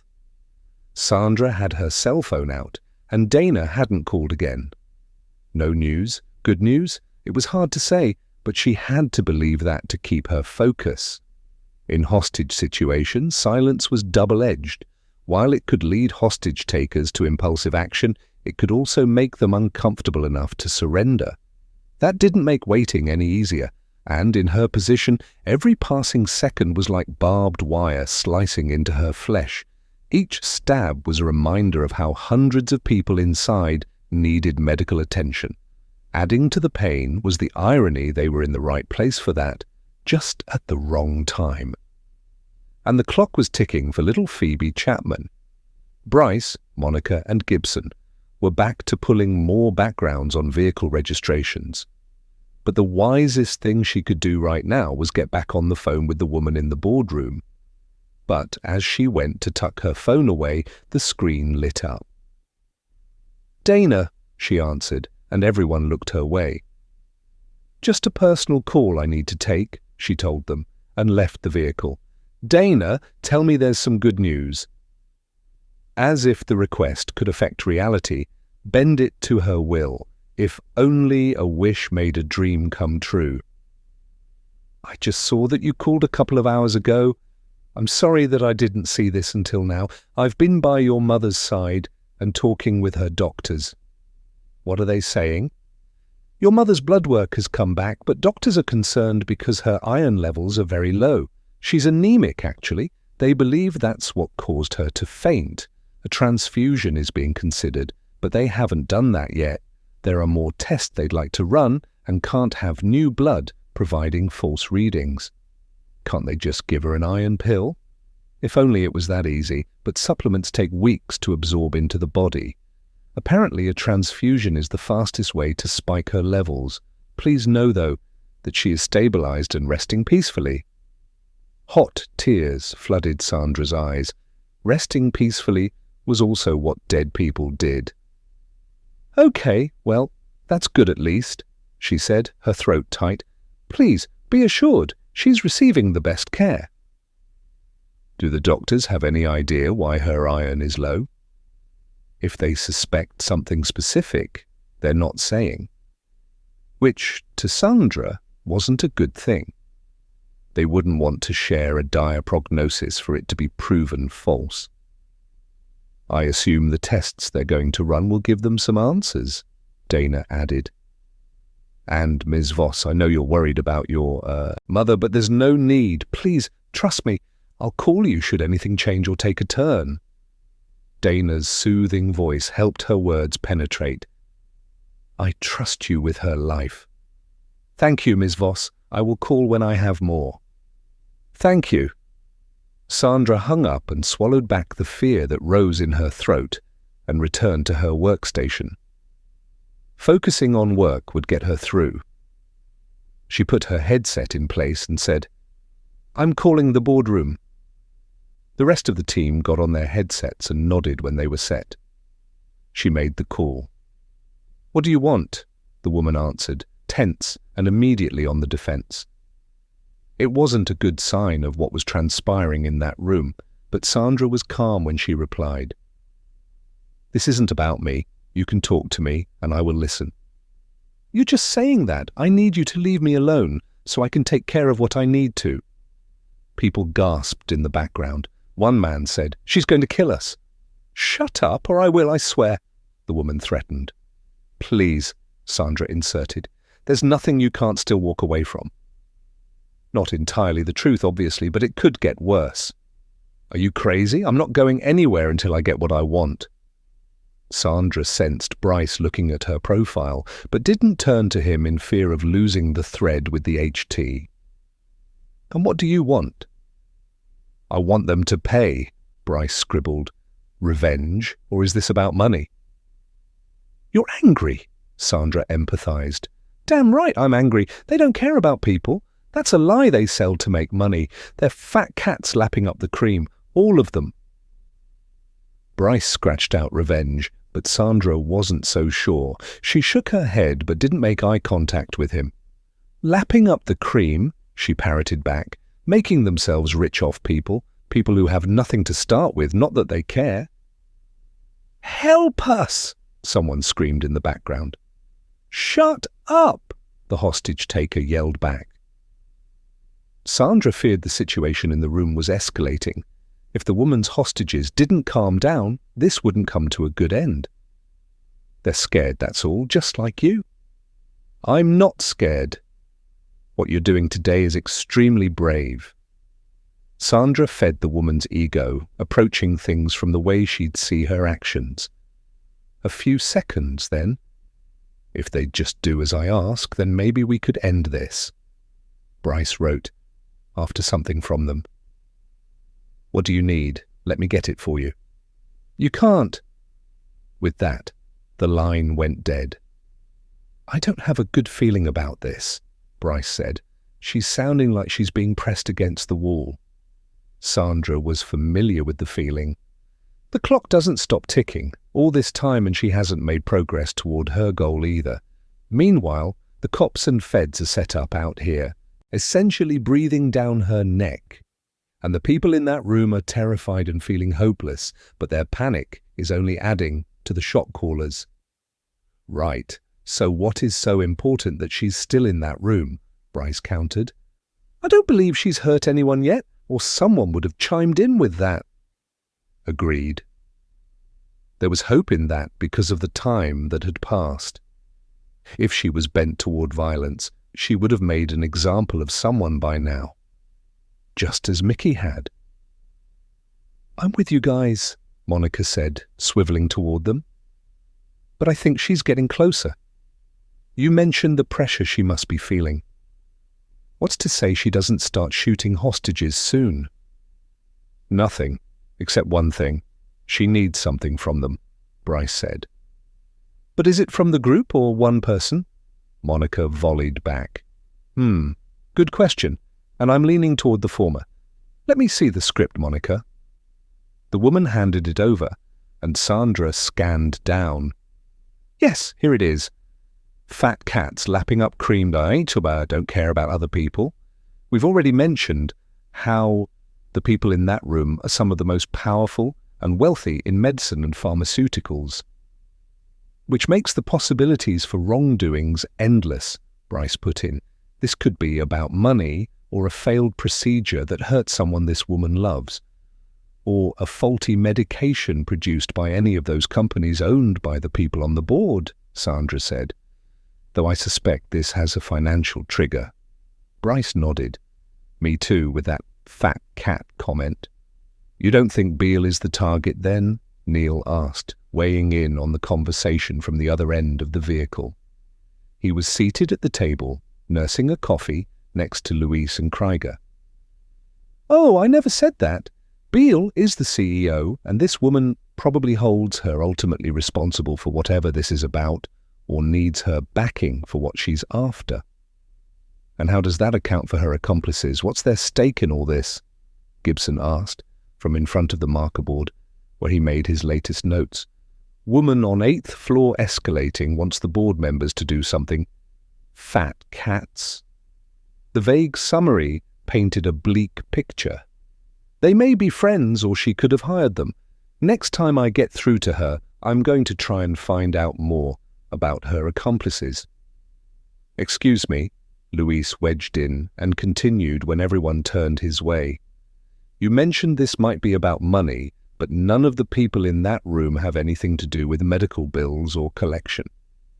But the HT might see them as being able to do something about their debt, or even hold them responsible for their financial burden," Sandra said. "Again, that's assuming this is about money." "And there are surgeons in there," Bryce said. "It's possible this woman is in debt for a costly procedure with no way to pay it off. Do you have access to see past due accounts?" Luis shook his head. "That's one system I can't access. I have a contact, but I'd need names. I suspect there are several past due accounts." "He's got a point," Krieger put in. "Fat cats, making themselves rich." This thought gelled with her earlier statement about a botched procedure. "Do you know if any of the doctors in that room have open malpractice suits against them, or even recent claims that were rejected?" Luis pushed his glasses up his nose. "The most recent case was against Dr. Jessup, and it was dismissed." "What were the details of the case?" Sandra asked. "It was regarding a liver operation that Dr. Jessup performed. The plaintiff accused Jessup of coercing his brother into having the operation that ultimately resulted in his death. While the procedure was a common one, it went sideways. There was an excessive loss of blood. The deceased's brother claimed that Dr. Jessup failed to exercise care and precautions." "And the doctor's defense?" Sandra asked. "He did all he could, but there was unexpected bleeding during the resection procedure. Even though he responded as per protocol and infused the patient with blood, it wasn't enough to save his life." "We'll need the name of the plaintiff," Coleman said. "Jamie Radcliffe," Louise told him. "Is he one of them?" Monica pointed at the photos of the gunman on the marker board. Bryce clicked on his laptop and stopped shortly after, shook his head. "Radcliffe's driver's license looks nothing like either male hostage taker we're aware of. According to his background, Radcliffe is 39, single, and lives alone. No criminal record. One of the women could be connected to the case involving his brother." A girlfriend or wife of the brother? The deceased's name, Monica asked. Roger Radcliffe. Monica tapped on her laptop and beat Bryce to pulling the background this time. He was unmarried at the time of death. The girlfriend bit could hold true, though. Neil nodded. I'll get an officer out to talk with Jamie Radcliffe to see what we can dig up there. Our efforts must pay off eventually. Right. Sandra stared at the photographs of the 3 hostage-takers. Just ordinary-looking people. Surely something had to give soon. A piece of intel that could help her fashion a strategy that would get them to surrender. But short of that, she didn't want to dwell on all the ways the next hour could go wrong. Thoughts of that little girl and her medical crisis weren't far from mind. Neither was Jordan Maddox and the others in the hospital who might need medical attention. She recognized the fine balance between killing time and pushing things a little too far. The former got her brother killed, but she had a horrible feeling about what would happen if they rushed things. Chapter 25, 2:15 p.m. Eric followed Wyatt inside a cream-coloured home office and waited while he dug a file out of the desk drawer. He handed it over to Eric. It was a good half-inch thick. Eric set the file on the desk and snapped on a pair of gloves. You mentioned a more recent one that had her spooked. Knowing Meg, it should be the one on top. Most recent, most readily available. All right. Eric grabbed the top sheet and noticed 2 things right away. This wasn't a copy of the threat, rather the original, and there was a sticky note stuck to the page. He read that first. Celeste Barrington failed as an intern, fired. The threat was typeset and printed. I blame you for my life, my failure of a life. You never had anything nice to say, never had my back. All you had to do was show just a teeny amount of kindness, but no, you were too proud and arrogant for that. You never listened to my side. You bitch. I plan to make your life a living hell, and if you doubt I can get that close, think again. Short and to the point. Signed off with the initials CB. She wasn't exactly hiding her identity. Beale was clearly able to determine who she was by the letters and likely some wording in the message. Eric was about to return the threat to the folder when he noticed an anomaly at the base of the page. The top layer of the paper had been lifted, the fibers frayed as if something sticky had been stuck there and peeled off. Eric pointed this out to Wyatt. Do you know what was there? Wyatt came closer and leaned in, shook his head. And she never mentioned this to you? Wyatt looked away. Right, you don't make a habit of listening to your wife when she talks. Does your wife have any close friends who she might have confided in about this letter? Phyllis Hudson. I have her number if you'd like that. Please. Does she work at the hospital? No, she's with Child Services. Wyatt took his phone out of the interior pocket in his suit jacket and rattled off the number as Eric tapped it into the Notes app on his phone. Your wife noted this letter came from Celeste Barrington, a failed intern. Is your wife responsible for the fate of interns? Not directly, but she can override the decision of their supervising doctor. Has she ever done that? I don't see why, as a confident leader, she trusts the judgment of the doctors she puts in charge. That makes sense to me, but clearly there's something your wife must have done to make Celeste feel slighted by her.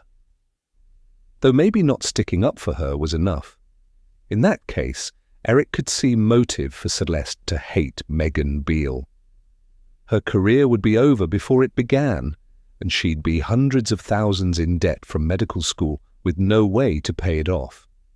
Eric pulled out his phone to show Wyatt the pictures of the 3 armed suspects. Let me know if any of these people look familiar to you. Wyatt leaned in toward the screen. Nope. Eric shuffled to the next and received another no, and the same for the 3rd picture. He then pocketed his phone. Who are those people? Wyatt asked. They are working with the woman who is holed up in the boardroom with your wife. Yeah, well, I swear I've never seen any of them before. I can't even believe this is happening. Wyatt raked his hand through his hair. Well, it is, and I need to leave. But I'm taking this with me. Eric referred to all the threats, and he pulled an evidence bag from his back pocket that he'd grabbed before coming into the house. Sure, do whatever you need to do. Call when you know more. Eric turned around in the doorway. I will. You should clear your schedule until all this is over and keep your phone nearby. Wyatt patted his hand over his suit jacket, indicating the interior pocket. It's always right here. Eric left the house and called Phyllis Hudson from the department car. The woman answered on the 4th ring just when Eric thought he was destined for voicemail. This is Detective Birch with the Metropolitan PD. I understand from Wyatt Beale that you are close friends with his wife, Megan. That's right. Leary and Eric couldn't blame her. Do you know anything about a letter Celeste Barrington sent her? Threat, you mean? And, yes, what's going on? Is Meg okay? There is a situation at the hospital, and it's on lockdown. An armed woman is in the boardroom with Ms. Beale. Oh my God, if it's Celeste, she's crazy, Detective. There's no telling what she can do. Did you see the threat from Celeste? Or did Megan just tell you about it? I didn't see it for myself, but Meg was shaken by it. Celeste sent clippings of Meg's hair with it. Nothing creepy about that. And she was sure it was hers? I don't think she had it tested, but it was the right color, and she received the letter a day after a haircut. Maybe Megan had submitted the hair for testing, and that's why it was no longer attached to the letter. And that was when? Toward the end of last week, Thursday? Was the letter sent to the hospital or her house? The hospital, left on her chair. It sounded like Celeste was building up her nerve to confront Megan Beale face to face. Why didn't Megan call the police? Are you blaming the victim here? Not at all, I was just curious. She might have thought you had better things to do, Phyllis added. Nothing like brutal honesty. As a seasoned detective, Eric had encountered prejudice against the police before. He even understood why it existed and wasn't about to fault anyone for their opinions. Before I go, Megan left a note on the threat that Celeste was a failed intern who was fired. Is that how you know it, or is there more you can tell me? The more details, the better. That's about right. She just couldn't hack the job or stay in her lane. She fainted at the sight of blood and advised the parents of a dying child against taking the advice of their doctor. That child died. Okay, thank you. All of this has been very helpful. Please don't let anything happen to Meg. Everyone is doing their best to ensure the safety of everyone in that hospital, ma'am.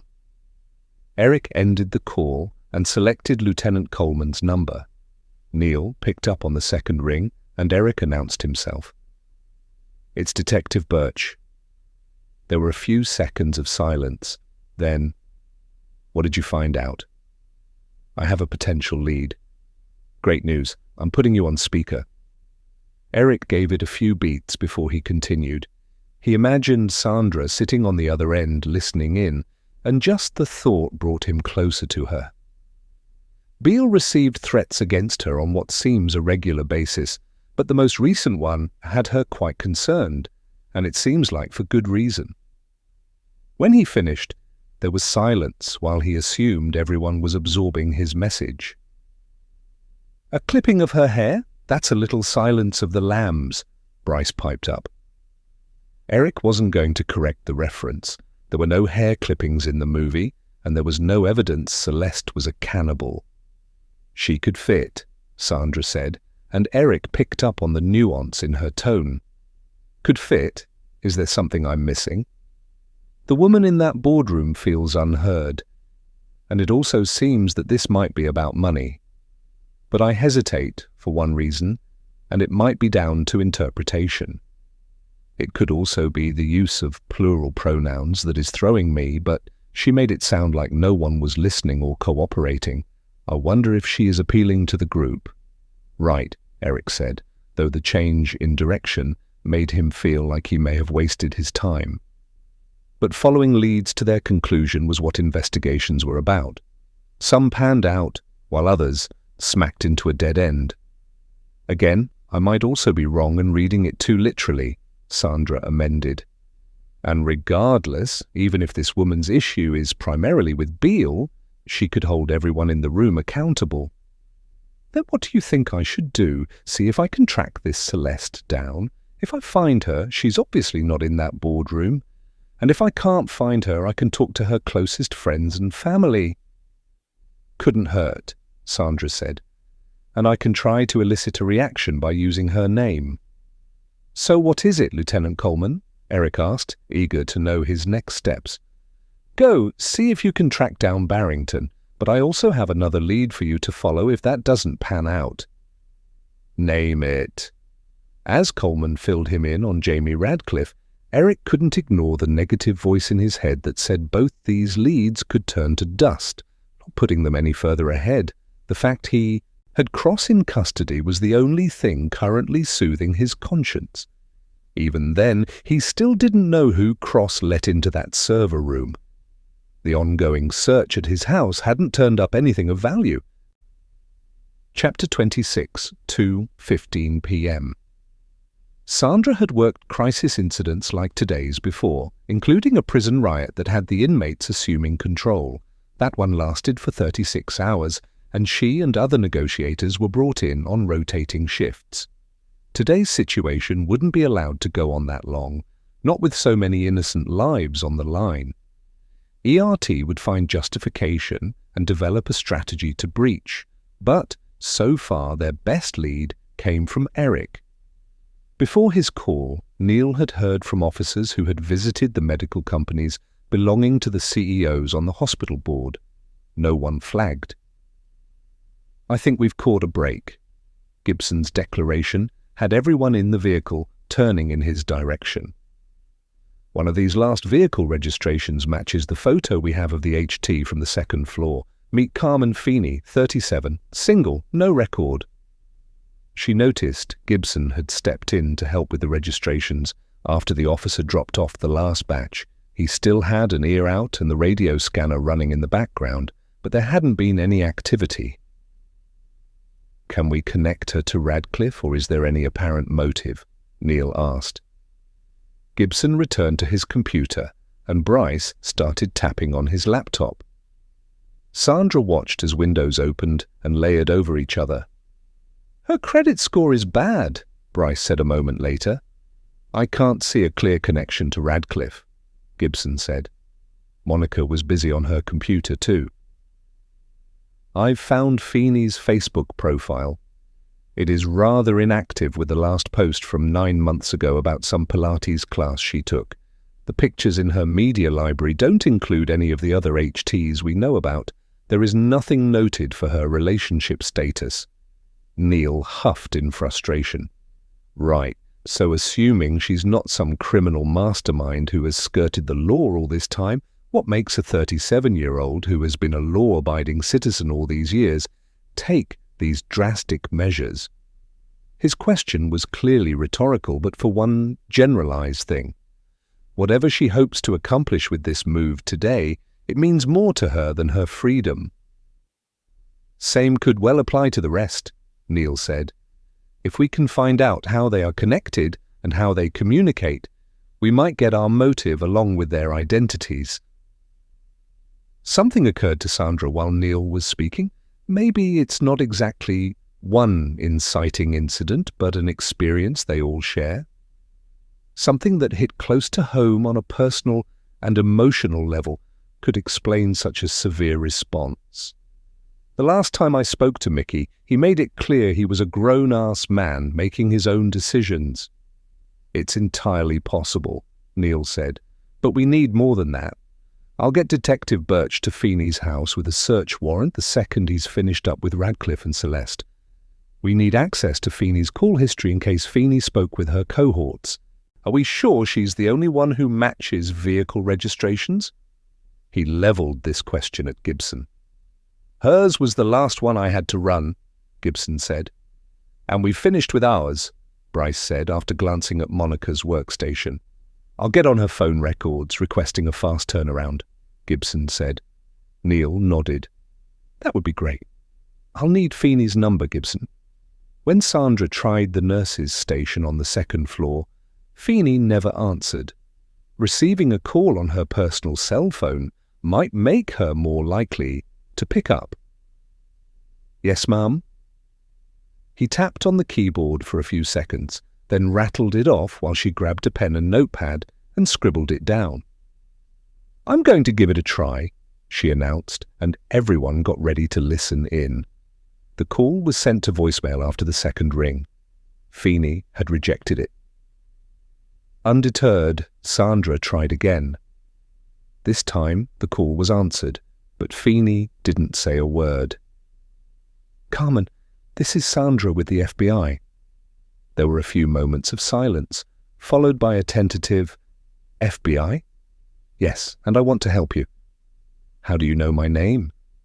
Sandra took some victory in having one of their hostage-takers identified. It was certainly a move in the right direction. We have our ways of finding things out, Carmen. What we can't wrap our minds around is what brought you here today. Could you tell us? Silence. Maybe what brought your friends here? There was a pause before she responded. We're in this together. In this together with whom, Carmen? She ended the call. Sandra tried her back but went straight to voicemail. She's turned her phone off. In this together. Clearly they have a shared goal, but I didn't get the feeling Carmen's friends with these people, Bryce said. So now we're left trying to figure out what brought these people together. And we will, it's just a matter of time. And we're closer than we've ever been. That's how Sandra had to think anyhow. Chapter 27 to 25 p.m. Gail's patience was running out, and her nerves were beyond frayed. There had been another gunshot down the hall not long ago. At least there were no screams. It sounded like the bullet had struck something, not someone, at least. But why was it taking the cops so long to come in here and rescue them? As time continued to pass, her hope was draining away, not so much for her welfare, but her sweet baby girl. Would she get the surgery she needed? Gail wasn't under any illusions they'd hold the heart for her daughter beyond tonight. Phoebe looked so small lying on the bed. It was like she was shrinking before Gail's eyes. The heart monitor showed a slightly erratic rhythm, but it was familiar. That still did little to settle Gail's nerves. And Nurse Torres had retreated inward after talking to the feds. Maybe even before that she had been on edge. Currently, she was tucked into the corner of the room, next to a window, with her phone in her hand. Since she received that text a while ago, she was often cradling the device. "Hey, are you all right over there?" The nurse sniffled and pushed her phone into the pocket of her pants. "Yeah, fine." She resorted to hugging herself, telling Gail she was lying. "We will get out of this alive." The words spilled from Gail's lips. The confidence surprised her, considering how despondent she felt. "You can't know that. While we're talking, someone just down the hall may be fighting to stay alive." There were likely many in the hospital struggling at this moment, but Gail sensed Torres's immediate concern was for the victim of that morning's shooting. "It's understandable you're worried about your colleagues." Nurse Torres looked at Gail with wide, wet eyes. The pain in them told Gail there must be more to this. "You can talk to me." Tears spilled down Torres's cheeks at the invitation, and she put a hand over her stomach. It was a move that Gail remembered doing too many times to count when she was expecting Phoebe. "You're pregnant." Torres bit her bottom lip and nodded. It didn't take long to figure out how that connected with someone in the nurse break room. It's the father, isn't it? He's a nursing out there? That's why you're so worried? He's an attending, but yes, he's who I'm worried about. He was in the break room with me moments before the lockdown. He could have been gone before the gunman got there. Fresh tears fell down the nurse's cheeks. What's his name? Talking about him might help calm her down. After she'd saved Phoebe's life, it was the least she could do. Jordan, he's my soulmate. The nurse slipped her hand into her pants pocket, and Gail saw she wrapped her hand around her phone. The text must have been from him. How far along are you? 5 weeks. She offered a weak smile. Congratulations. Gail grinned, relishing the little escape into good news. Thanks, it was such a shock. Unexpected.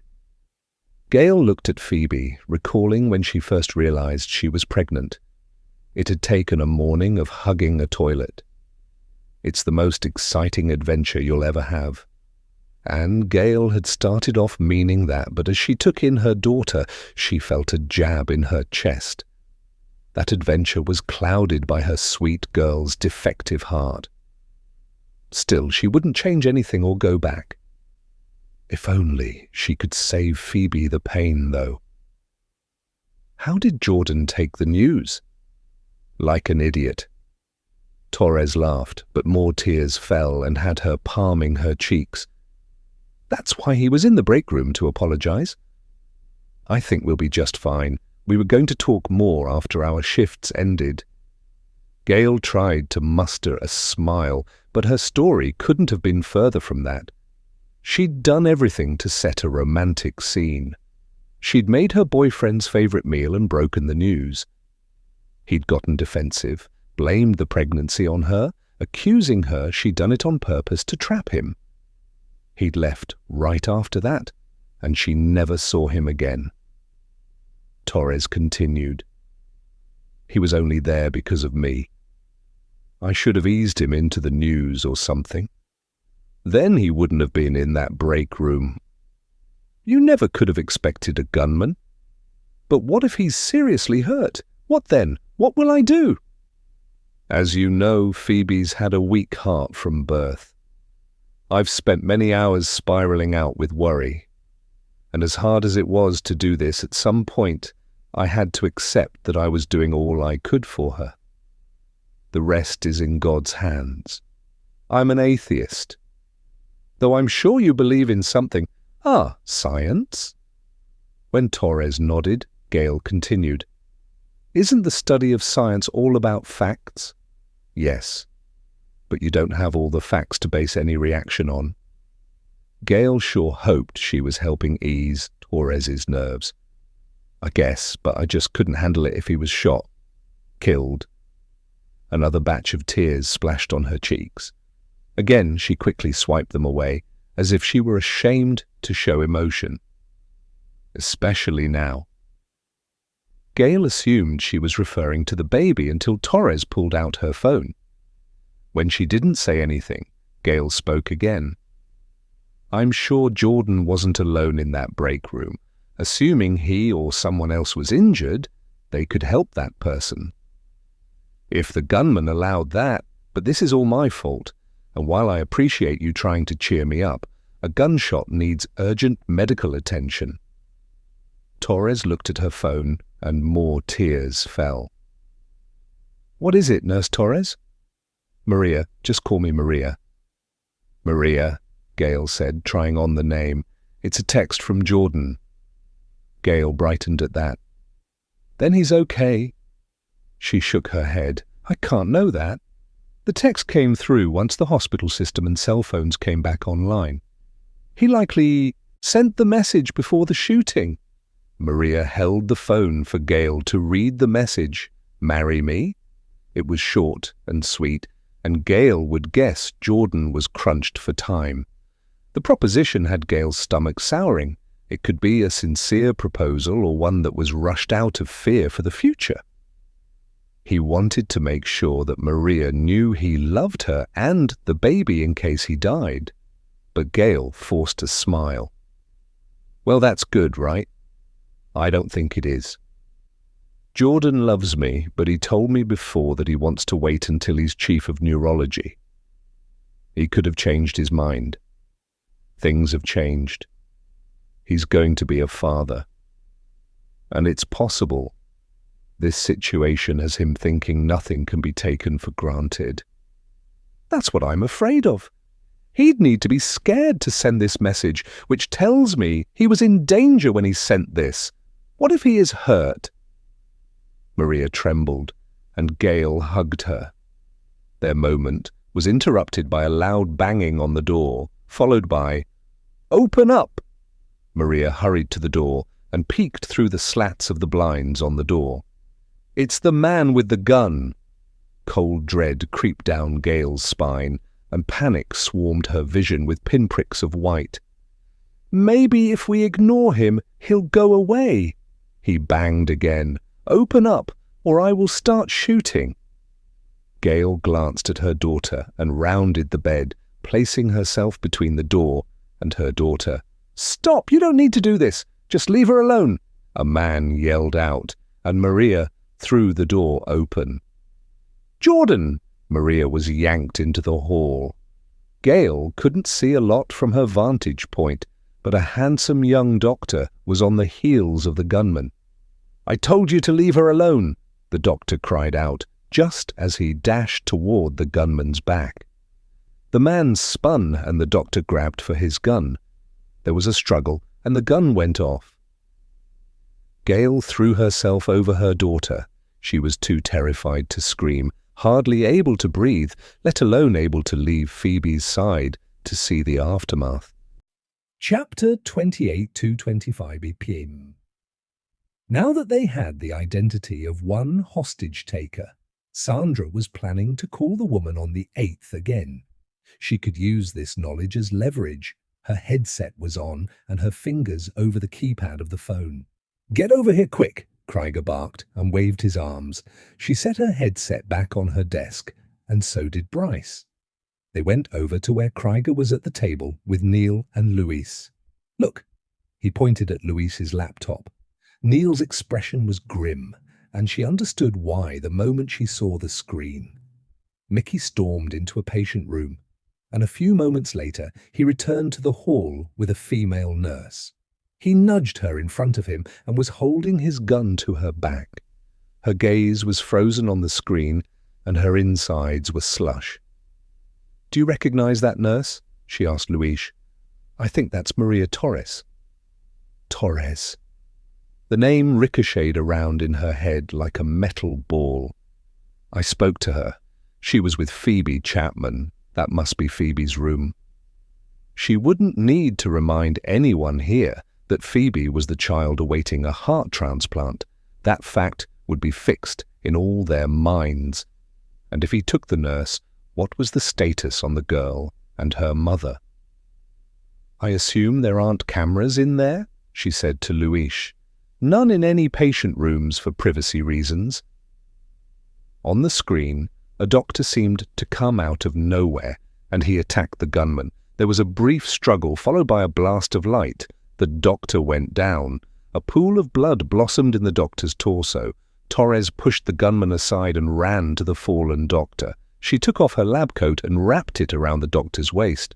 "Oh my God, was he was just shot." Luis was stammering. No one else was saying a word. Torres remained leaning over the doctor protectively, and he reached up and affectionately touched her face. "The gunman's just standing there like he's in shock," Bryce said. But seconds later, he was ripping Torres away from the doctor. She was screaming and batting at his arms, but it wasn't enough to get him to release her. He hauled her back to the room she had come out of. Torres was resisting, dragging her legs behind her. The door was slammed shut behind them, and the doctor was left in the hallway bleeding out. The command vehicle was silent for several beats. It was like everyone was holding their breath. "Can you zoom in on his face?" Bryce asked Luis. Yes. A moment later, the doctor's face filled the screen. Sandra was going to be sick. Is that who I think it is? That's Jordan Maddox, Louise confirmed. She heard the emergency director, but she was numb, her mind immersed in the past. The images of Sam in his final moments, created by her imagination. She wasn't there. She didn't get the chance to say goodbye to her brother, but based on his injuries, he would have looked much the same as what appeared on the screen. Sam never received help in time. The negotiator had failed her brother by not talking down his shooter fast enough. She refused to fail Jordan Maddox any further, and not because he was Eileen Maddox's son, and her influence with the director could cost Sandra her job. No, she'd save Jordan for Sam. Chapter 29, 30 p.m. The gunshot was so loud, Gail's ears were ringing. Instinct had her wanting to hide away someplace with her daughter, but she couldn't move her. She was trembling as she looked toward the empty doorway. Maybe if she could shut the door and flip the lock, they'd be safe. Though that hadn't stopped the gunman from demanding entry. And could Gail really abandon Maria and her unborn baby? Protect her own like a coward? She cast one more glance at Phoebe before leaving her side. She ran to the door and caught a glimpse of a man in doctor scrubs lying on the floor in a pool of blood. Maria was hunched over him, wailing, "Hang in there, baby! Hang in there!" The gunman hustled over and yanked Maria away from the man. Then the gunman was beelining straight for Gail, dragging Maria with him. Shit! Gail scrambled to shut the door, but the man pushed it inward and herded her back into the room. She took up position at her daughter's bedside again, placing herself in front of her daughter. "Leave us alone." The man came right over to her.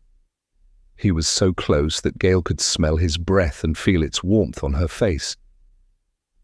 "I'm the one who gives the orders, not you. See this right here?" He held the gun up, pressing the muzzle to her cheek. She drew back with a yelp. It was still hot from being fired. Gail glanced around the gunman at Maria. She was facing the doorway, her eyes blank. The man snatched Maria by the wrist. "Only God can help you if you go out that door." "You fucking bastard, you didn't have to shoot him." Maria was shaking, but her eyes were steel. "Mommy?" The sound of Phoebe's cherubic voice stood in contrast to the hell in this room. Gail took her daughter's hand. "It's all right, baby. Everything is going to be all right." "I'll be the one who says what will be all right or not. You hear me?" The gunman hissed. "Son of a... Ugh!" He gripped at his hair. The reading on Phoebe's heart monitor ticked up speed and became erratic. Gail stepped forward, standing on her toes to put her eyes near level with his. Face to face, she buckled inwardly as it sank in that this man could end her life with a bullet, Phoebe's too, but to hell if she'd let him frighten her daughter to death. "You will back off, you hear me?" "And why would I do that?" Gail's eyes drifted briefly to Nurse Torres, who was slowly shaking her head. She proceeded anyhow. "You might be a shit, but you're hurting a little girl here. My little girl, and I won't stand for that. Am I understood?" The man stared back at her, but she held her ground, stiffened, and squared her shoulders. "Am I understood?" she repeated, talking firmer than she imagined possible. Tremors danced through her body. The man said nothing, didn't move, and Gail was just about to scream out when someone spoke. It wasn't anyone in this room. Then she remembered she had found a lucid moment to call 911 between Maria being taken from the room and the gun going off. "Who is that?" The man angled his head. The voice sounded again. "Where is that coming?" He met her eye. "It's you. You're on your phone?" He moved like he was going to search her, and the thought of his hands roaming her body had her gagging. She was pinned in a corner in more ways than one. Squeezing past him was risky, and would leave Phoebe completely exposed if she denied his accusation that might anger him more than her trespass. She pulled her cell phone from her pocket and held the device in front of his face. "Say hi to the 911 operator." "You bitch." He slapped her across the face with such force that she lost her balance and toppled to the floor. Her phone went flying across the room. She instinctively cried out and silenced herself as her vision pinpricked and was bathed in white light.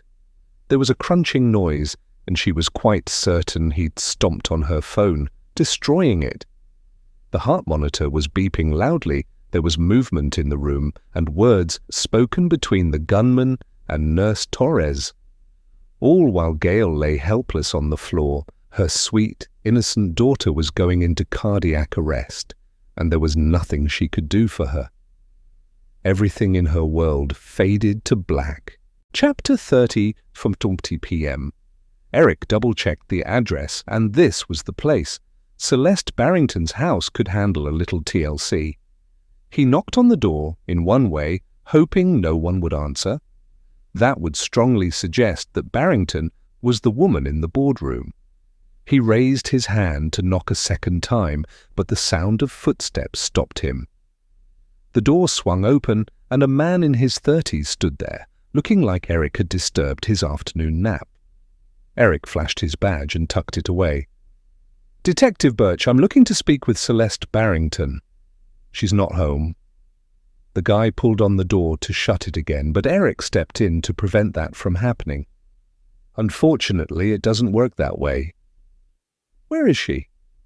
The man held up a hand. "She said she had some job interviews today." A lie to cover her real intention? "Your name and relationship with Celeste Barrington?" "David Galvin, and I'm her boyfriend. What is this about?" "Let's just say I'm not sure I buy that Celeste is on job interviews." "When did you last see her?" "Before I went to work last night, though I felt her get out of bed around 8 a.m. That would have given her plenty of time to get to the hospital. "So, you live here with Celeste?" "That's right." Some people walked down the sidewalk, and it had David looking over Eric's shoulder at them. "We might be best to continue our conversation inside," Eric suggested. "Less distractions." David crossed his arms. "Not until you tell me what this is about." "There's a situation underway at Founders Hospital as we speak. Megan Beale is shut up in a room with others by an armed woman who we suspect is Celeste." Eric let that sit out there. "What? There's no way." Celeste sent a written threat to Ms. Beale, including a clipping of her hair. David gestured for Eric to come into the house and shut the door behind them. "We could sit somewhere, perhaps?" Eric asked, when David didn't offer. David gestured toward the front sitting room, but Eric insisted David lead the way. There were 2 ratty couches. David sat on one, and Eric the other. "Did you know about the threat I mentioned?" David shook his head. "You ever hear Celeste mention Ms. Beale?" "Celeste talks about her a lot. There are times she's going on so much about her I've told her to shut up. Still, though, it's hard to imagine her going to this extreme, and I haven't the foggiest clue where she would have gotten a gun." "There are others with guns too." Eric took out his phone and brought up pictures of the 3 hostage takers. He showed each of them to David in turn. "Do you recognize any of these people?" "I've never seen them." Keys jangled in the front door, and then it opened. "You left the door unlocked, again," a woman yelled out. "That's Celeste." David jumped up from the couch and hurried to the entry. "I'm so happy to see you." "Okay," the woman dragged out. "There's a detective here saying you threatened Megan Beale and that you had her and others at gunpoint inside Founders Hospital. Celeste?" The last bit was pushed out in clear confusion, and that had Eric springing to his feet. Call it cop's intuition, but seconds later it was confirmed. Spot on. Celeste was blazing down the sidewalk. Eric set out after her, bolting past David. He hit the sidewalk and yelled ahead of him, "Stop, MPD!" His heart pounded in his ears as he ran flat out. Celeste passed a woman and yanked on her arm. She fell to the ground, and Eric jumped over her. He glanced over his shoulder, his conscience weighing on him, and saw her getting to her feet. She should be fine. Celeste turned right down a side street, and Eric made up some time. She looked back at him and barely missed smacking into a bicyclist, but the course correction had her arms pinwheeling to stay upright. She lost the fight and crumpled to the ground. She struggled to get her feet under her again, but it was too late. Eric stood over her. "All right, we're going to have a little talk." She clearly wasn't in that boardroom, but he was going to get to the root of why she ran. Was it because of the written threat or something else? Chapter 31, 2:50 p.m. Time had slowed down for Sandra since watching the shooting. She kept superimposing her brother's face on Maddox, but now wasn't the time to get lost in memories or guilt. The phone at Gibson's station rang. It didn't stop Krieger from making a case for breaching. "The guy on the 4th is clearly coming undone," Krieger said. "I don't think this shooting was intentional." She recalled the look on Mickey's face after Maddox went down, how he seemed frozen in shock. She didn't think it was just because he was disappointed to lose his insurance. "I'm with Sandra," Bryce said. "We all saw that Maddox rushed him and the gun went off in their struggle." "Intentional or not, that kid could bleed out right in front of us," Krieger argued. "Is that what we want?" "You know it's not." Her tone was sharper than she intended. She took pride in reining in her emotions, but she was scared for Maddox, Torres, and the Chapmans. If ERT goes in, Jordan Maddox might be saved, but at what cost? How many casualties will result? That gunman is going to start by shooting the people in that room. Sandra pointed toward the screen, where Phoebe Chapman's door was shut. No one said anything. No one wanted an innocent little girl to become collateral damage. "Ah, guys," Gibson spun around in his chair. "That was 911 dispatch. I guess Gail Chapman was on the line after the gunman dragged Torres from the room. The operator was still on the line when the gunman re-entered the room. Soon after, the connection was lost. She said there was a crunching noise before the call was dropped. The gunman destroyed her phone," Neil put out in a hushed voice. "Give me that cell number, Gibson." Sandra needed a break from the live feed of Jordan bleeding out anyhow. She walked back to her workstation, sat down, and called Gail. It rang directly to voicemail. She shook her head for the others. "It is down. I'll try the nurse's station, see if he hears it and answers. I'd like to see if I can lure him out of that room." As she listened to the line at the nurse's station continually ring, her stomach was in her throat. Every second that went by lowered Jordan's chance of survival. After the line transferred to an automated voicemail, Sandra hung up. "He's not answering, or he can't hear. I have no choice but to call the room. That number?" She turned to Luis and he rattled it off. There was no answer. "Now what?" "Do we have a number for Maria Torres, the nurse?" Bryce looked it up and passed it to her. Sandra landed in voicemail after several rings. It could be on silent or not with her. "Employees are encouraged to leave their phones in their lockers," Luis said. "It doesn't mean they do." "Thanks, Luis," she told him. Being told that a few seconds earlier might have been more useful, though she doubted it would have stopped her from trying. She attempted to get through again. This time it went straight to voicemail. "Well, I suspect Torres has her phone on her, but it's off now." Sandra had another card to play with the shot caller. It would be nice to get her reaction to Carmen's name. But before she did, she wanted more information on the shot caller herself. "We have the archived video. Have we tried to see if we can spot the perps entering the hospital?" "Nope." Neil gestured to Louise. Sandra viewed it as a shot in the dark, but they sometimes paid off. Louise worked the mouse, the pointer flying around the screen as he clicked here and there. Thinking we'll start at 9:30. I know the hospital's system went down at 10. A view of the emergency room doors came up on Louise's laptop. Soon after, Carmen Feeney was walking in with the man they knew as Mickey. Just the two of them, Neil said. But we know the other man was already upstairs at that time, being let into the server room. It doesn't look like another woman is with them, or in the immediate area for that matter. Louise spanned out, placing several women in the frame, but they had no way of knowing who they were looking for. Can you bring up the video from the 8th floor, Louise? Say, around 9:45, she asked him. We might get a look at our shot caller. 1 second. Louise switched things over and brought up that footage. The camera covered the elevator doors. At 9:55, a few people walked off, including a woman in her late 30s, early 40s. Plain, average height, brown shoulder-length hair. She was wearing a light jacket and sunglasses.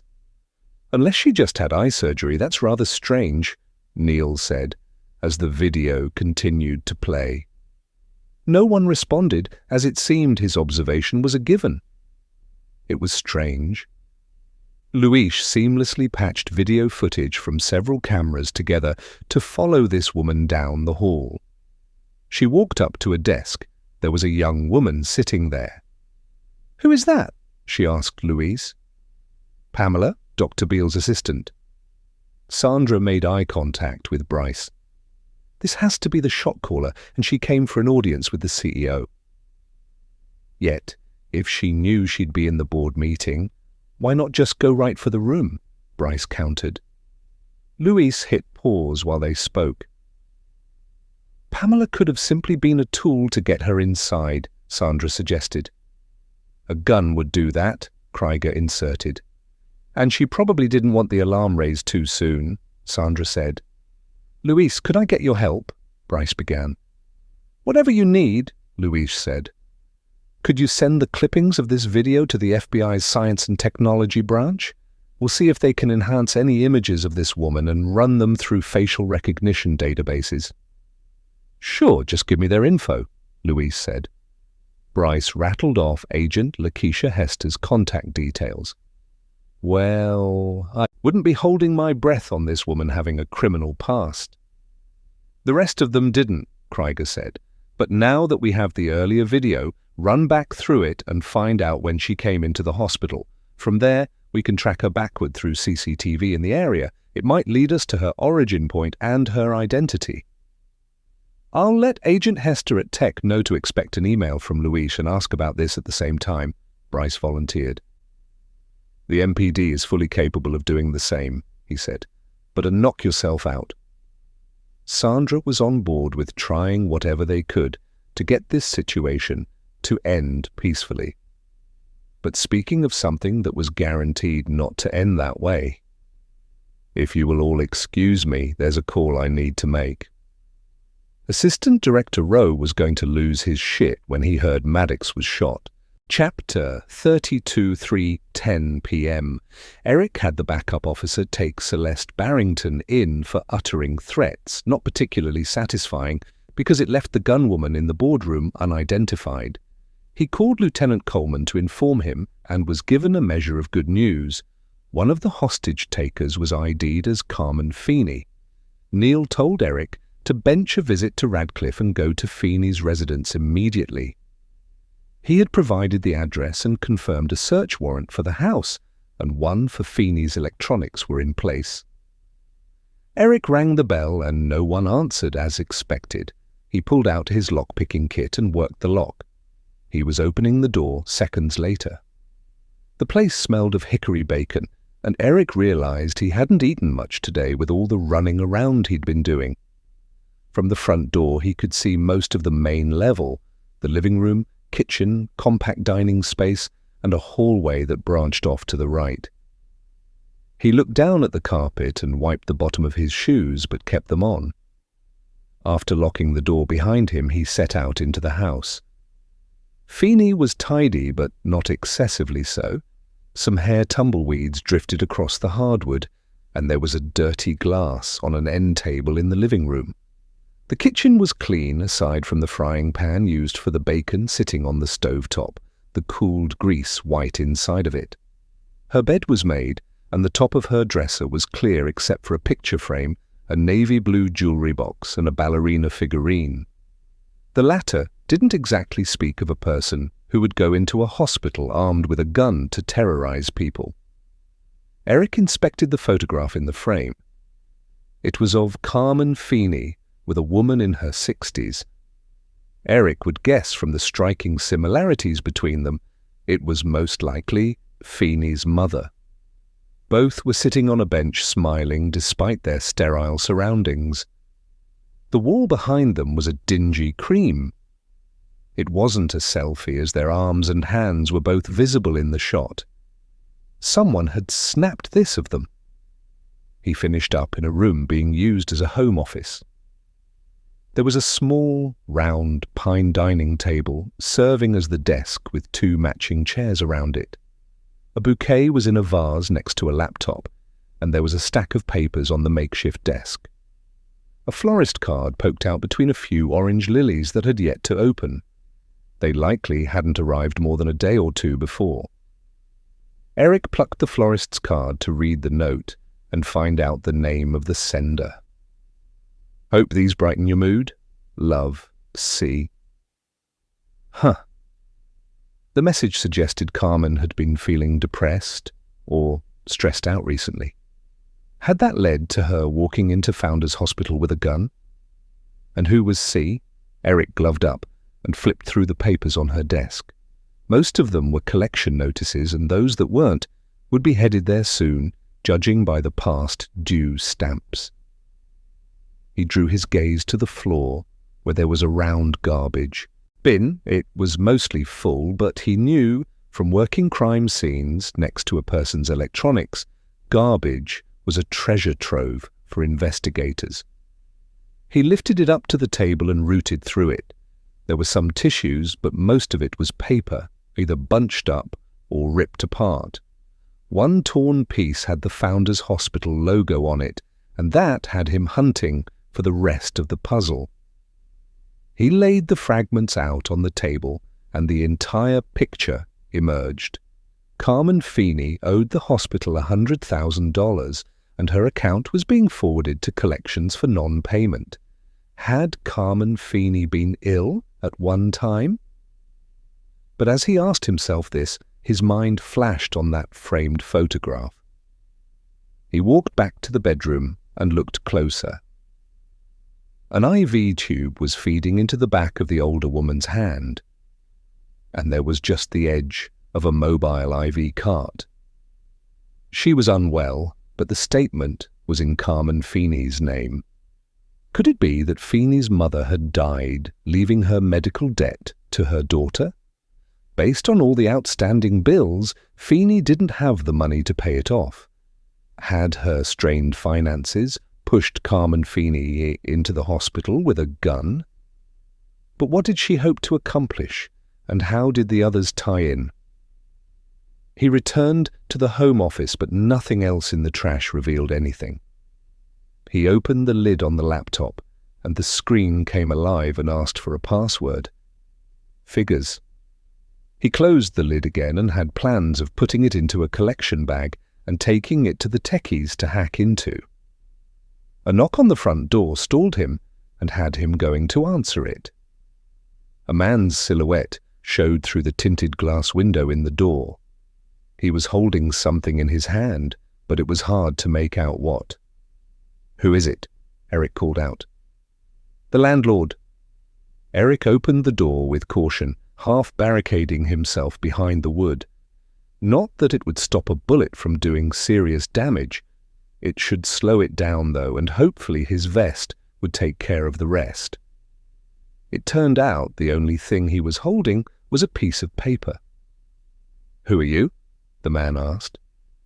"I received a phone call from a neighbor that a man was seen breaking into this home." In that case, you should have called the police, sir. The man blanched, a flicker of fear shadowing his eyes. But there's no need to be concerned. I am with the police. Eric stepped out from behind the door, not sensing any threat from the man. The man was easily in his 60s and carrying some extra weight. Detective Birch, and I'm executing a search warrant on this residence. A search warrant? Whatever for? Carmen's in trouble with the police. She's inside Founders Hospital with a gun. You could say that, sir. Oh my, that doesn't seem characteristic of her. The man's shoulders sagged. Eric stepped back. Why don't you step inside and we'll talk in here? The man did so without a word. What is your name? Eric asked him. Garth Delian.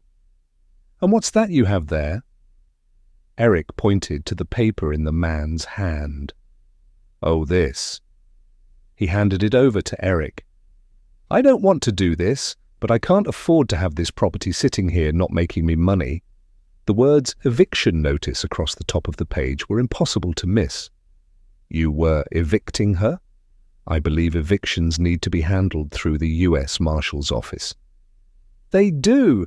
This is just a letter from my lawyer's office threatening eviction. I was hoping that it would shake her up enough that she'd pay me. How far behind is she? 6 months. She wasn't taking my phone calls anymore or calling me back.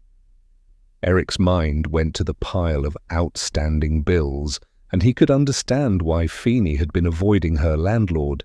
She had nothing to give him. But she used to communicate with you? Yes, she was always respectful and pleasant. That's why I handed over the keys to her, but she hasn't been the same in months. Would you please tell me what's going on here? I'm not comfortable saying any more than I already have. Not to her landlord. How well do you know Carmen? Not terribly well. I live on the next block and we don't talk much. Especially recently, as I told you. In the past, though, she's always been kind. Something changed her. Do you know what? No. Eric considered getting the picture to show Garth, but from his statement he didn't know Feeney well. It was unlikely he'd be able to identify the older woman. Though Eric asked, she received flowers from someone with a name starting with C. Any idea who that might be? Colton, maybe. And who is he? Her boyfriend. He lives 2 doors down from me and I've seen Carmen visiting. He's in the blue house. Do you know how long they've been involved? I think I first saw her there at least a year ago. But you know how time goes. It could be longer. Eric pulled out his phone and showed Garth pictures of both gunmen. One looked closer to Feeney's age, while the other man looked as old as the landlord, but that didn't necessarily mean anything. Are either of these men Colton? No. And neither look familiar to you? They didn't come around here. As I said, I don't live close enough to see all the comings and goings here, so I really couldn't say. Fair enough. Do you know Colton's last name? Eric thought he'd ask, even though Garth already told him where to find Colton. I couldn't tell you. Well, thank you for all your help. Uh-huh. Garth turned to leave, pivoted around again. She is okay, though, right? She didn't get herself in so deep that there's no turning things back around. Eric couldn't assure that, and settled on saying, Time will tell. Garth stood there for a few seconds, nodded, and then left. Eric called Lieutenant Coleman. As he listened to it ring, the pieces were coming together. Feeney had to know she was getting close to being evicted. Had that been the final breaking point for her? Chapter 33, 3:10 p.m. Maria Torres kept seeing it over and over. Jordan flying backward to the floor with a piercing scream, the blood spraying from his body, and how warm it was when she put her hand over the wound. She turned that hand over and looked at her stained palm. Jordan's blood. She seethed, staring at the monster responsible across the room. He was in Gail's face, but Maria had never been so full of hatred in her life. He'd shot the man she loved right in front of her. Jordan was only trying to protect her, and she hadn't even much of a chance to assess the extent of Jordan's injuries before she was yanked away. But all that blood, it was all she could see, and he was struck in the lower waist to his left. The bullet could have pierced his intestines. If so, he was certain to die without immediate help. She couldn't even let herself think that could happen, as if by loving someone so much you could grant them immortality. But surely help had to be coming soon, though maybe that was also wishful thinking. The earlier instances of gunfire hadn't brought the police running in. It felt like they were on their own. She couldn't hear Jordan's cries in the hall anymore, and she feared the worst, that she had lost him. "Hey, aren't you going to do anything?" The gunman was staring at her, but she didn't know what he was talking about. Between thoughts of Jordan, she was too busy fantasizing about this man's demise. But if she hurled herself at the man, all nails and teeth, like a rabid animal, she'd likely get herself shot. And as long as Jordan possibly drew breath, she'd summon the courage to carry on for him and their baby. "Hello?" The gunman sped across the room and stood inches in front of Maria and snapped his fingers in her face. She was frozen, numb. She took in the world around her. Gail on the floor, her face swelled, and her phone smashed next to her. "Do something or she's going to die," he yelled. Then it was as if she were awakened from a trance. A piercing noise struck her ears. The heart monitor was sending off an alarm. Phoebe! The little girl was turning blue. She would die without Maria's help. She backed up, and her heels hit against the wheels on the defibrillator cart. "Do something!" Maria quickly pushed the cart across the room to Phoebe's bedside. She primed the unit and readied herself with the paddles. "Do something!" The words were haunting, tempting, and challenging. She put the paddles on the child's chest. Once the charge built, she called out, "Clear!" Phoebe's little body jolted from the bed. She was so fragile, her heart so weak that every time she had to be resuscitated, her chances of survival diminished. "Do something!" Maria stepped back and watched as the girl's breathing evened out. Maria set the paddles back onto the unit. One of the handles was smeared with blood. Jordan's blood. Do something.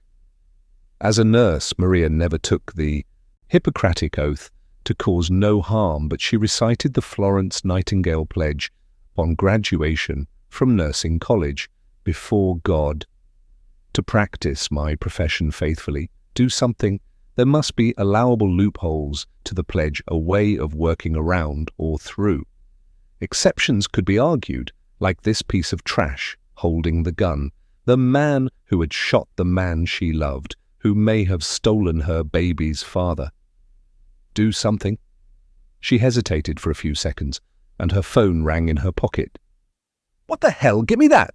the gunman barked at her. "Now!" She gave him her phone and watched him turn it off and push it into his pocket. "Do something!" With the man distracted, she grabbed the defibrillator paddles and charged them again. "What are you doing?" The man was standing close behind her. She turned. His arms were down at his sides, with the muzzle of his gun facing the floor. Even if he fired the weapon, it was of no threat to those beneath them. The levels were separated by concrete. Maria pushed the charged paddles against the man's chest. Chapter 34, 3:30 p.m. Elwood's swearing was still pounding in Sandra's head. To say he hadn't taken the news about Jordan Maddox being shot well was an understatement. Elwood confided in her he had no intention of sharing this with the FBI director, unless the situation became fatal. She appreciated that, but didn't relish being part of the conspiracy. The truth had a way of getting out, and if Maddox died, the director would be out for heads. She imagined Eileen Maddox spearheading the campaign. I remember people who break their word. Sandra tried calling the boardroom a few times, but the shot caller let it ring. The silence was unsettling, and that might be why Sandra jumped when Neil's phone rang. "It's Detective Birch," he told everyone, and put the call on speaker. "Everyone's here, Detective," he told Eric. "Hit us with some good news, please. We're in desperate need of some." "I've got an update on Feeney that you'll want to hear. I'll leave it up to you to decide just how good it is." Eric laid everything out, and as good as it felt to hear his voice, Sandra wished he was coming to them with more. As if he heard her thoughts, he added, "I wish I had more." "It's a start," Neil said. "It will be good to know what the boyfriend has to say, and get that laptop over, Eric. Or I can send a unit for it. The department's already spread thin. I'll bring it over as soon as I can." Neil thanked him and ended the call. At least Sandra had one thing to look forward to, seeing Eric's face. Feeney has money problems and owes a large sum to founders. That doesn't seem to be inconsequential considering where we're at today, Sandra said. Is this all about money? I'd say there's a good chance, Bryce said. The statement about fat cats lapping up the cream. Now we know one of the 4 perps owes the hospital, maybe the rest do too. But without knowing who she is, anything we talk about is theory and best guess, Sandra said. Bryce had given them bad news before Eric's call. Lakeisha Hester from the FBI Science and Technology branch couldn't clear up any shots of the mystery woman to run through databases.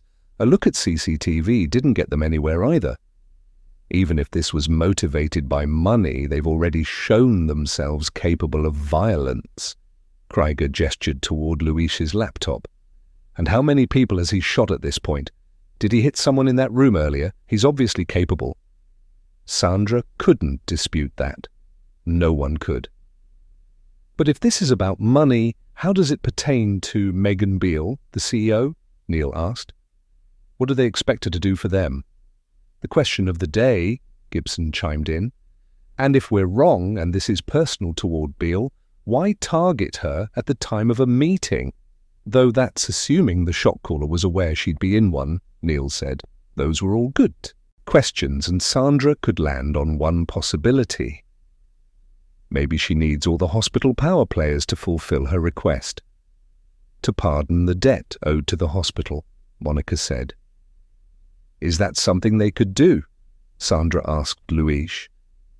Technically, I suppose so, but they wouldn't, or it would open the hospital up to this type of terrorism all the time. They all fell silent at the emergency director's words.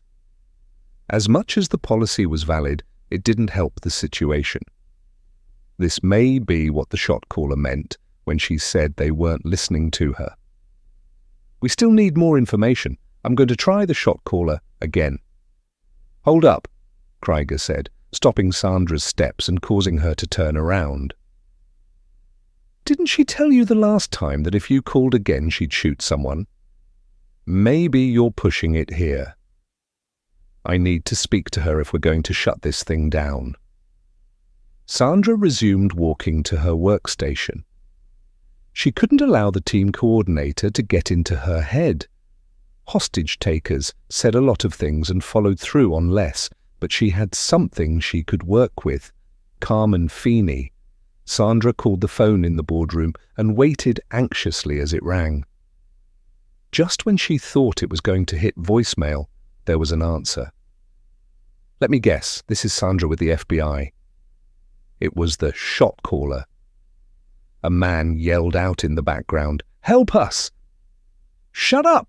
the shot caller roared. Even with a gun, she was still losing control of the people in that room. Please, you obviously came here today for a reason. Maybe this is about money. One of your friends who is there with you today, Carmen Feeney, owes the hospital a lot. After a few beats, she said, How do you know about Carmen? We were able to identify her. That was all that Sandra was disclosing. To tell her that a detective was rooting through Feeney's life to find a connection to the rest of them wouldn't be a smart move. I told you I'd shoot someone if you called again. You told me you're prepared to do what you have to do, but killing someone? I'm not so sure. Your friends aren't bad people. Carmen had said she wasn't friends with her fellow accomplices, but Sandra hadn't tried this approach yet with this woman. They knew for sure that Carmen Feeney didn't have a criminal record, and it was likely the same carried over for the rest. The woman remained mute. Sandra continued. You can tell a lot about a person by the company they keep, their friends. Who said we're friends? It was a weak protest at best. You came here today with her. You must trust her and the others. Silence. Your one friend isn't so good, though. Sandra let that dangle there, deciding it was finally an advantageous time to disclose Mickey's actions. What are you talking about? The woman eventually asked. He shot a doctor on the 4th floor. This person is bleeding out and needs treatment. Sandra held back Maddox's name intentionally, and she never mentioned the young girl in need of a new heart. She couldn't know how this woman would respond. In a way, the child's fate was out of her hands, out of her control. But one of her friends had shot someone. Possibly more than one, another tidbit Sandra didn't share. There was ruffling on the other end of the line and sniffling. Bryce wrote on a note, sounds distressed by this news. That wasn't part of the plan, was it? Someone getting hurt? Sandra said. No, but I told you we would do what we must. Well, he didn't need to do that. And what he did doesn't need to affect you. You can still walk away from this. No, I'm not ready to let them off that easy. They need to start listening to me, but it's like I'm invisible. They don't see me. I don't matter to them. Fat cats. She spat the condemnation, and that term reared up again. It almost sounded like she'd been brainwashed. You don't matter to them? No, I'm just a number like everyone else that comes through those doors. Well, I'm listening to you. Who are you talking to in there? Can you tell me their names? I don't know all of them. Just Megan Beale and Murray Berkshire. Sandra remembered the name from Luis's recap of the board of directors, but she looked at Gibson. He nodded, seeming to have received the unspoken request she'd want information when she got off the phone. Could you find out the names of the others in the room? Why? I'd be able to let their families know they are okay. Can I do that? Everyone's fine and okay. Say your name, one at a time. You start first, the woman told those in the room, and Sandra imagined her pointing someone out. Every name felt like a victory. That was great. She allowed time for the woman to volunteer her name, but she didn't, and Sandra didn't think it was wise to push her. You can trust that I'm going to bat for you, but I'm not going to lie. Since your friend shot that doctor, it's getting more difficult to hold ERT back from storming in there. Can I tell them you're willing to surrender and come out peacefully? No way. Not until we get what we want. With that, she hung up. Sandra had pushed too hard, and it blew up in her face. You did your best, Bryce assured her. We all know who Megan Beale is, but Murray Berkshire is the CEO of Bright Future LLC, Gibson said. The company specializes in oncology drugs, including, but not limited to, chemotherapy drugs. Gibson updated the board with key takeaways from the call. Hostages ID'd in boardroom 8th floor special interest in Beale and Berkshire.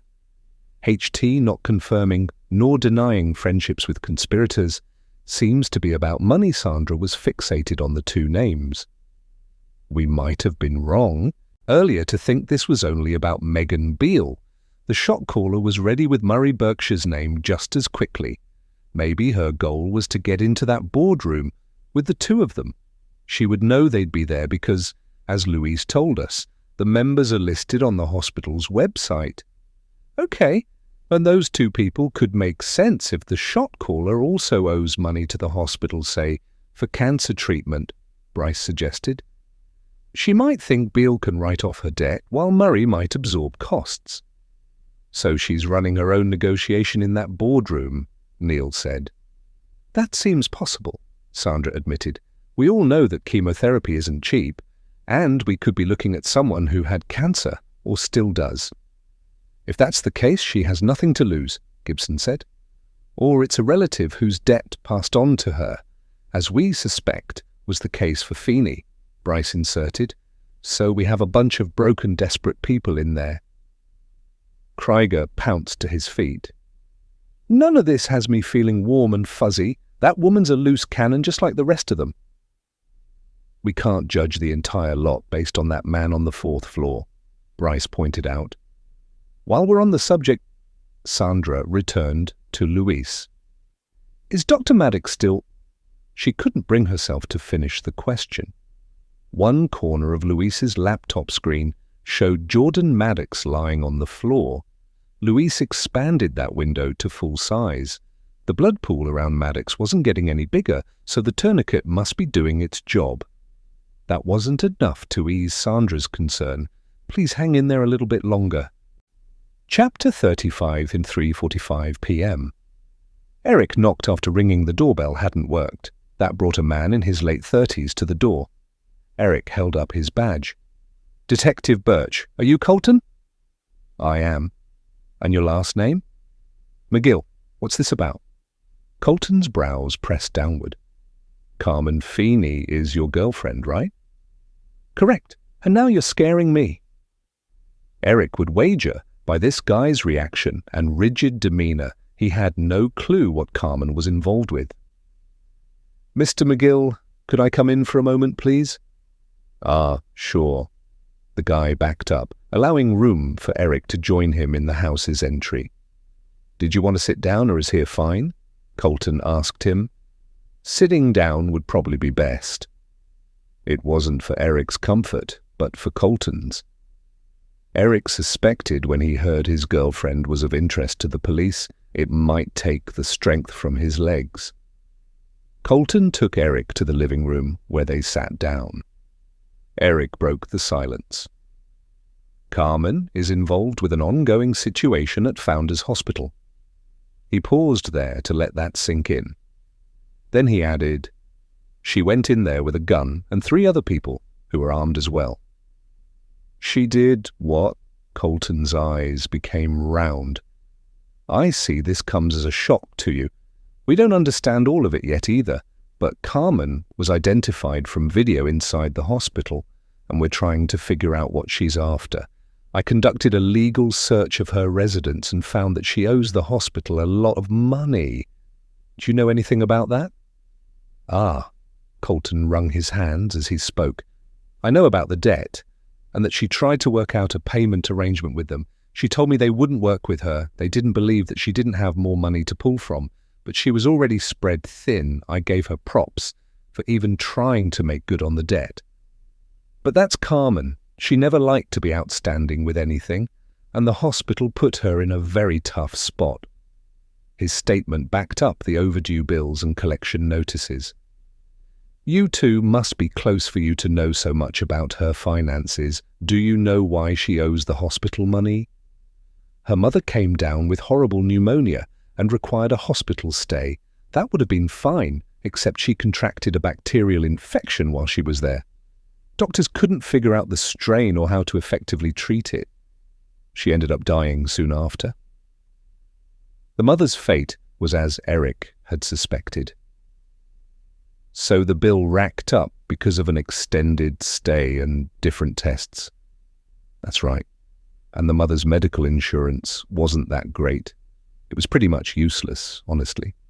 Carmen wanted to sue the hospital, but she was so distraught. She and her mother were close, so I took it upon myself to speak to a lawyer on her behalf. They told me the case against the hospital wouldn't go anywhere, but clearly their protocols or whatever weren't up to snuff. People always wanted someone to blame after losing a loved one. Was today about Carmen holding Founders Hospital accountable? When did she lose her mother? 10 months ago, when Carmen realized she'd have to pay her mother's bill. She had a massive panic attack and her mental state and outlook haven't improved much since. That's why you sent her flowers recently. Colton smiled.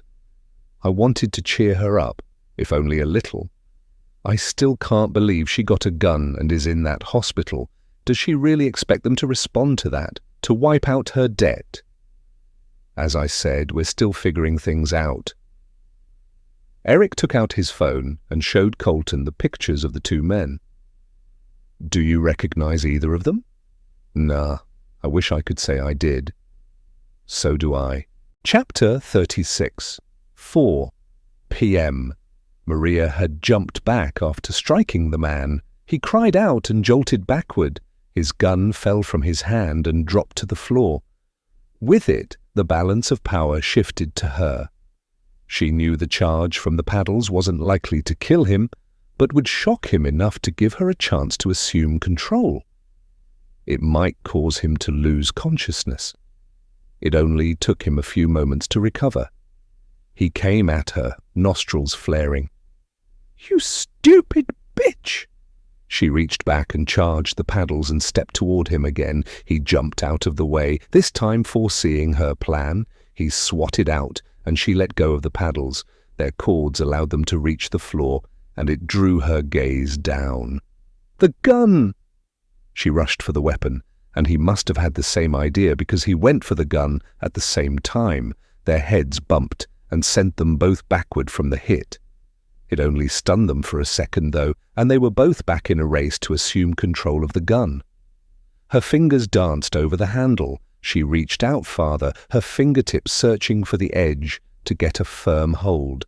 Just as she was about there, she heard it, the charge of the defibrillator. There was only one reason that she'd been able to get so close to the gun. He'd allowed her to. The man was getting ready to repay her kindness. She saw the shadow of him before the actual man himself. If she got shocked by the machine, she was likely to live, but it would probably kill her baby. He was blocking her path to the gun now. She rolled to the left, putting even more distance between herself and the weapon. He trailed her as she squirmed across the floor. There was nowhere for her to go but into a corner. But if she was down here, she was safer. Instinct had her wanting to cocoon, to make herself small. Less of a target. She tucked into the corner, drawing her knees to her chest. He wrestled with her, trying to expose her chest. While he might have shot the man she loved, there was no way she'd let him hurt the baby inside of her. She pushed out her legs as hard and as fast as she could, aiming as high on his body as she could. Her kick impacted him in the crotch, causing him to scream, and sent him stumbling backward. But the strike didn't set him back for long. He came at her again, the paddles still very much a threat. She dropped lower, crawling across the floor toward the gun, but it was gone. Where the— "Leave her alone, you shit!" Gail was back on her feet, swaying the gun in her hand. The man roared, "I'm getting sick of you two!" The feeling's mutual. Maria grabbed the defibrillator itself. Its weight of less than 20 pounds made that possible, while it should also be enough to cause some damage if wielded just right. He was mid-turn when she raised it and smashed it into the side of his head. One yelp, and he was a heap on the floor. The cords on the paddles had them springing back toward the unit. Maria stood there in silence, as did Gail across the room. The only noise was their deep breathing and the hum of the heart monitor tracking Phoebe's heart rate. "You saved my baby." Gail took a step toward the bed and swooned, reaching for the rails with her free hand. "Be careful." Maria jogged to her side to steady her balance and took the gun from her hand. She set it in the waistband of her pants. "You might have a concussion from your fall. Let me see your eyes." Gail faced her, and Maria did a brief test. "You're going to be fine," Maria told her, and pocketed her penlight. "But you took a nasty fall." Gail touched her jaw. "Not to mention that man smacked my jaw." "Okay, but it's not broken. or there's no way you could stomach talking right now. You will be all right. He shot your baby's father. Maria met Gail's gaze, not sure what her goal had been in making that declaration. The effect had Maria running cold. And I will get to him, but first we need to do something with him so he's no longer a threat. She nudged her head toward the gunman. He's not dead, Gail whimpered. His chest was still rising and falling. He's just out cold. Not that she trusted he'd stay down for long. Gail rubbed her arms as she stared at him. But he can't hurt us anymore. Maria could see that Gail was in shock, likely still reeling from her fall. Even Maria was uneasy, having been terrorized by this man. To see him inert was almost difficult for her mind to accept. Still, a voice of caution told her she had to snap out of it. We need to move him. Gail looked at her, rubbing her throat. Move him? Move him where? It was a good question, but Maria had one idea. There's a storage closet down the hall. It locks from the outside. Gail licked her lips. So if he comes to, then he can't get out? There was a release latch inside if one knew where to look. Maria wasn't going to obsess about that right now. Besides, they'd have his gun. Just help me, Gail, please. She desperately wanted to get this man dealt with so she could get back to Jordan. Both went over to the man, and they each hooked an arm under one of his and tugged. The man barely budged. He's so heavy, Gail said, straightening out, and she put a hand to her forehead. Maria studied the woman. She was still recovering from her fall, and her left cheek and eye where she was struck were swollen and turning purple. There was no way she could physically drag this man down the hall. Maria pressed the gun back into Gail's palm. If he moves... She didn't want to put the rest into words, as if that made her thoughts more an intention and a sin. Gail licked her lips and nodded. I know what to do. I'm going to find a wheelchair to bring back here. We'll load him on it and use it to get him to the storage room. Maria left the room without looking back. Her heart was pulling her toward Jordan, and she couldn't resist checking on him. She was going toward the nurse's station that way anyhow.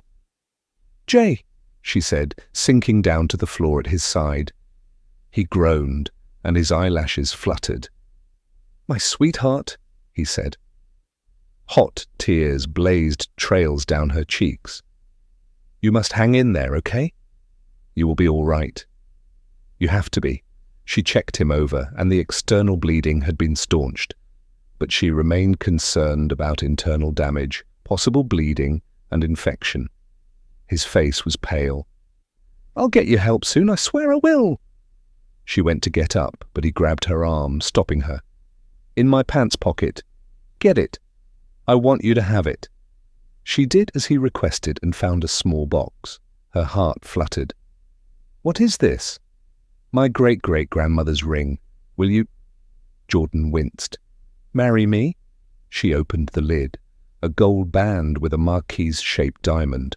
Fresh tears spilled down Maria's cheeks. She'd been prepared to reason with him, assuming his text was sent out of desperation, as if he expected he would die today. But he had the ring in his pocket. He'd come to work, prepared. Was he intending to ask her today anyhow, maybe after work? Jordan squeezed her leg, and she took the ring from the box and slipped it on her ring finger. Yes, Jordan Maddox, I will be your wife. She leaned over and kissed him. I'm sorry, though, I must go, but I'll be quick. She tapped another kiss to his lips, but forced herself to move before her emotions paralyzed her any further. She was torn between her charge, that of Gail and Phoebe Chapman, and the man she loved. But as long as the gunman was breathing, he remained a threat. He'd have come with friends, too, who might want revenge. She ran toward the first wheelchair she could see and marched with it down the hall to Phoebe's room. Her heart was pounding as she rounded the doorway. Her fears had her imagining the man was back on his feet and that he'd overpowered Gale and held the gun again. Maria entered the room. The man was still on the floor, where he was when she'd left. Gale ran over to Maria, and the two of them worked to hoist the man's dead weight off the floor into the wheelchair. It was intensive labor, and even Maria was heaving for breath. Her job as a nurse had made her strong, conditioning her to lift a patient's weight. She suspected this scenario had more to do with the risk and her innate fears. Jordan was so pale, and he was drifting. She spun the ring on her finger. Was she going to get the chance to walk down the aisle and marry the man she loved, or was the bright future they had planned going to combust to ash? Chapter 37:04:05 p.m. Sandra was gathered with Bryce, Krieger and Neil around Luis and his laptop. Live video from the 4th floor was playing out on the screen. Nurse Torres had just come out of the Chapman room and was hustling toward Jordan Maddox. She kept giving furtive looks over her shoulder. "Where's the gunman?" Bryce asked. "Did you see him leave the Chapman room earlier?" Luis shook his head. "No one has come or gone from that room since we all watched them go in there. That is, until now." Sandra kept her gaze on the screen. "What does she think she's doing?" Krieger asked. Sandra was wondering what had happened in that room that allowed Torres the freedom to go to Maddox's side. Nurse Torres sat on the floor next to him, and the two had what appeared to be a tender exchange. She then took something from his pocket. A small box. "He's proposing," Sandra said, stunned. "From the looks of it, she accepted," Bryce said. But the engagement glow didn't last for long. Torres got up and grabbed a wheelchair, but instead of loading up Maddox, she pushed it back into the Chapman room. "What the? I thought she was going to move Maddox," Neil said. "This ought to be interesting." Krieger crossed his arms and leaned forward, concentrating on the screen. Nothing happened for several minutes. When it did, everyone pulled back. Torres was wheeling the gunman out of Chapman's room. His head was slumped to the side, suggesting he was unconscious. The fact Torres left Maddox suggested the gunman was still alive and a potential threat. Torres went out of sight of the camera, but Luis was quick about transitioning to another one. "Any idea where she might be taking him?" Neil looked at Luis. "Not a clue." Meanwhile, on the screen, Torres stopped in front of a door and pressed in a code on a keypad. She left the gunman in place while she propped something against the door to keep it open. Then she wheeled the gunman inside and shut the door. "What is that room?" Krieger asked. "A supplies storage room, some stationery, but also medical supplies such as gloves, needles and bandages. It locks automatically when it's shut. There is a release switch inside, though, if one knows where to look. Guess the nurse just did our jobs for us and cleared the 4th floor," Krieger said. Sandra feared he might be getting ahead of things. "Just 1 floor," she stressed. "We still have Feeney armed on the 2nd, Bryce pointed out. "And I haven't seen her in a while," Luis said. "She went into a restroom hours ago and hasn't come back out." "Then we have 2 of 4 taken care of," Krieger said. "We move in while someone continues to monitor the live feed to alert us if she comes out." "What about the guy on the 6th floor?" Luis clicked some buttons, but the screen was blacked out. "What's going on? Fix it." Krieger thrust a pointed finger toward the screen. Luis brought up older footage, and they discovered the origin of the problem. They watched as the gunman went around and disabled the cameras. "Yeah, there's nothing I can do about that," Luis said. "We thought this guy was a techie, given how he disabled the hospital's phone system," Bryce said. "But there's nothing that techie about unplugging the cameras or slicing the wires." On the screen, the man had acquired a ladder and was pushing up near the cameras. He was likely lifting the ceiling tiles to get to the wires, but for every 2 steps he took up the ladder, he stepped back 1 until he got all the way up. Well, it seems he has a type of compulsion disorder. Sandra shared what she observed with the others, not sure how to use it with negotiations, though. She couldn't even get him on the phone. Luis switched the feed to the coverage of the 4th floor. Torres was back at Maddox's side, and there was another doctor with them. She must have gone to get a doctor for him. Sandra hoped it would be enough to give Maddox the chance of pulling through this.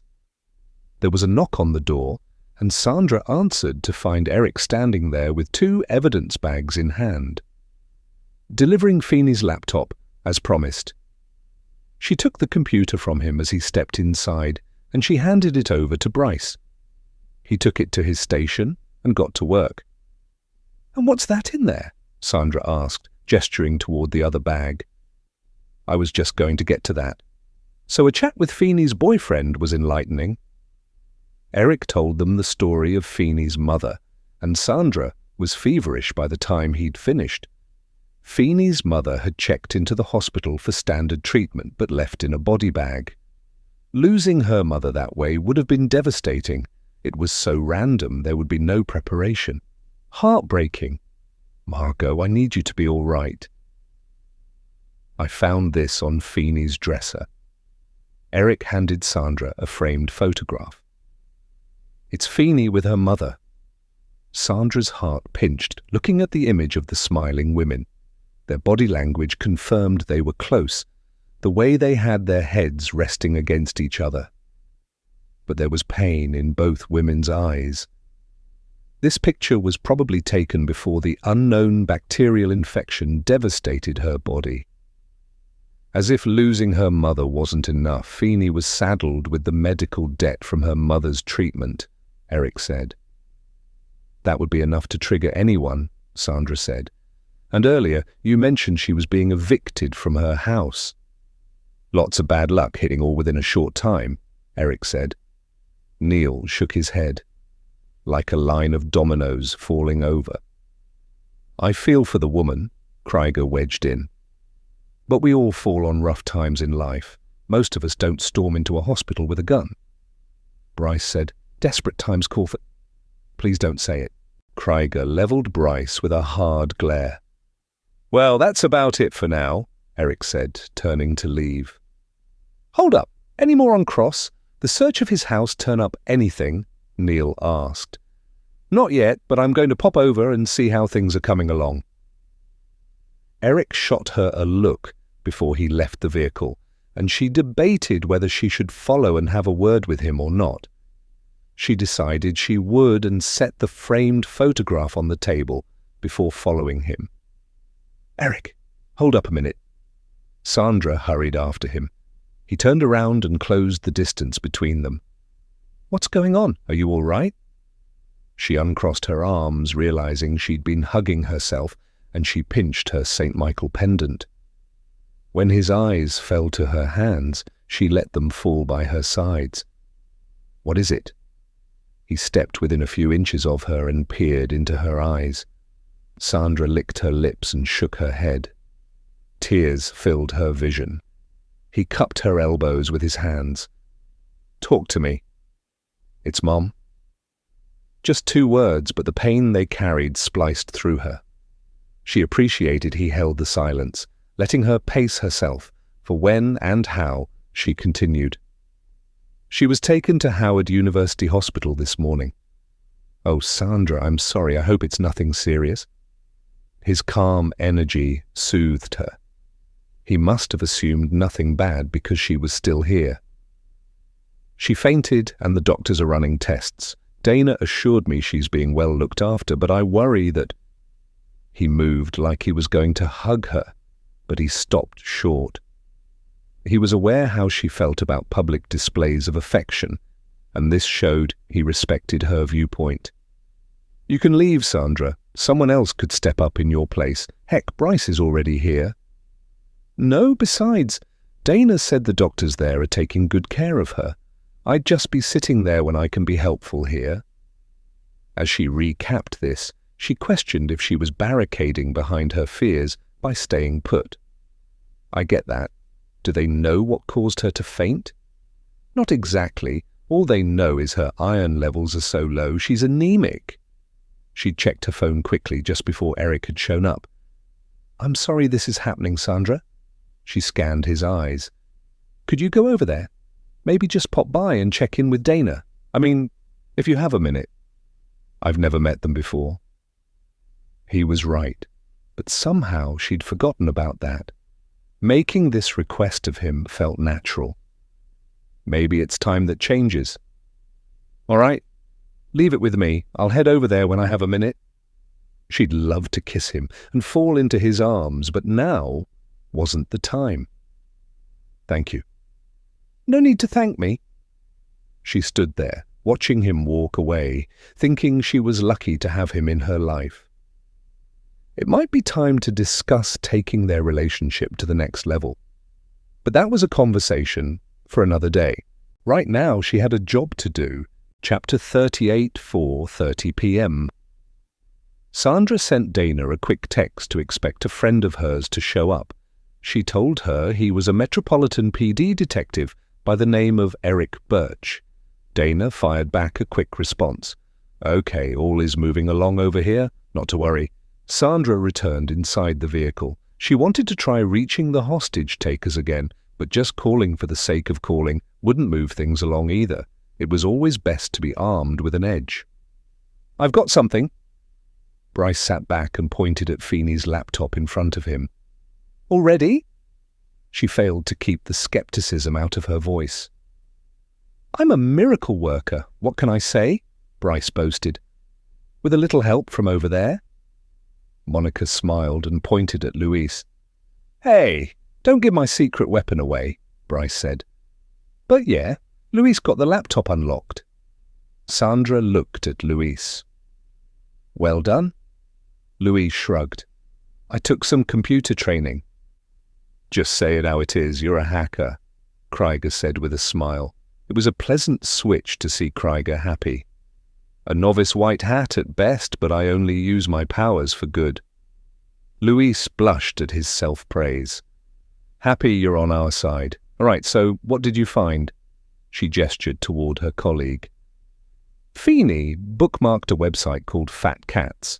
It's a forum with chat rooms for people to voice their complaints against big companies, corporate America, Bryce said. It sounds like less of a coincidence that our shot caller referred to the people in the boardroom as fat cats licking up cream, Sandra said. Agreed. One of the chat rooms is specifically for people who owe money to Founders Hospital. Feeney has an account with the site, the logon parameters auto-fill in, and her handle is drained dry. She interacted with 3 other members in this chat room, responding to their comments, and they hers. Their handles are Alaya Princess, Broken Bridge, and Angry Welleven. It didn't take effort to do the math on that. 4 people, that can't be a coincidence either. Neil shook his head. And that first one you mentioned, Bryce, would likely be a woman. By process of elimination, Alaya Princess could be who is holed up in that boardroom. I can get a warrant rolling and submit the request to the website to release their information, Gibson volunteered. Krieger pointed at Gibson. Get on that ASAP. The information officer got on the phone. I don't like the sound of Broken Bridge, as in there's no going back. Monica weighed in. Does he plan on walking away from today? Sandra kept her thoughts to herself, as it was far too early to voice her theory. But to her that sounded like a name a mature man would give himself rather than a 20-something. The rash action taken by the man on the 4th floor could support what Monica just suggested. Let's hope they all do, Neil said. We don't need anyone going out in a blaze of glory and taking people with them. Bryce glanced at Sandra, and she caught the message in his eyes. He wasn't one for hyperbole. Going back to the website, from the look of it, private messaging isn't an option. So we still don't know how they conspired today, Sandra said, assuming these 4 are the ones inside. Which I'd say the chances of are pretty good, Neil offered. Sandra nodded.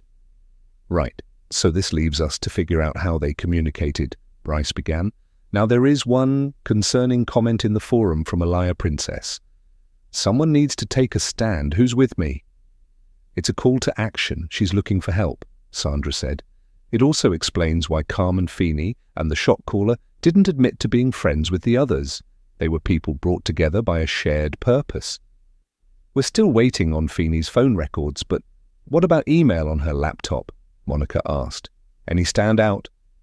No, I looked in there first, Bryce said. They could have been deleted and they started communicating over the phone. Sandra turned to Neil. Speaking of, where are we with Feeney's phone records? I'll follow up on that, Neil told her, and pulled out his phone to put the call through. Save yourself the trouble, Gibson blurted out, just after ending his call to a judge about the website. The report for Feeney's call history just came in. Give me a few minutes to look it over. Everyone in the vehicle remained silent, and Sandra debated contacting the shot caller and using the name Alaya. But until she had proof that she was the woman in that room, it was best not to go that route. All right, we might have something, Gibson said. Obviously I can't see the content, but Feeney had a conversation with 3 other people. Let me see if I can find out who the numbers are registered to. He typed on his computer. A few moments later he was saying, Shane Perkins, Tom Sparling, and a 3rd number that's a burner, doesn't appear to be in service now. Sandra would wager it belonged to the shot caller on the 8th floor. Perkins is 26, single, works for a .com company, Gibson said. That confirms what we thought. He's a techie, Bryce said.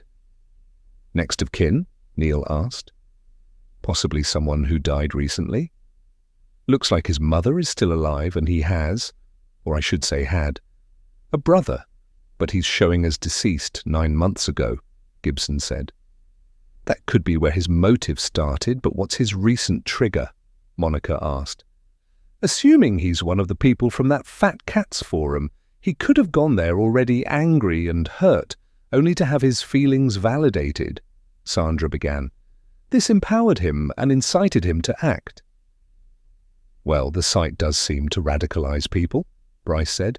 One chat room on there is called What You'd Like to Do, and it encourages people to share revenge schemes.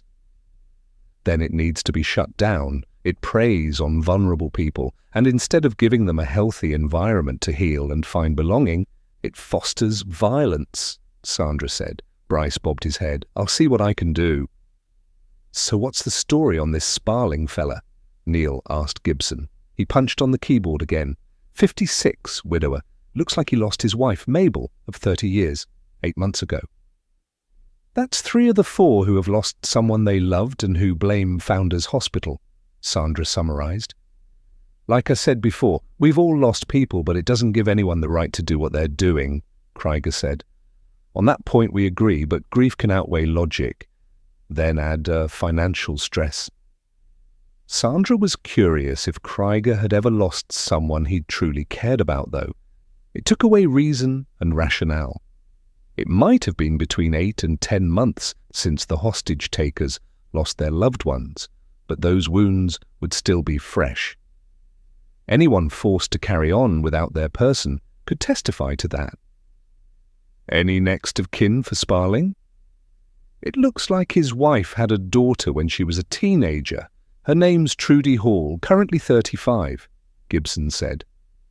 And her birth father? Neil asked.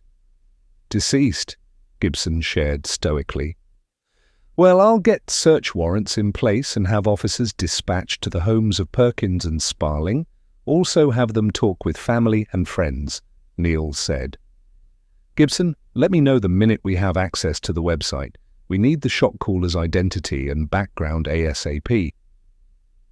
I'm going to try Perkins's cell phone, Sandra said, and got in position to do that. She listened to the line ring several times before her call was flipped to voicemail with a generalized robotic greeting. She hung up and tried him again. This time it went right to voicemail. He just turned his phone off. "Then we're 3 for 3 for, really considering the woman on the 8th floor isn't talkative," Krieger said. Sandra could feel the team coordinator was getting restless. If she couldn't get someone inside to talk soon and surrender, things were bound to get worse before they got better. At least she had an edge to work with the shock caller. She had the names for her 3 buddies now. Whether or not the woman knew their real names didn't matter. But there were 2 sides to sharing that information. It might make the shock caller feel they were moving in on her and push her to do something drastic. Or it would help her see that there was no way out of this but to surrender. It wouldn't be long before they knew all about her, too. Sandra would give the strategy some more thought before she did anything. Chapter 39, 4:50 p.m. Eric had popped by Howard University Hospital before heading over to Stevie Cross's residence. While his relationship with Sandra was serious enough, it felt past time to be meeting the woman who meant so much to her. He'd heard the stories about how Margot and her husband adopted Sandra and her twin brother when they were 12 years old.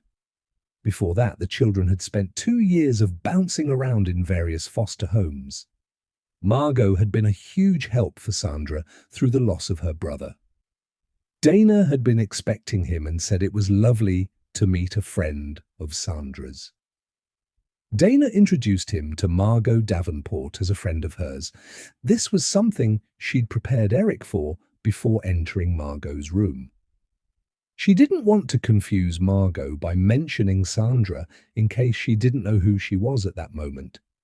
Eric had known before from Sandra that Margot had Alzheimer's, but he wasn't prepared for what he saw. Doctors had run their battery of tests, and they had visibly taken their toll. The results still weren't in, and that fact twisted a knot in Eric's stomach. Sometimes delays could result from backlogs in the lab. It could also be that the results were clear, and doctors were left scrambling to figure out what to suggest for treatment. But it was the third possibility he could conceive that filled him with dread.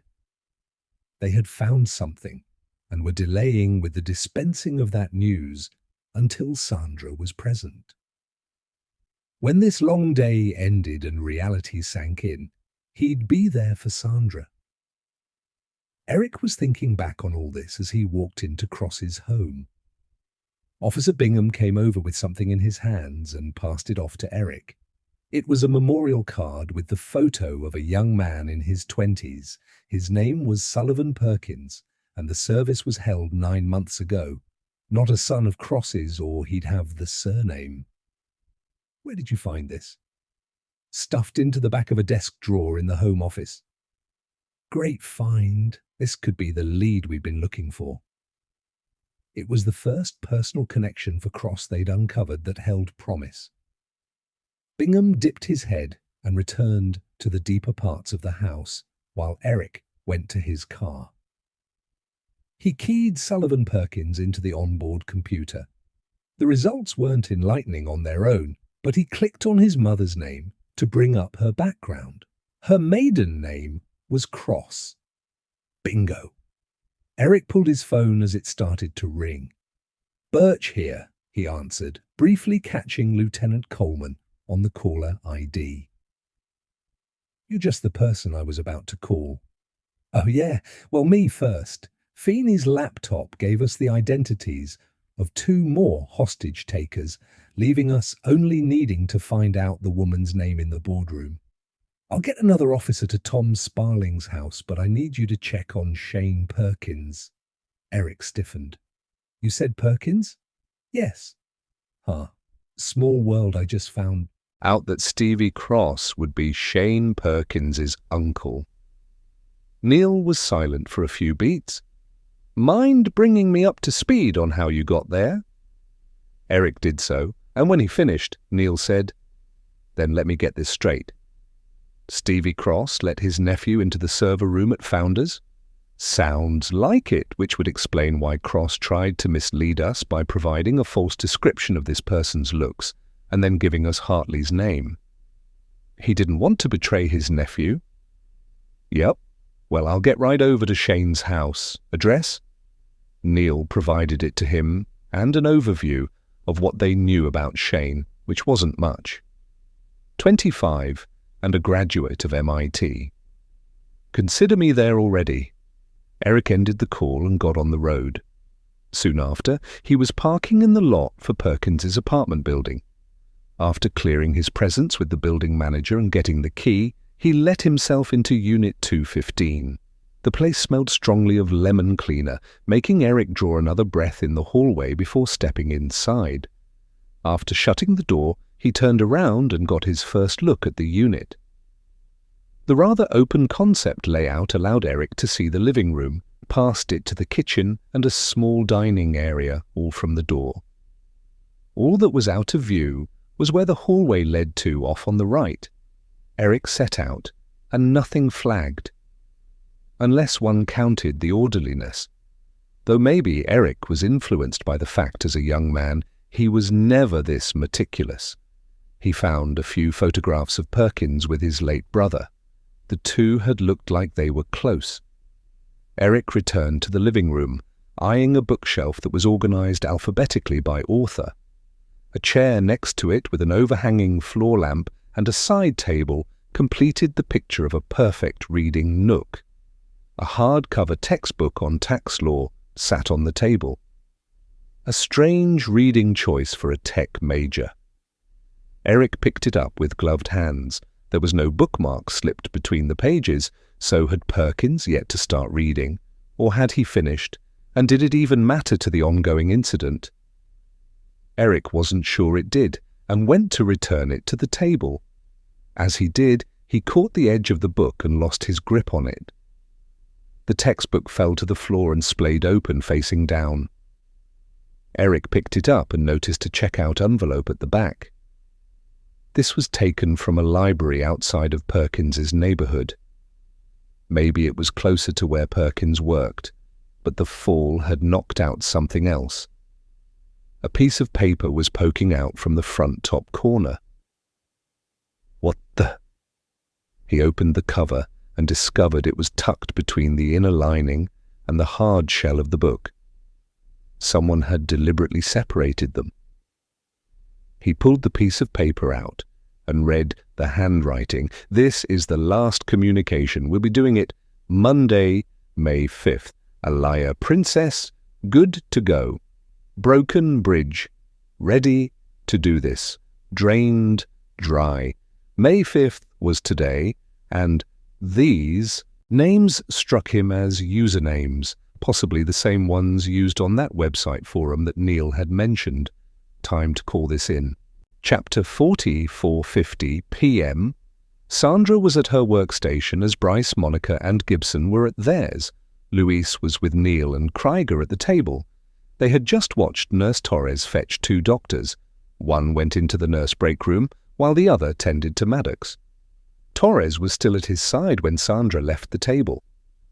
She called the nurse's station. "She's going to answer," Luis said from the table, still watching the live feed. "Hello," Torres answered. "It's Sandra," she told the nurse. In the background, someone spoke to Torres. "1 minute," she replied. "Tell me what's going on, Maria." "It's—" Sniffles travelled the line. "He's my everything. We can't move him to surgery right now, but he can't die." Sandra's past loomed on the horizon like a hurricane. She needed to buckle down before its gale-force winds reached her. This situation was about Maria and Jordan, not Sandra and her brother. "We can see that he's getting care from you and a doctor." "Yes, Dr. Bell, but Jordan has lost a lot of blood. Dr. Bell has staunched the flow and believes he can keep him stable for a while longer." "Not guaranteed," a man called out, presumably Dr. Bell. "What happened with the gunman?" Sandra asked Torres. "Gail and I got the upper hand on him. I didn't want to hurt him, but he left me no choice." "Is he still alive?" It seemed likely since she'd locked him in the storage room. A dead man wasn't a threat. "He's only been knocked out. I locked him in a storage room where he shouldn't bother anyone. And his phone? He might have an active number for the shot caller on the 8th floor. There were a few seconds of silence. Oh God, it's on him! I should have taken it from him, shouldn't I? If he comes to, he can call his friends and... Maria. Sandra spoke in a smooth, comforting tone to stop the woman from spiraling out. She couldn't ask Maria to risk her life trying to retrieve it. You did a good job getting him locked away. Just remember, regrets and worrying about things do nothing but rob you of your energy. All right? Yeah, but it's hard not to worry.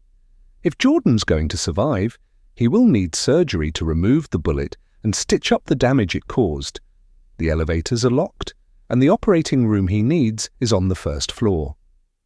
Sandra glanced over at Luis. He told them he could remotely activate the elevators, but doing so would potentially put other lives at risk. People on them might unload onto the 2nd, 6th, and 8th floors, where perps with guns were still roaming. They couldn't count on Feeney on the 2nd floor, staying in the restroom forever. Neil's phone rang, and he answered quietly before stepping out of the command vehicle. Sandra, Maria said, please help him. He means everything to me. Maria started crying, and Sandra's heart felt like it had been stabbed through with a stake. I'm sorry that you're going through this, that Jordan is, and while it might seem like this is taking a long time, we are doing everything we can out here to bring this lockdown to a safe and peaceful resolution. Sandra heard her words as they cycled back to her ears. All the plural pronouns boiled down to one thing. She assumed the outcome on her shoulders, be that good or bad. With that weight, her thoughts went to Gail and Phoebe Chapman. You said Gail helped you subdue the man. Did you take his gun from him? Yes, I have it on me. Okay, and how are Gail and Phoebe? I had to resuscitate Phoebe a second time, but she's resting now. The man knocked Gail to the floor too. She took a solid hit, but she'll be okay. I don't see evidence she's concussed. She's with her daughter, where I told her to stay. We saw that another doctor went into the nurse break room. Is someone else hurt in there? Nurse Mahoney. He was shot in the arm. And his current condition? Stable.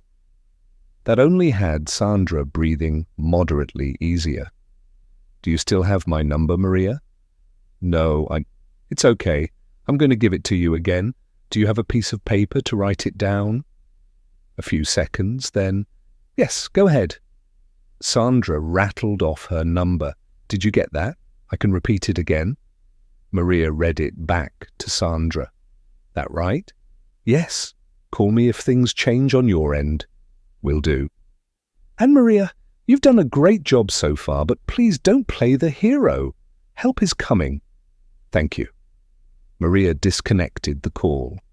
Sandra looked over at the table where Luis was hunched over his laptop. Luis, she said. He turned toward her. Yeah? You're doing great too, she told him. Keep watching the video, switching between all the floors, and let me know if you see anything we should know about. Happy to help any way I can. Neil came back into the vehicle, and his face was pale. That was Detective Birch with an update on his finding at Perkins's apartment. Everyone listened intently as the lieutenant filled them in. So they're communicating through notes tucked into a library book, Monica said. That's rather clever, and keeps their conspiracy offline. And he's sure about the names, Gibson said from the end of the vehicle at his workstation. Yes, they are the same as the usernames we flagged from the forum. I've sent Detective Birch to the library to see what more he can find out. If another woman checked out the book, we might finally get the shot caller's identity. Alaya Princess. It's time for me to try her again. It had been a matter Sandra had given a lot of thought. She pushed the digits for the boardroom, and the woman answered. She said nothing. Sandra let the silence ride for a few moments before speaking. Alaya, let me help. You. Sandra felt far more comfortable pulling out this name now. Then you know. Not everything. Talk to me. I just have nothing left to lose. You sound sad, Alaya. No, I'm angry. I should just pull the trigger and... People in the room collectively cried out. Has anyone been hurt? Not yet. Sandra wasn't sure whether to be assured by that response or not. There was more chaotic noise in the background. Alaya, Sandra said, a little louder to get her attention. You say you have nothing to lose, but you came here today wanting something. Maybe it's time to walk out. Let this end. Do you want to surrender peacefully? I can run you through all of it, how it would work, and I'd be here for you when you come out. What do you say, Alaya? I'm not ready yet, even if I'd like the nightmare to end. Sandra didn't like the tone of her voice more than her words. Was she talking about her own life? And earlier, when she mentioned pulling the trigger, had she meant on herself? Assumptions were fatal in negotiations. What nightmare? This one. Being here with these people with police outside. We can end this right now. You just have to say the word. Sandra waited as the seconds ticked off. She was prepared to hold the silence until Alaya broke it. I'm not going to let everyone down. Your friends, Carmen, Tom, and Shane? Sandra wedged their names in there, and asking this might also reveal if the woman was concerned about anyone else. They're not my friends, but you must know about the forum. You're calling me a liar. We do, fat cats. Then you know that this hospital has destroyed our lives, she spat with venom. How did it destroy your lives?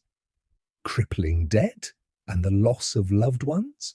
Or was there something Sandra didn't know about yet? You wouldn't understand. The line went dead. Sandra sat back, a little shaken by the shot caller's reveals. The hospital has destroyed our lives. I think motive here is twofold. This is about money and retribution. Which is a scary thought, Neil began. They don't get the money. They're prepared for the other. Sandra nodded, recalling the shot caller's repeated claim that she was prepared to do what she must. There was something in the heat of her voice when she said our lives that made me feel she wasn't necessarily referring to her accomplices. I also got the feeling this destruction cuts real close for her personally, Bryce said. Me too. Possibly a loss very close to home. A spouse like Sparling, or a child, Sandra said.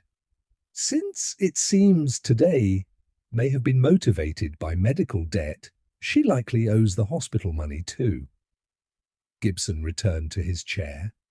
I've searched the system in the DC area for Alaya, but the results are overwhelming. I tried narrowing it down by referencing the vehicle registrations we looked at. No Alaya. Maybe Alaya isn't her real name, Bryce suggested. She answered to it without hesitation, Sandra volleyed back. Bryce shrugged. It's her online name. Which suggests even if Alaya is an alias, it must mean something to her for her to choose it. I've also been thinking more about her destroying our lives comment. It's possible someone else is burdened by her situation. Maybe she was sick? It was just the glimpse of a possibility. But no one in the vehicle could answer that question at this point, not without a name, and even with one, Luis couldn't disclose patient records without violating HIPAA. The act was put in place by Congress to protect a patient's privacy. A court order could overcome that barrier, but for right now, they were in limbo. Chapter 41, 5:30 p.m. Eric grabbed the door for a woman leaving the library and hurried inside with the textbook from Shane Perkins's apartment. It was in a clear plastic evidence bag, and the librarian at the checkout desk narrowed her eyes when he set it on the counter. "Can I help you?" He fussed with his jacket and cleared the way to his badge. Detective Eric Birch. What can I do for you, Detective? This book was signed out from your library by Shane Perkins, and I need to know who took it out before him. You want the entire borrow history? That would be great. Do you have a warrant? Is that really necessary? Let me show you something. Eric put on gloves and opened the book. The librarian gasped when she saw the damaged interior. If you did that, you'll need to reimburse the library for the book. There was a note stuck in there that is a key piece of evidence in an active crisis situation. Your cooperation would be appreciated. Eric could say crucial, but he didn't want to put too much pressure on the woman. She pinched her lips. Fine. 1 minute. She positioned herself behind the computer and tapped on the keyboard. As Eric waited, he hoped this would be what netted that fourth perp's identity. He suspected it wasn't the plan for Perkins to hang on to the book. That led to the question of why he had. All right, here we go, the librarian said. Before Shane Perkins, it was checked out by Carmen Feeney. Do you want her number and address? No, that's fine. Before her, Tom Sparling. Need his information? Eric shook his head, recalling Neil mentioning that name and that another officer would be checking out his home. And the person before that? He reined in his excitement that so far the people who had withdrawn this book matched the names the team had already uncovered. If this track record held, that meant the next name would be the person behind the username Alaya Princess. Mindy Ashmore, that line up with what you were thinking? The librarian stood back and studied Eric. Alaya, Mindy. Not really. Did anyone check this book out before her? The librarian looked at the screen. The last time someone took that book out was 8 months prior.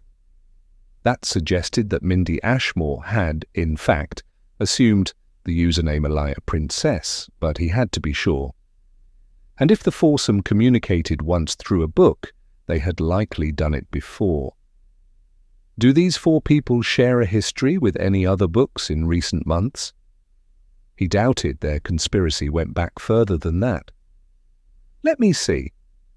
The librarian returned to the computer and confirmed the 4 of them held 2 other books in common, both on tax law, and they dated before the one Eric had found in Perkins's apartment.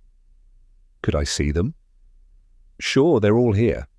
A handful of minutes later, Eric was thumbing through the books. They held more in common than their topic. The interior lining had been compromised in both. This more than cemented things for Eric. He had the identity of their shot caller. Chapter 42:5:40 p.m. Sandra was considering trying to reach Alaya again when Neil came into the vehicle, holding his phone and looking victorious. He'd stepped out for some fresh air, and he must have gotten a good call. Detective Birch is on speaker. Go ahead, Neil told Eric. The shot caller is Mindy Ashmore, 37, married to Dylan Ashmore, 41. The 4 accomplices have been passing notes in books for a few months now. The same book? Bryce asked. No, there were 3 total. I couldn't recover any of the other notes, though. Gibson, pecking away on his keyboard, was slightly distracting, but Sandra shut him out. Perkins was probably responsible for destroying them. He just never got around to the latest one, Eric tossed back, and it had her thinking. His holding on to it might have been intentional, she said. He must have figured the police would be led to his home at some point. This could be something he planned to hand over to make a deal for himself. Possible, I suppose, Eric consented. Ah, Gibson spun around. There's no one close to Mindy Ashmore marked as deceased. Lieutenant Coleman, anything else I can do for you? Eric asked. Someone needs to talk to Mindy's husband, she said, and quickly felt that she'd crossed the line with Neil. It could be insightful. We still don't have a clear picture of her motive here, but if I can get her to surrender, the rest will likely follow her lead. You assume that, though Tom Sparling was following his own agenda when he shot 2 people, Gibson pointed out. Sandra considered. It might not hurt to have Sparling's daughter and Perkins's mother on standby either. She shared as much with the team. Neil eventually nodded. I agree.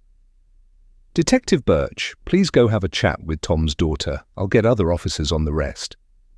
Sure thing, Eric told him and ended the call. Actually, Sandra said, gaining Neil's gaze, maybe we should have Dylan Ashmore brought here. There were times involving a close relative of a hostage-taker worked against peaceful resolution, but with Mindy seemingly at the root of today's incident, she wanted him on hand to make that determination. He could also provide insight into her health without making a warrant for her medical records necessary. Should we round up Sparling's daughter and Perkins's mother too? Bryce asked. We're going to need a bigger vehicle, Gibson quipped. I think as long as they are on standby, that's good enough, Neil said. But I agree that Dylan Ashmore needs to be brought here. I'll get an officer to bring him in. Sandra only hoped what Mindy's husband had to say would help end this thing once and for all. She turned to the emergency director and said, Luis, now that we have names, can you find out from the billing department if our perps owed the hospital? And for how much? Not for what? Just dollars and cents? Yeah, I should be able to do that. Chapter 43, 6 p.m. Eric knocked on the door for Trudy Hall, Sparling's daughter. A brief background showed she was 35, single, and living in this house by herself. On that latter point he'd been surprised before, so he was prepared for anything. Footsteps padded toward the door, and it cracked open.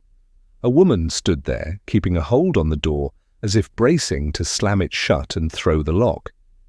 He was quick to hold up his badge. Ma'am, I'm Detective Birch. She relinquished her firm grip on the door, but her body language remained rigid. Okay, what do you want? Just to confirm, you are Trudy Hall? Yes, that's me. She accompanied her words with a nod, as if that added further proof of her identity. I need to talk with you about your father, Tom Sparling. He's not exactly my father, but is he okay? She flung the door open all the way. I've tried reaching out to him, but it's like he just disappeared from the face of the earth. Eric got stuck on the first point. I'm going to need you to back up here. What do you mean he's not exactly your father? Maybe you better come in. She retreated into the entry and gestured for Eric to follow her. She shut the door behind them. Tom was married to my birth mother, but she died 8 months ago now. I only met them both about 5 years ago when I tracked her down. Trudy was 35, so she would have been a full-fledged adult 5 years ago too. Then you were placed for adoption? That's right, at birth. And my mother was just a girl herself when she had me. And it might have been best if I'd left things as they were. Why would you say that? Tom didn't know about me, and I'm pretty sure my turning up caused some upset in their lives. But I backed out and told them I wasn't after anything from them. It was just about meeting the woman who gave birth to me. I'm just happy that I got to meet her before she passed. Before then, though, Tom and I had grown to be relatively close. What is it that brings you here about Tom? Maybe we should find a place to sit for this conversation. He phrased it like a suggestion, but it was his recommendation. Trudy gestured toward a sitting room off the entry. Make yourself comfortable wherever. She dropped onto a grey chair, and he sat on the couch. Eric told her the situation, after which Trudy didn't respond, didn't move, and didn't blink for several seconds. Ms. Hall? Eric prompted her. Yes, I heard you. I'm just assimilating it. We believe that his wife's death might have prompted his actions today. Is there anything you can tell me about him that might help us? Well, I haven't seen him in a few months. Not long after Mabel's death, then? That's right. I've tried calling him and leaving messages many times as recently as last month. That's when I found out his number. was out of service, so I went over to the house, only to find out that he'd moved to where, I don't know. I suspect he must have gotten a new number too, but he's never reached out to me. Any idea why he'd cut you off? Not really, though I know he was utterly heartbroken when his wife, my birth mother, died. For me, it's been like I've lost Tom too, you know? Her voice turned gravelly. How did she die? Tragic story, really. Mabel went in for an undiagnosed illness. Her doctor at Founders convinced them she needed brain surgery. She died due to complications. So Tom holds Founders responsible? She nodded. After the autopsy, he tried to hire a lawyer, but they told him a misdiagnosis wasn't malpractice. You see, if the doctors had thought about running a certain test, they would have seen her illness and could have treated it with a common run of antibiotics, but as the lawyer put it, the doctor had acted in what he felt was in the best interests of the patient. It dragged on for a few months, but it came down to the fact she was gone, and there was nothing he or anyone could do about it. I still can't believe it's come to this. Storming into Founders with a gun. Was Tom burdened by medical debt from this? Eric was searching for all the reoccurring themes he could find among the hostage takers. Oh yeah, they only had basic medical coverage and had leveraged all they had for the surgery. They thought it would be worth it if she got better. He just never expected for her to die. Eric filled in the rest. Tom Sparling was deep in debt with nothing left to live for. He'd already shot 2 people. Would it end there? Chapter 44, 6 p.m. The picture was getting clearer by the update. A flood of information seemed to hit all at once, and Sandra wished it had only come sooner. Sandra had tried 7 times in the last hour to reach Ashmore and the 2 of her collaborators who were still conscious, without luck. None of them were answering her calls, whether it be through the hospital lines or trying their personal cell phone numbers. Now that they knew Mindy Ashmore's identity, they had her active cell number.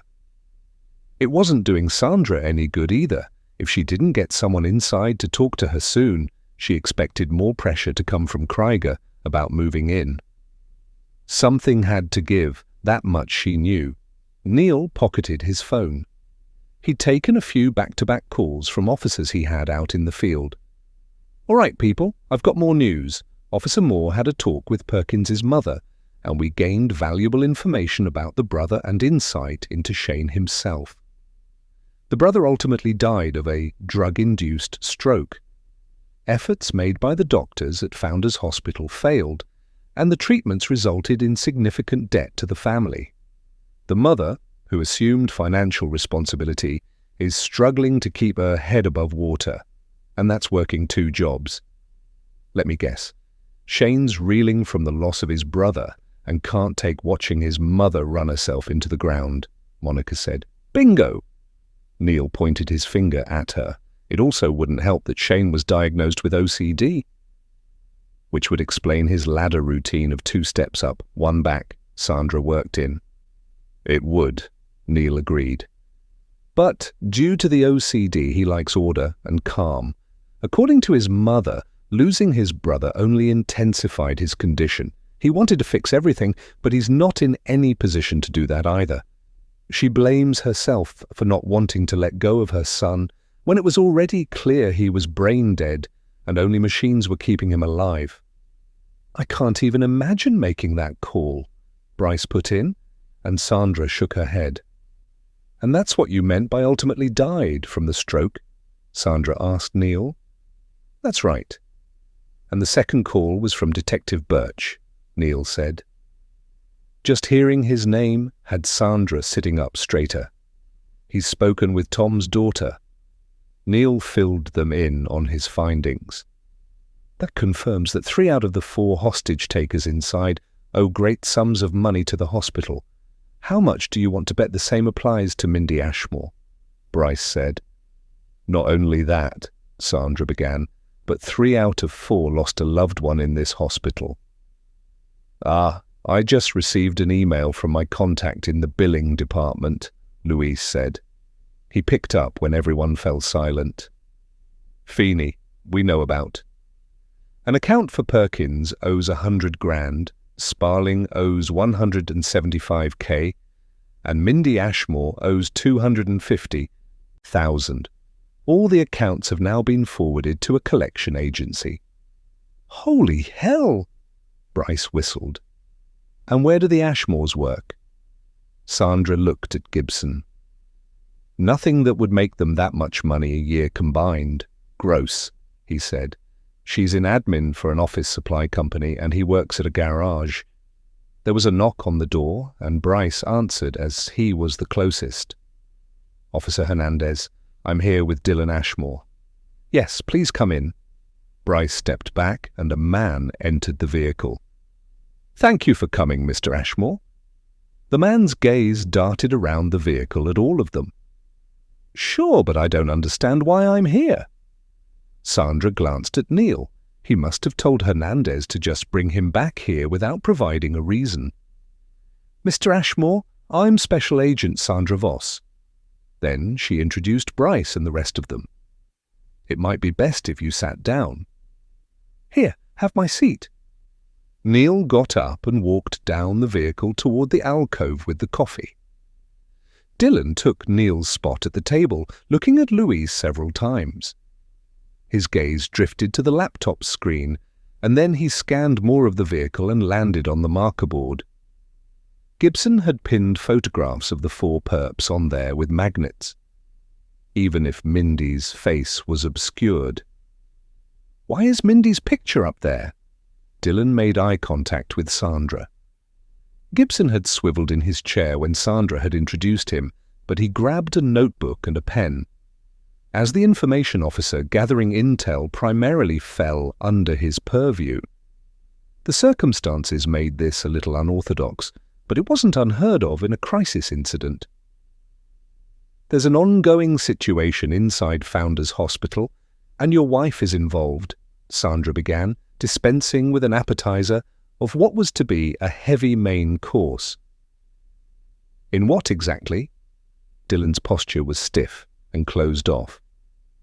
This won't be easy to hear, but she has a gun and is working with 3 other people. The other photos on the board there? Yes. Do any of them look familiar to you? They hadn't uncovered any trail that would make Sandra think he would recognize them, but she had to ask.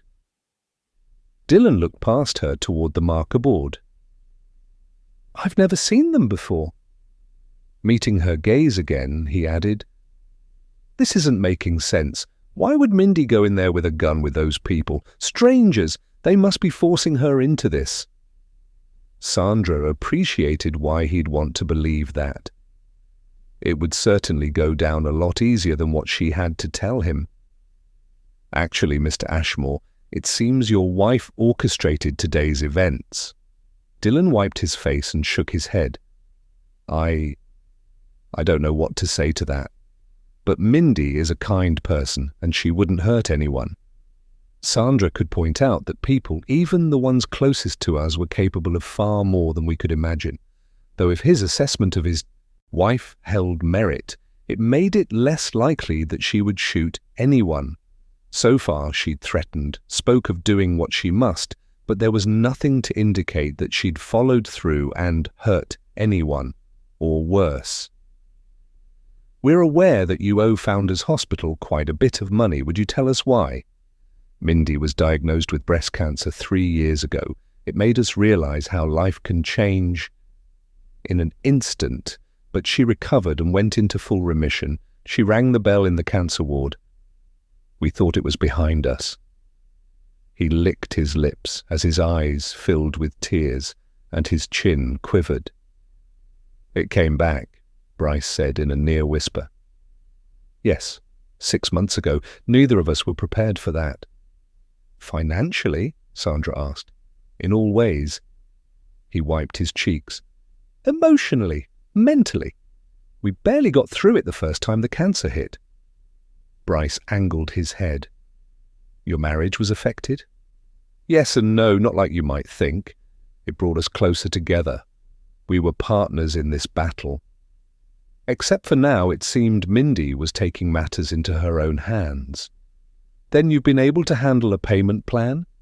Dylan let out a long, jagged breath. Not at all. Mindy lost her job through all this. We could fight that, of course, unlawful termination, but with what? We don't have money to hire a lawyer. Her boss replaced her. He wrote her dismissal off as poor job performance. Absolute bullshit. She's been picking up temp office jobs here and there, but nothing steady or reliable, and she's getting weaker.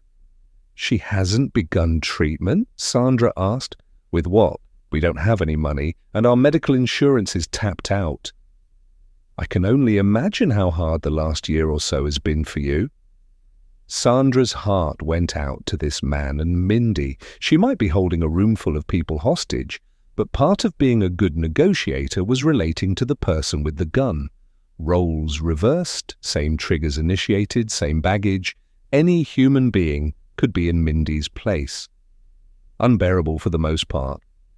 The only light was that brief time when the cancer was gone. We were thinking positively and glimpsed a bright future. His eyes glazed over. We celebrated our 15th wedding anniversary the week before the diagnosis came in that the cancer had returned. Dylan picked mindlessly at his fingernails, seemingly retreating inward, likely wishing he were anywhere else. Do you have any idea what she might hope to accomplish in there? Sandra asked. Dylan's chin quivered again, and a few tears fell. Everyone let him have this time without speaking. Eventually, Dylan spoke. We still owe $250,000 from her first fight against cancer. Neither of us had any idea how we'd pay it off in our lifetimes, let alone face more, possibly the same amount again. That's if they'll even treat her. Is the hospital refusing to do so? Sandra was disgusted by the extent of humankind's greed. She knew the justification would be the hospital was independently owned and a business like any other that focused on profit. Founders is, and since they ruined our credit rating by sending our account to collections, we can't get a loan and go to another hospital, but I told her we'd figure it out. She told me I would be better off if she was dead.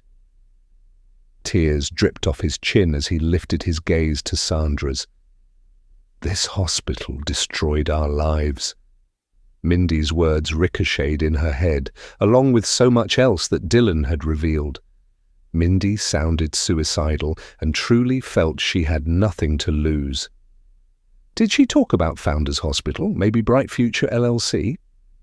Sandra recalled the only other person Mindy said she knew was the owner of the pharmaceutical company. We both talked about the hospital.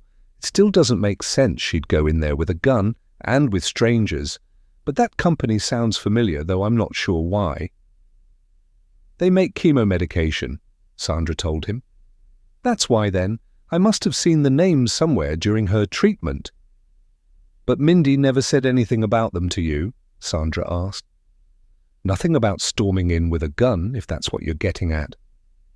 She's holding members of the hospital board in a boardroom. One of those people is the CEO of Bright Future. I don't understand. Then she never expressed any malice toward them, or the hospital, or people who worked for them?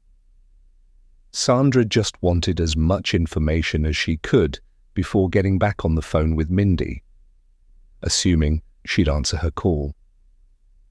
But she thought of a workaround for that when the time came. She'd get frustrated at times, like how much money they were making from inflating the cost of medication and treatment, how they should be ashamed of themselves.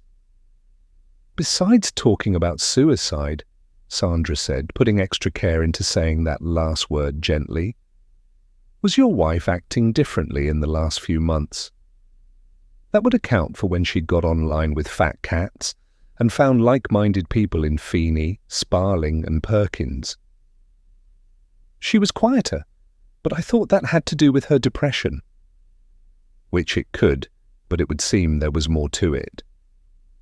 Sandra told him about the website and the forum. Did she ever mention it to you?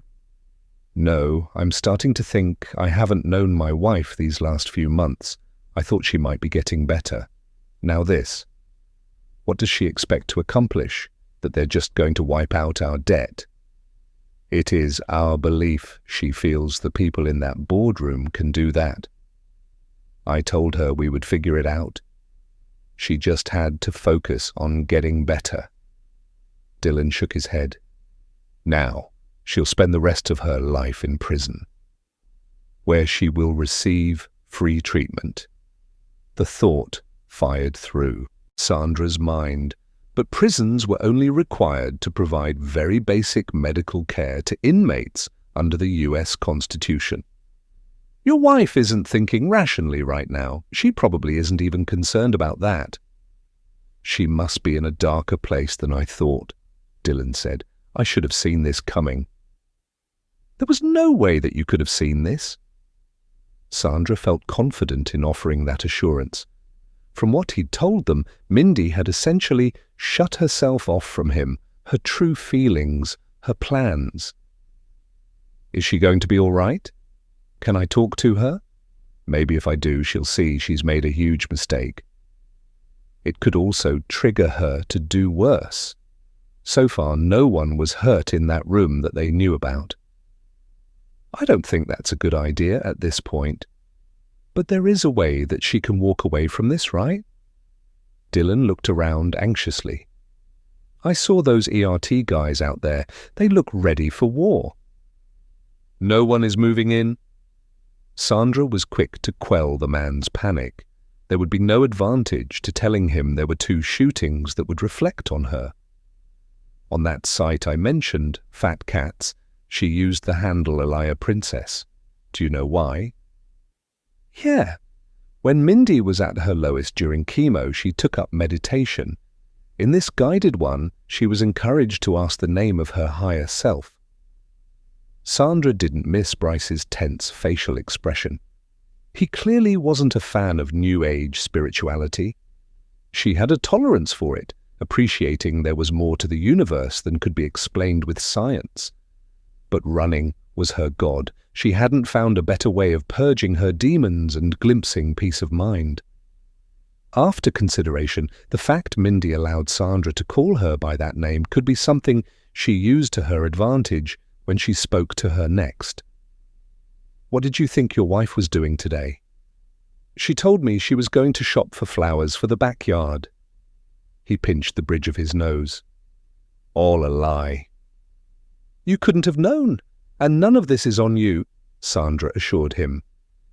And I will do my absolute best to get your wife out of that hospital safe and sound. But she'll still go to prison? I'm sorry, but there's nothing I can do about that. You can talk for her, maybe lessen her sentence.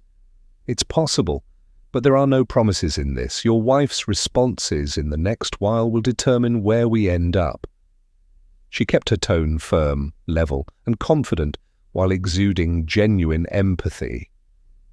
I guess that's the most I can ask. Are you sure you don't want me talking to her? I might be able to help. Sandra shook her head. We all appreciate your willingness to do that, but if you were to talk to her, it could have detrimental effects on how things play out. I don't understand. Clearly she's doing this for me. She's given up hope, right? She doesn't want me saddled with enormous debt. She's trying to get the people in there to write it all off and treat her again. I can help her see that we'll both be fine. But your wife is a smart woman. Yeah. Then she'll see through that. Despite best intentions and plans, tomorrow is never guaranteed. Your desire to help things could easily backfire and escalate things. She watched as shadows passed over his face. For that reason, I need to ask that you don't try contacting her on your own. If you do, it could be considered as interfering in an active crisis incident. She let the rest go unsaid, trusting that her full message got across. He'd be in trouble with the law. Actually, I'd like to borrow your phone, she added. You're going to use it to call her? I am. Dylan handed his phone over to her. Thank you. Come on, Mr. Ashmore. I'm going to have an officer take you home. Neil left the alcove and escorted Dylan from the vehicle. "We'll get your phone back to you later." When Neil returned, Sandra was going to share her thinking with him. She would be using everything she learned about Mindy Ashmore and convince her to surrender peacefully. What she'd just discovered gave her an edge. Pun Chapter 45, 6:20 p.m. Sandra had her strategy mapped out in her head but didn't attach herself to how it would pan out in its minutiae. It was certainly unorthodox from one standpoint, but negotiation always had to take into consideration what was important to the hostage-taker. "I'm going to call Mindy using her husband's cell phone, and I'll do it on speaker." She'd given that part some thought. At least others could weigh in afterward if they picked up on something she might miss. "So hush, everyone," Neil told the group. She nudged her head toward Bryce and called Mindy's cell phone number. Mindy answered on the second ring. "Dylan?" "It's actually Sandra Voss. I have nothing to say to you." "Alaya is such a beautiful name," Sandra said, the intent at this point to throw her off again. "Ah, thank you. It worked. It almost sounds ethereal and magical." "What does that matter? That's not who I am." "Not who you are?" "No, I'm dying, which you must know if you have Dylan's phone. You spoke with him." "We did." "Then you know I'm dying?" "There are treatment options. For the rich, or if I was magical." "What would you do if you were magical?" There was silence. Sandra was quick to step in. "You seem magical to me, Alaya. You beat cancer, and that makes you a survivor." "That's magical," she stressed. "But it's back. I can't fight anymore. I just can't. And Dill and we can't afford it. We have no more money to give these leeches," she roared. There was no sound in the room behind her, which concerned Sandra, but she had to stay the course. Using a soft voice, she said, "Your husband loves you, Alaya. He says you'll figure things out. He's naive. He's always been a pie-in-the-sky dreamer. There's no way we can figure this out. We don't have money trees in the backyard. My husband and I are $1 away from claiming bankruptcy. I told him he's better off without me. He just needs to move on and forget all about me." "You sound desperate and like you can't see a way out." "I don't. Let me help you see there is one. Just surrender peacefully. No one else needs to get hurt." "No, I can't. Dylan needs me to do this." "He loves you and said you can work this out," Sandra repeated. "It's too late. Look where I am, what I've done."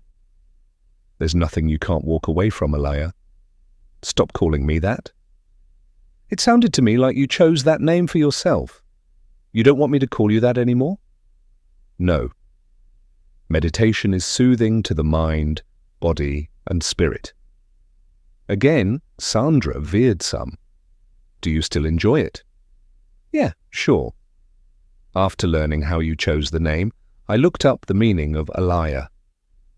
She did this quickly while preparing for the phone call. "Did you know its origins are in ancient Sanskrit?" Meaning abode and dwell, but that it also has a connection to a Buddhist term that means storehouse consciousness, or where higher consciousness or universal wisdom dwells. That just blows me away. And you chose that name. Magical. It came to me. Bryce nodded at Sandra. Again, just wow. How transcendent and spiritual. There were a few beats of silence. This isn't who I am normally.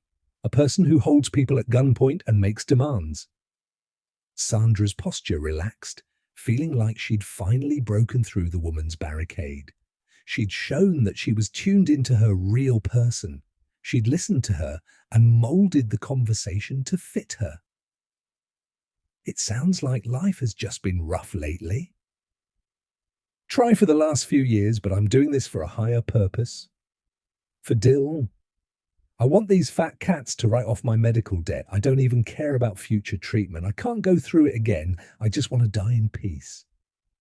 Krieger scowled, and Sandra felt he was willing to honor her request. Is that what a liar wants for you? Sandra had managed a lot of negotiations, and this wasn't the first time spiritual things came up. Silence. Dylan doesn't want to lose you, Sandra said. He wants you to come out safe and sound so that you can face the future together. What future? Even if I got more treatment and beat the cancer, we can't afford a roof over our heads. Your higher self, Alaya, knows that you will always be provided for. Sandra debated whether to further point out that higher self-thinking wasn't rooted in or concerned with matters in the material world such as money. She decided against pushing it. Haven't you read any of those books on the law of attraction and manifestation? You can't just sit back and wait for things to magically fall into your lap. You must do something, take action, and that's what I'm trying to do, but they refuse to write off my debt. I tell you what, you get me $250,000 and I'll walk away, surrender peacefully. Sandra glanced at Bryce, who was looking back at her. That amount just covered her debt, not what the others owed, and there wasn't an allowance for her future treatment. She either figured the government would cover it while she was in prison, or she planned to die. Is that all? Yes, and make it quick. 1 hour from now, and you bring me that money yourself. Face-to-face negotiations statistically ended badly. What about a money transfer? I'm sure there's a computer in there. You can log on to your banking and see it there. No way. You act like you're on my side. But you put the money in there, I see it, I surrender, and then you take the money back. The only way I'm coming out is when you hand me cold, hard cash, and I give it to these fat cats. Let me see what I can do, Alaya. Stop calling me that! Any leverage Sandra had from the spiritual angle was over. All right, Mindy, but you will need to do something for me, a sign of good faith. Otherwise, I can tell you, right now, my boss won't go for it. One of the first laws in negotiation was there had to be a give and take to balance the scales. Okay, what? 2 people were shot on the 4th floor and need surgery. You want the money, then you need to work with me. Sandra left it there, the silence making the earlier implication clear. Tell me what to do.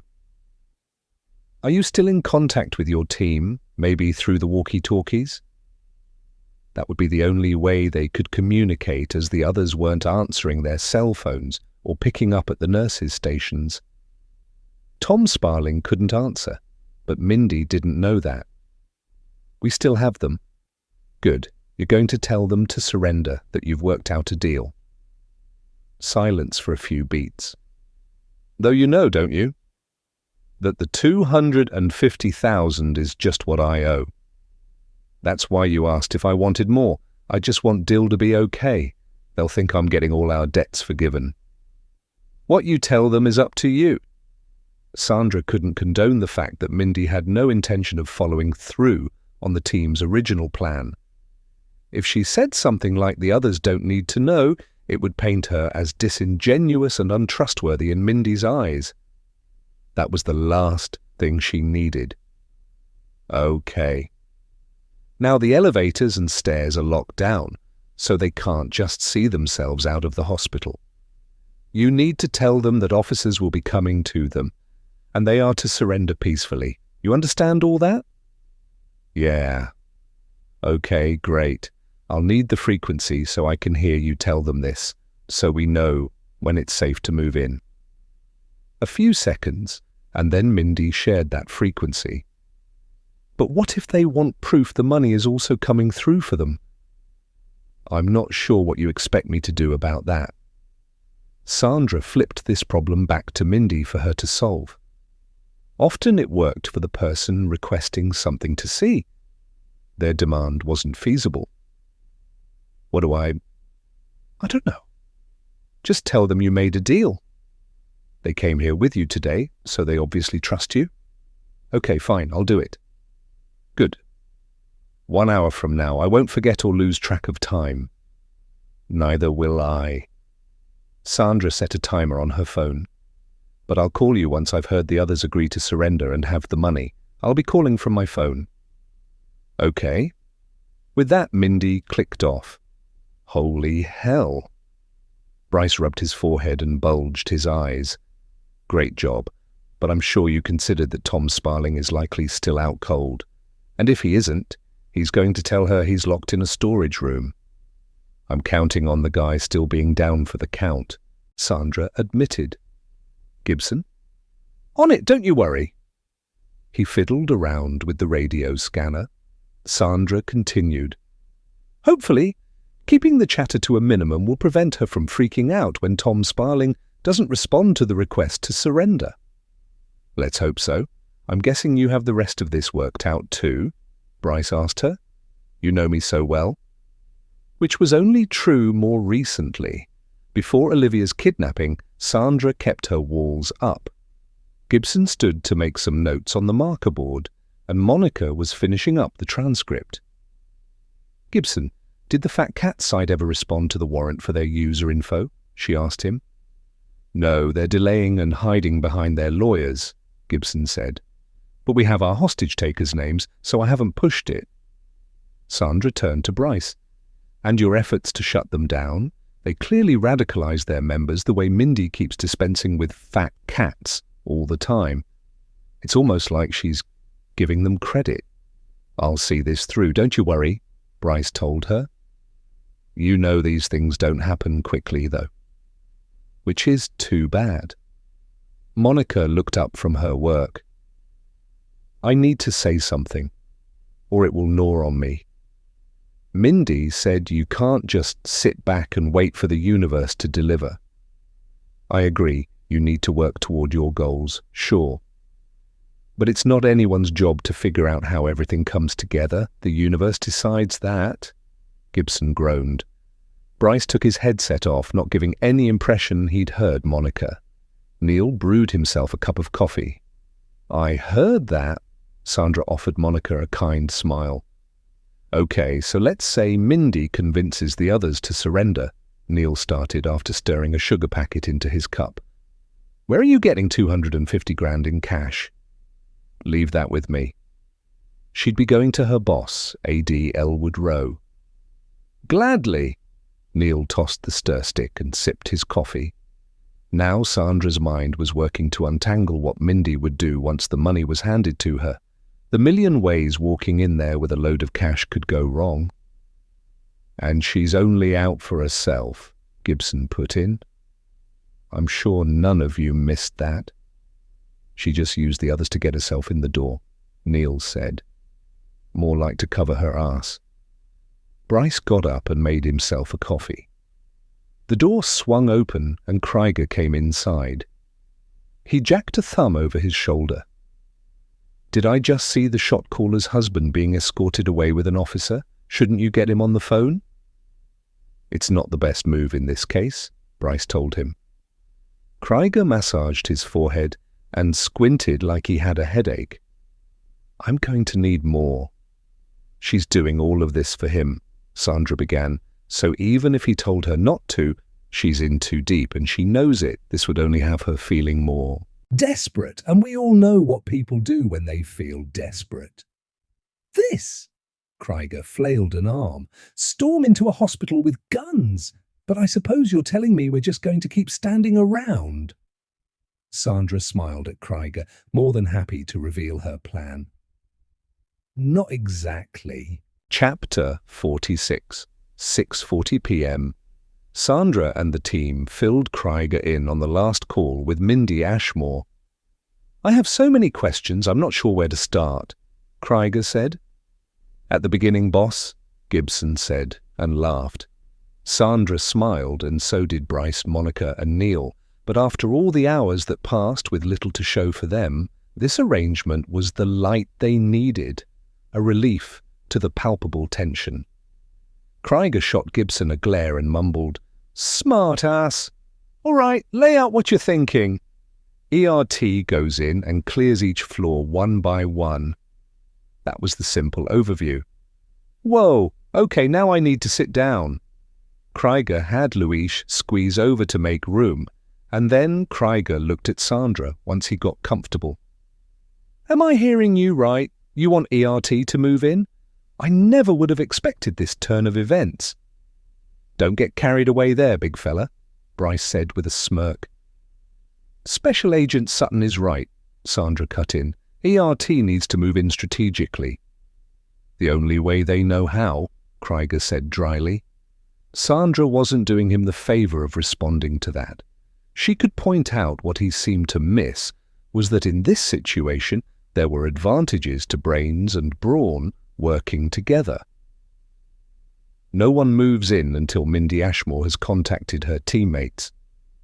"How much longer could that take?" "I wouldn't think long," Sandra said. "I told her I wouldn't get the money together until she told them to surrender. She knows I'm listening in." She pointed at the walkie-talkie that so far was silent. "So, now we just sit around and wait? It seems more attractive to just move in. Call it for what it is. No need to get any money together for that." "Are you forgetting about the boardroom full of innocent people?" Bryce popped his eyes, and it had his brows shooting up.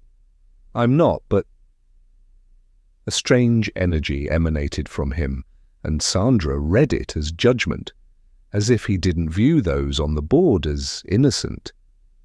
And maybe it was her perception of what he left unsaid, but her intuition was typically spot on.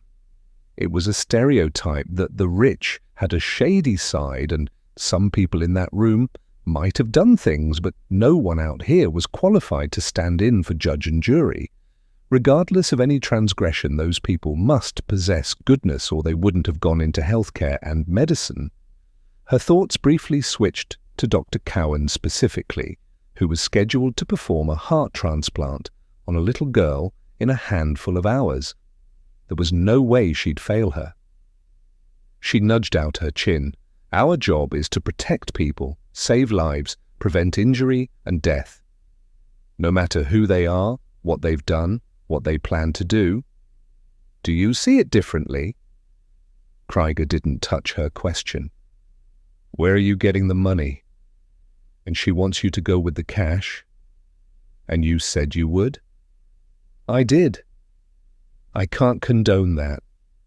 She could argue it wasn't his decision to make, but as team coordinator, it technically was. To respond by telling him she'd go over his head to the FBI wouldn't be conducive to a good working relationship. "I can appreciate there are risks involved. Too many. Just get the husband on the phone to tell his wife he has the money." Bryce was shaking his head. "It's not that easy."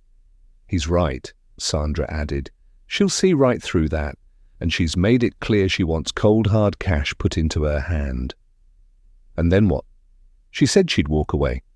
"Nah, I don't like this. Surely she'd believe her own husband." It took a lot to rile her, but this man was well on his way to doing just that. They'd been married 15 years, and you don't think she could tell if he was lying? She detects that, feels his betrayal on top of everything else, and you can bet everyone in that room is dead. Voices came from the radio scanner through the speakers in Gibson's computer. "I've secured a deal," Mindy said over the airwaves. "This ends now. Police will be coming to help you get safely out of the building. Cooperate with them." "You're sure this isn't a trick?" Carmen asked. "I'm sure. The FBI is bringing these fat cats their money, so we'll be free." "Okay then," Carmen Feeney said. "All right, I'll surrender," Shane Perkins said. A few seconds of silence before Mindy spoke again. "Broken Bridge, do you copy?" "Shit, that's Tom Sparling," Bryce said. "What's going to happen if he doesn't respond?" "Or if he does and tells her he was knocked on the head and locked in a room," Gibson said. A collective hush came over the vehicle as seconds ticked off. "Broken Bridge, do you copy?" Mindy repeated. The walkie-talkie crackled. "Copy over," Tom Sparling said. "As long as you're sure you can trust them." Bryce faced Sandra. "Sparling's conscious." She expected Sparling to tell Mindy what he'd been through and where he was, but there was nothing more. The frequency went dead. Sandra had a horrible feeling. The release switch inside the storage room. Had he regained consciousness and let himself out? If so, he was roaming the 4th floor again. She turned to Luis. "Can you switch the view so we can see the storage room where Nurse Torres put Tom Sparling?" Luis did as she asked and gestured at the screen. "Nothing looks any different." "Can you back up the footage and see if he came out?"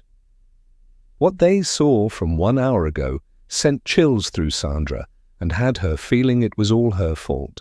Chapter 47, 1 hour ago. Maria never would have left Jordan's side if it wasn't for Sandra's words running on a spool in her mind. Don't play the hero. But being a hero was in her DNA. She didn't fight injustice on the streets like a cop, but she did her part to save lives inside this hospital. Being placed in such a position where her hands were tied by a man who saw fit to storm in here with a gun was infuriating, and watching Jordan in so much pain had her feeling powerless. She also felt lost without the freedom to conduct her rounds and check in on her patients. They would need her by now, and even if they didn't, this had dragged on for hours, and they'd be hungry. She'd do what she could. Dr. Bell tried to discourage her from leaving, and so had Jordan. His pleas had been the hardest to overlook. What if he wasn't alive when she returned? But no, she couldn't think that way. No good would come from that. She'd start by checking in on Gail and Phoebe Chapman, but she'd hit the vending machine first. After using change from her pockets and getting 2 bags of chips, she headed to their room. She tried the handle and found it was locked. "Gail, it's me, Nurse Torres." "Maria?" Silence. When they'd parted ways, she told Gail not to answer the door under any circumstances. Maria knocked softly and announced herself again. This time, the blinds on the door were lifted. Gail peeked through. Maria tucked inside the room and locked the door behind her. "How are you two?" Gail looked over her shoulder at her daughter, who was sleeping. "We're doing all right. Why did you lock the door again? That gunman can't hurt us now, right?"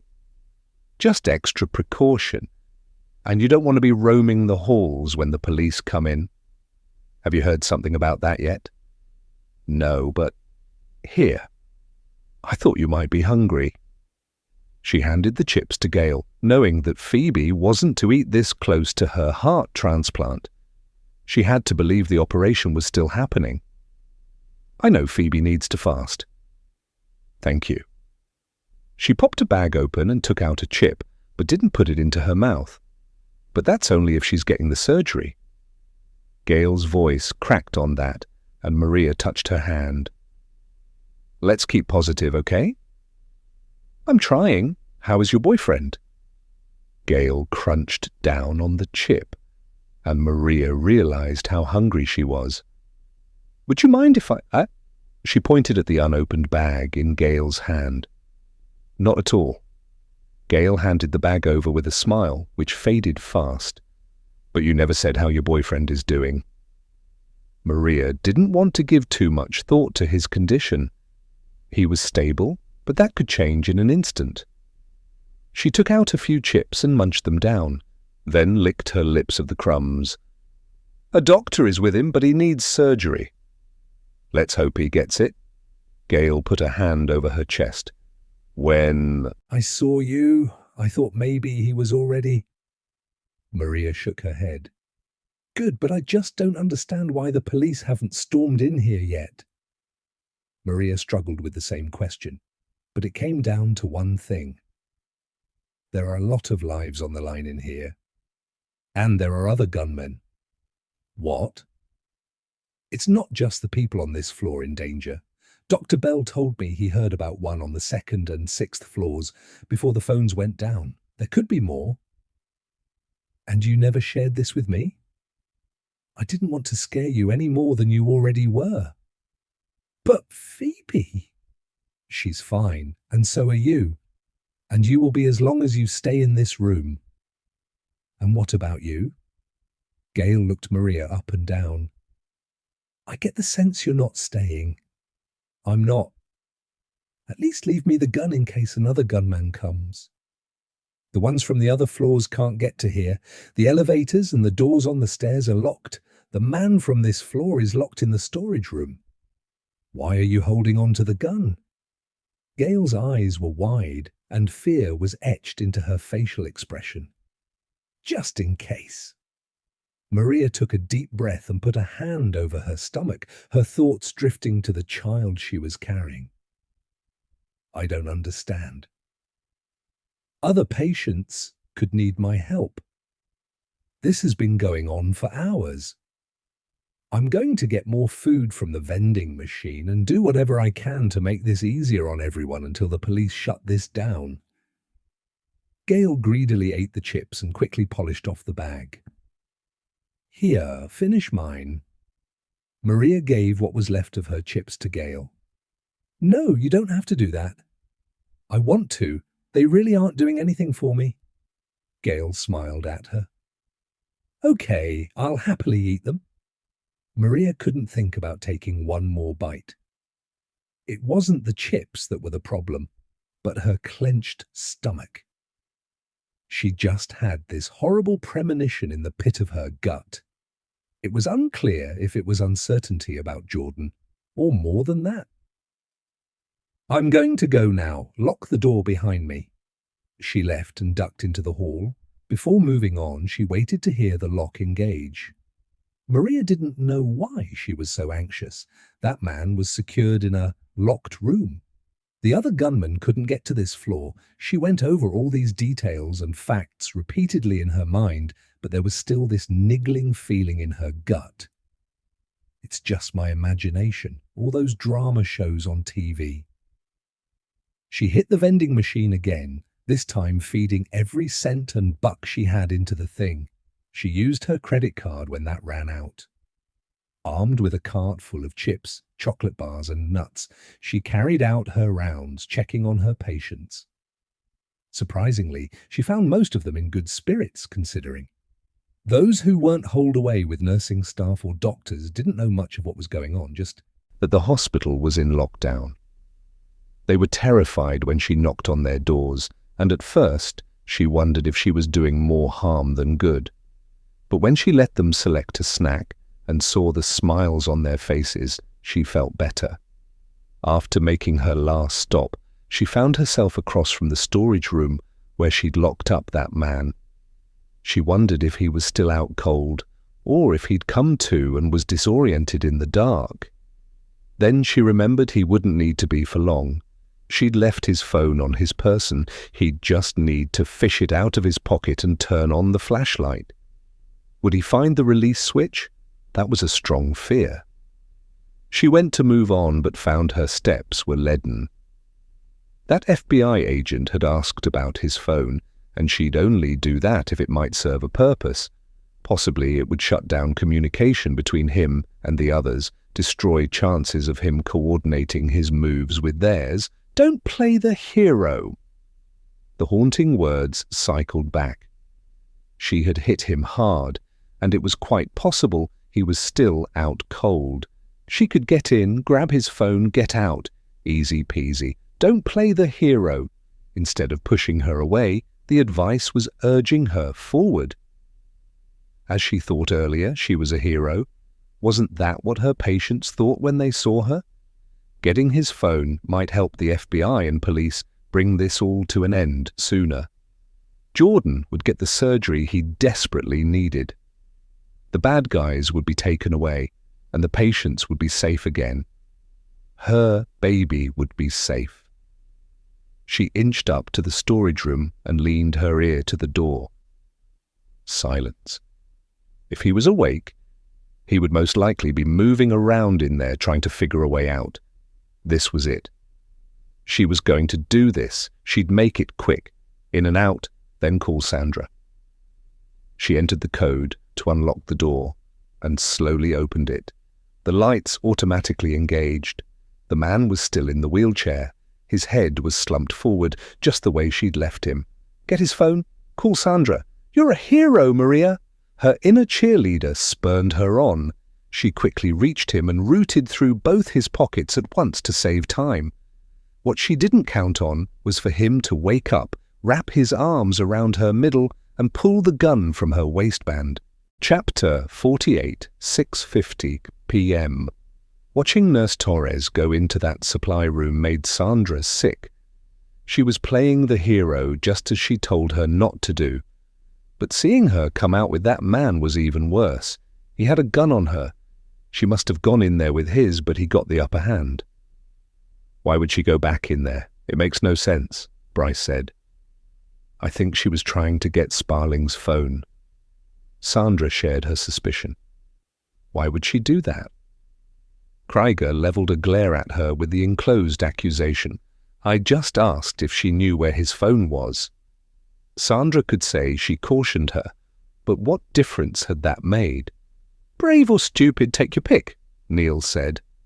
Sandra couldn't argue, as it surely appeared that way.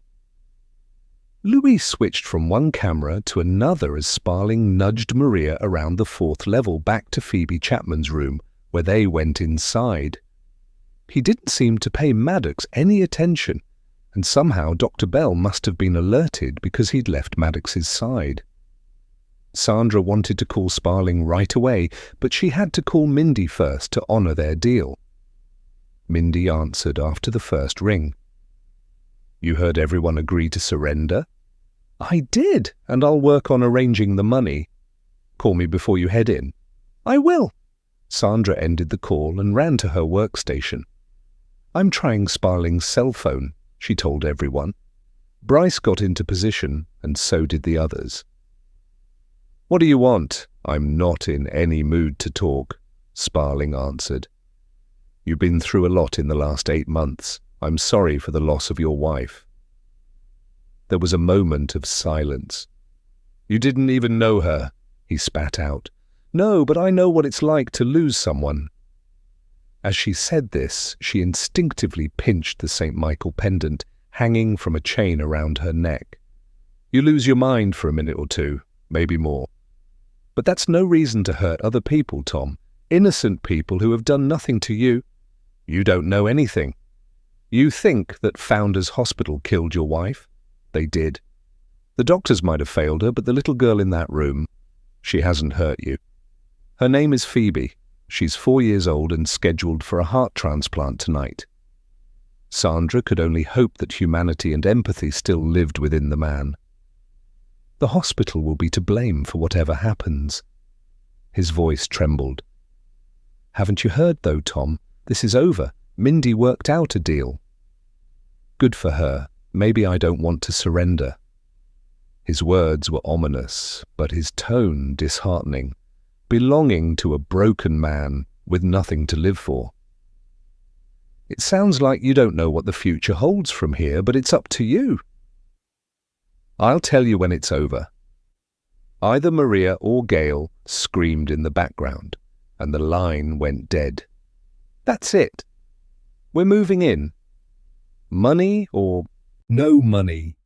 Krieger lunged for the door. Sandra ran after him, pulled back on his arm. "As we discussed before, just skip the 4th floor for now. Let me work on him."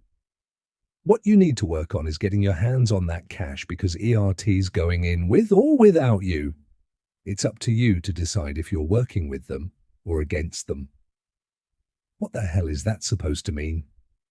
The question was out before Sandra got a leash on her anger. "You're about talking. Fine. But at some point, when that's not working, more persuasive measures are needed. So after all this time, you're going to sanction ERT going in there and risking lives?" Her heart was slamming against her ribcage. "No one said anything about risking lives. We will proceed as discussed. You, should you decide to, will go in with ERT. You will be accompanied by 2 officers up to the 8th floor through the stairwell, where you'll be prepared to hand over the money to Mindy Ashmore. As long as ERT stays out of Ashmore's sightline, we can't risk scaring her. Fine, but they'll be hanging right outside the door, ready to move in if the need arises. That is my offer. Take it or leave it. You preach about risking people's lives. Well, Special Agent Voss, I'm not risking yours. Capiche? Anger was boiling in her veins and her cheeks were on fire. She pushed past him. I'll get the money and let you know when I'm ready. She flung the vehicle door open and stepped into the evening air. She heard Krieger come out behind her, but he carried on to the ERT tactical sergeant while she rounded the corner of the command vehicle and pulled out her phone to call Elwood Rowe. She caught the remaining time on her phone, 30 minutes. When Elwood answered, she laid out the details in record time and finished with, "So I need 250K in cash, delivered ASAP. 2 seconds, then? I'll need more than that. This is how we end this thing before anyone else is hurt. So you plan to hand cash over in person?" She knew he was trying to stress the risk involved with doing that.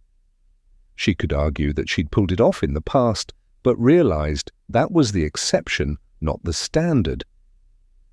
"I'll do what needs to be done." As she said this, maybe Krieger had a point. She was so concerned about the lives of others, but where did her own safety weigh in? "I don't think I can justify that."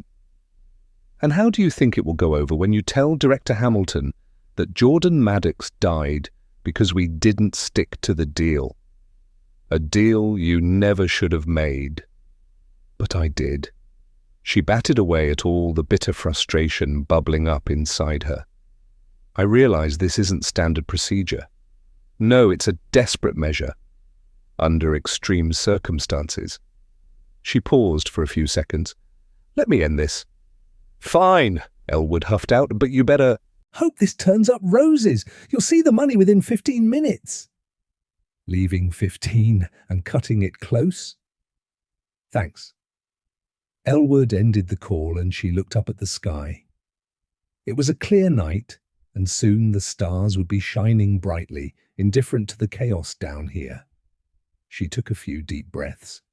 A run along the Potomac was the balm she needed right now, but it wasn't an option, and it wouldn't wash away reality.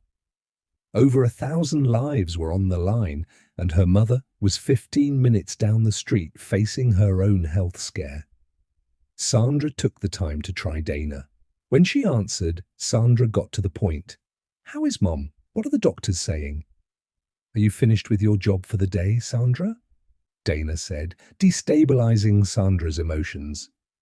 It was unlike Dana to respond to a question with one. "I'm not." "Well, there is news, Sandra." Just that much soured her stomach. "Tell me." "The doctor wants to wait until you get here." Sandra's eyes filled with hot tears. The world around her felt like it was spinning. It was never good when one had to hear the diagnosis in person. "Ah, okay." "She's resting right now, so don't worry yourself, please. There is nothing you could do if you were here. Your job is important." Sandra sniffled, thanked Dana, and hung up. She continued to grip onto her phone. The results must be life-changing, possibly life-threatening for the doctor to hold off. "Sandra!" Bryce's voice reached her before he did. She had just enough time to wipe her eyes and pocket her phone. "Elwood's getting the money over. Should be here in 15 minutes. "Good. You okay?" He angled his head, peering into her eyes. "Yeah, I'm fine. Why?" The question was a challenge. She could hear her stuffy nose, and in the light, he probably saw that her eyes were wet. He pointed at her. "That right there." "What? Right where?" She made a show of looking around her. "You're not as good at hiding your personal shit as you think you are." "You say that because you saw me at my worst." Having Olivia kidnapped certainly qualified as that. "If you don't want to tell me, that's fine. I understand. It's best we keep some mystery about ourselves." Bryce turned to walk back to the vehicle door. "It's Margot, my mum." He pivoted back but didn't speak, leaving the space open for her to continue. "Something's wrong with her." She gave him the highlights. "I guess the doctor has some answers. but I'll need to wait until this is all over. Apparently, it's news best delivered face to face. Oh, Sandra, I'm sorry to hear that. You should go to her. I can handle this and step up as lead. He put the latter out there with a bit of a smirk, as if teasing with her. Wouldn't you like that? She volleyed back, trying to muster some frivolity. No, in all seriousness, my leaving wouldn't change things anyway. I'm seeing this through. We're close now, we've got to be. And Mindy Ashmore is used to dealing with me. All right, but if you change your mind... She shook her head. Thanks, but I won't. You might like to know something else. Sandra braced herself. A bit of Krieger's mystery has been unravelled. After you both left, Neil told me Krieger's haunted by a past incident when he held off from sending ERT in. The gunman killed a family of 4, including a 6-year-old boy. Sandra assimilated that. She thought back to earlier when she'd mistaken his abandoned sentence for judgment. I'm not, but... It came after Bryce pointed out the innocent lives at stake in that boardroom. She'd assumed Krieger didn't see them that way. She was wrong and couldn't have been further from the truth. After Krieger's experience, he'd always consider the innocent, the ones in danger. He wanted a peaceful resolution like she did, but life told him that came from action, not talking. Thank you for telling me. Chapter 49, 7:05 p.m. There was 15 minutes on the clock when Sandra was standing outside the hospital's main doors with ERT at her side. They had her in a vest and armed with a hidden mic, but she refused to carry a weapon. If Mindy searched her and found a weapon, it could be seen as a threat and turn things sideways in a flash. That didn't stop Sandra from wishing for a gun in an ankle holster. Olivia's father, like a real-life Rambo, never left home without one. Louise provided them with override codes for the stairwells, which they were going to use instead of the elevators. It would be far easier to contain risk that way. If the elevators started operating before the perps were disarmed, then people could unload and potentially find themselves in the crossfire. An agent from the Washington field office delivered the cash in a backpack and left. Sandra had called Mindy to let her know she was coming in with the money and to have her team position themselves at the stairwell doors for apprehension. Mindy's request came over the walkie-talkies a moment later. She received agreement from everyone, including Tom Sparling. But Louise confirmed through security video that everyone was in position but Tom Sparling. They were still going to move ahead with their plan. The ERT officer, a man named Albert Willis, turned to her. Just remember, do whatever you can to get the blinds open in that boardroom. If we need to, we'll handle the rest. She nodded, knowing how they'd handle things. It would be through a sniper's rifle. The thought of facilitating Mindy Ashmore's execution didn't sit well. Let's hope it doesn't come to that. Just do your job and we'll do ours. The ERT unit commander made a motion with his arm, and the officers moved inside the hospital. The one in the lead swiped the keycard to unlock the main doors, and they flocked to the stairwell. After getting there, the group made their way up. 3 officers branched off on the 2nd floor and took Carmen Feeney into custody. 3 ERT officers walked out on the 4th against her judgment. From the last update before they left, Sparling was still in Phoebe Chapman's room.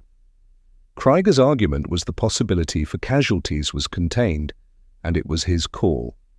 While 2 would position themselves down the hall from Chapman's room, the 3rd would accompany Dr. Bell with Jordan Maddox and Nurse Mahoney to the main floor for surgery. They would use the elevator reserved for doctors to transport patients to surgery rooms. Those on it would be staff with the hospital and know the procedure during lockdown. Again, less risk. The process repeated on the 6th, where 2 more ERT officers took to the hallways to bring down Shane Perkins. This left Sandra with ERT officers Willis and Kemp, as they continued to the 8th floor. "If you need to stop and rest, we can do that." He glanced over his shoulder at her. "I'm fine." Her regular jogging gave her incredible cardio health, and it took a lot for her to get winded. The fact she was carrying 250k in a backpack wasn't enough to tax her heart, and she had her mind set. Phoebe Chapman was getting her life-saving surgery. "Suit yourself." 2 more series of stairs and they were at the door, with 8 on a sign next to it. "This is us." Willis paused by the door and adjusted his vest, then turned to her. "You ready?" "I am." She let go of the straps on the backpack, preferring her hands free if they were needed. Willis unlocked the door with a code, and the 3 of them stepped into the hallway. It was shadowed, like the stairwell, with only emergency lighting in effect. Maybe she had made a huge mistake coming here, deciding to face Mindy Ashmore in person. Had she let her past successes with in-person negotiations affect her decision? Willis led the way down the hall, with Kemp walking behind her. Both were wearing helmets with a flashlight attached to them. Ahead of her, Willis's beam cut across the darkened hallways, giving Sandra an eerie feeling. She remembered where the boardroom was located from the blueprints she'd peeked at before entry, and she stayed in step with Willis. He stopped walking 3 doors down and motioned for her to tuck against the wall.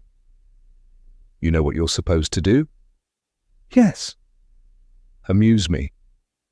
"Announce myself, knock on the door, step off to the side, and go in when it feels safe." "Yes. Now go." Sandra wondered if they were just planning to take Mindy down with force, and if so, why had they bothered letting her haul the money up the stairs? She walked toward the boardroom, noting there were a few windows facing the hallway too. The blinds in them were closed. "This is it." "FBI Special Agent Sandra Voss," she called out. "Mindy, I'm here with your money." She reached out and knocked on the door. Stepped off to the side. Willis nodded at her, the beam from his headlamp moving with his head arching from the floor to the ceiling and back. The door opened slowly and Pamela put her head through. "Come in." Her voice was tiny and scared. Sandra resisted the urge to look back at Willis. "Pamela, I have the cash for Mindy." "Bring it to me," Mindy called out from inside the room. Sandra subtly shook her head, the motion for Willis, though he would have heard everything. "I'm coming in, Mindy." She stepped into the room. Mindy was standing in a corner, holding a gun on the doorway. Her hair was standing up and frizzy around her face. Her skin was pale against her brown hair. Sandra scanned the faces of the hostages. There was one she hadn't expected to see and was now happy that she hadn't called her sister. Janie De Silva. The fate of everyone here was in Sandra's hands. What happened in the next few seconds would decide life and death. Pamela was quick to move behind her and lock the dagger again. "Unload the money on the table," Mindy told her without moving from her position.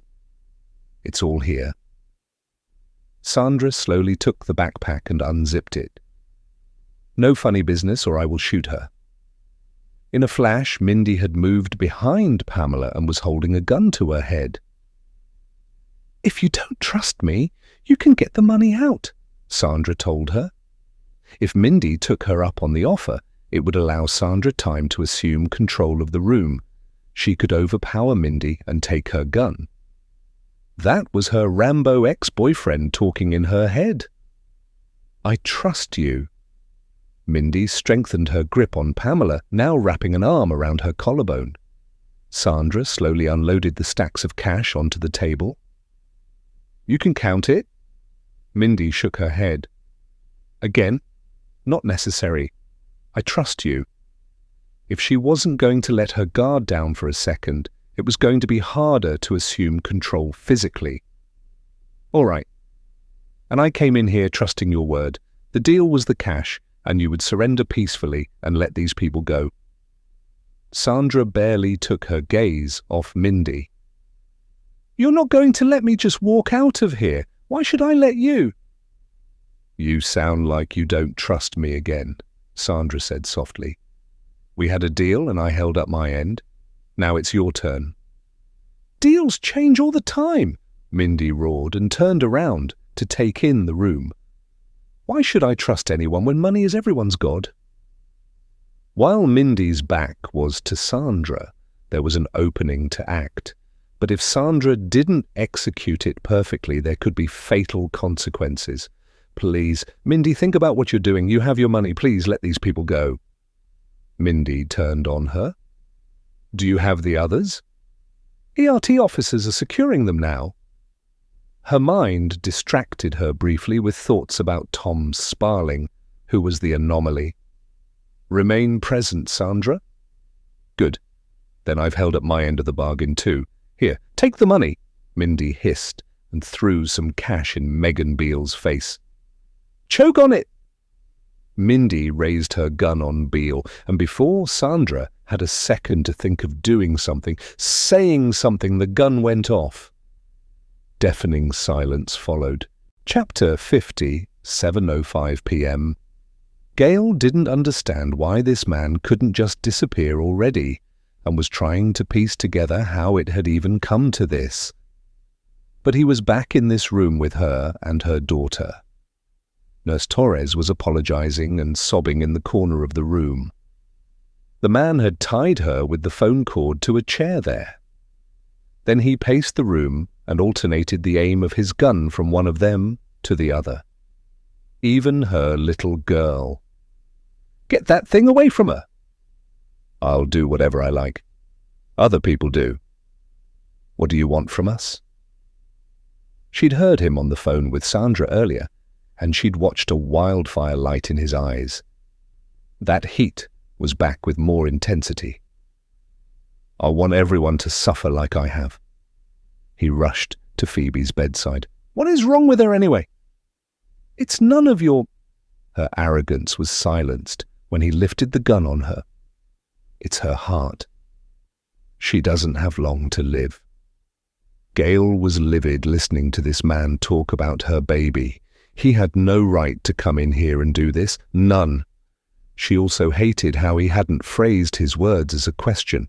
It was an observation he'd made, something everyone around could see, except for Gail. She refused to let go and would continue to hold on to hope, to her daughter's survival, until it was indisputable.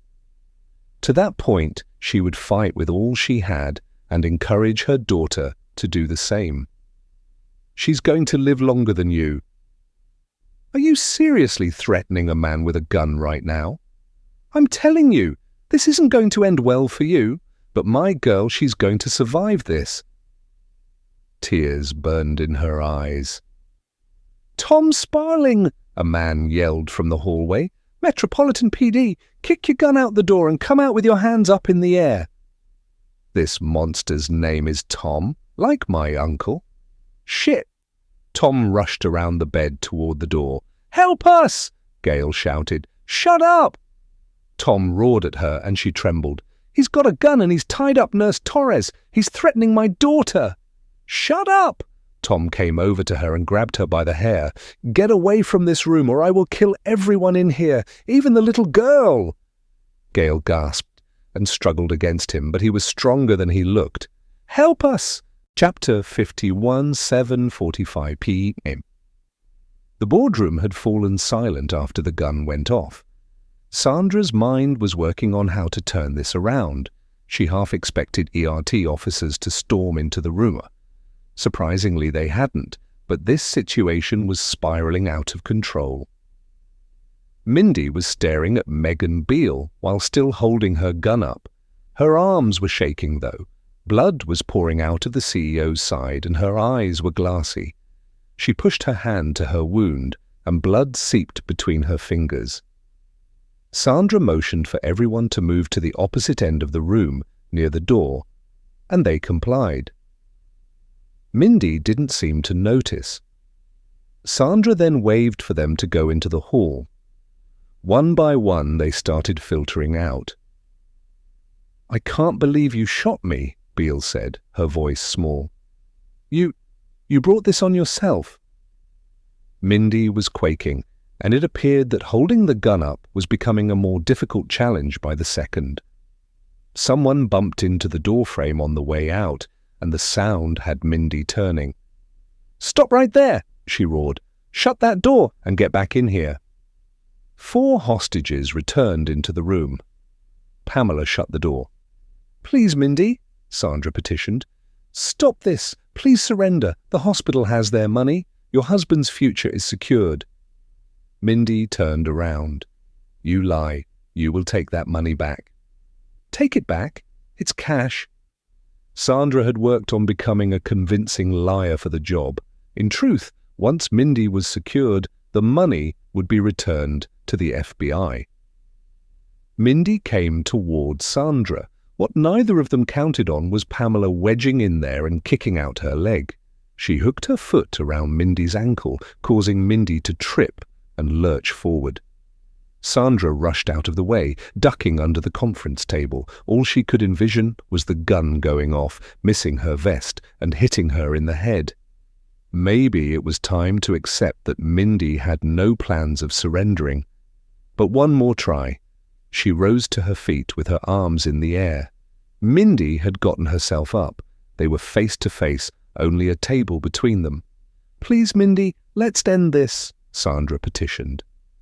Mindy's eyes narrowed. In that moment, Sandra saw what she had refused to accept. Mindy was a sick woman without hope. The money wasn't going to solve her deeper issue. She couldn't face another fight against cancer. "I can understand why you might feel there's no hope," Sandra said, slicing into the stretched silence. "Cancer's a killer, but you survived it once. You can do it again." Mindy's face softened, just a fraction, and her mouth twitched. "Nah, I just don't have it in me." She raised her gun to her head. "No," Sandra said, "don't do that, not to Dylan. It will destroy him." Tears were falling down Mindy's face. "I just don't have the strength to," she sobbed. "I will stand by you, Mindy. Please just hand me your gun and surrender." Peacefully. Sandra spotted Pamela moving and shook her head. "Come on, Mindy, I'm here for you," Sandra said. "You said that you trust me. Here's your chance to prove it." "Okay." Sandra slowly walked around to Mindy. They were standing mere feet apart when Mindy extended her gun to Sandra. "Actually, please set it on the tab." The next few seconds moved in slow motion. There was a deafening crack as the glass in the conference window shattered. But Mindy didn't have a split second to react. Her blood and brain matter splattered across Sandra's face, clung to her eyelashes, and some went into her mouth. The gun in Mindy's hand dropped to the floor. Mindy crumpled down beside it, a lifeless puppet. Pamela was crying, and Megan Beale was staring wide-eyed toward the window. Pamela had opened the blinds, allowing ERT a line of sight. Sandra looked back to where Megan was sitting, and now saw there was a bullet hole in the wall behind her. The CEO had merely been grazed. What the hell just happened? Sandra put a hand on her stomach and stared down at Mindy's lifeless body. All those hours, all the patience had amounted to what? Exactly what she didn't want. And this unfortunate woman's husband. Sandra had made a promise to him and failed to deliver. She was aware that the rest of the people who were in there were now leaving, and that the 2 ERT officers moved in.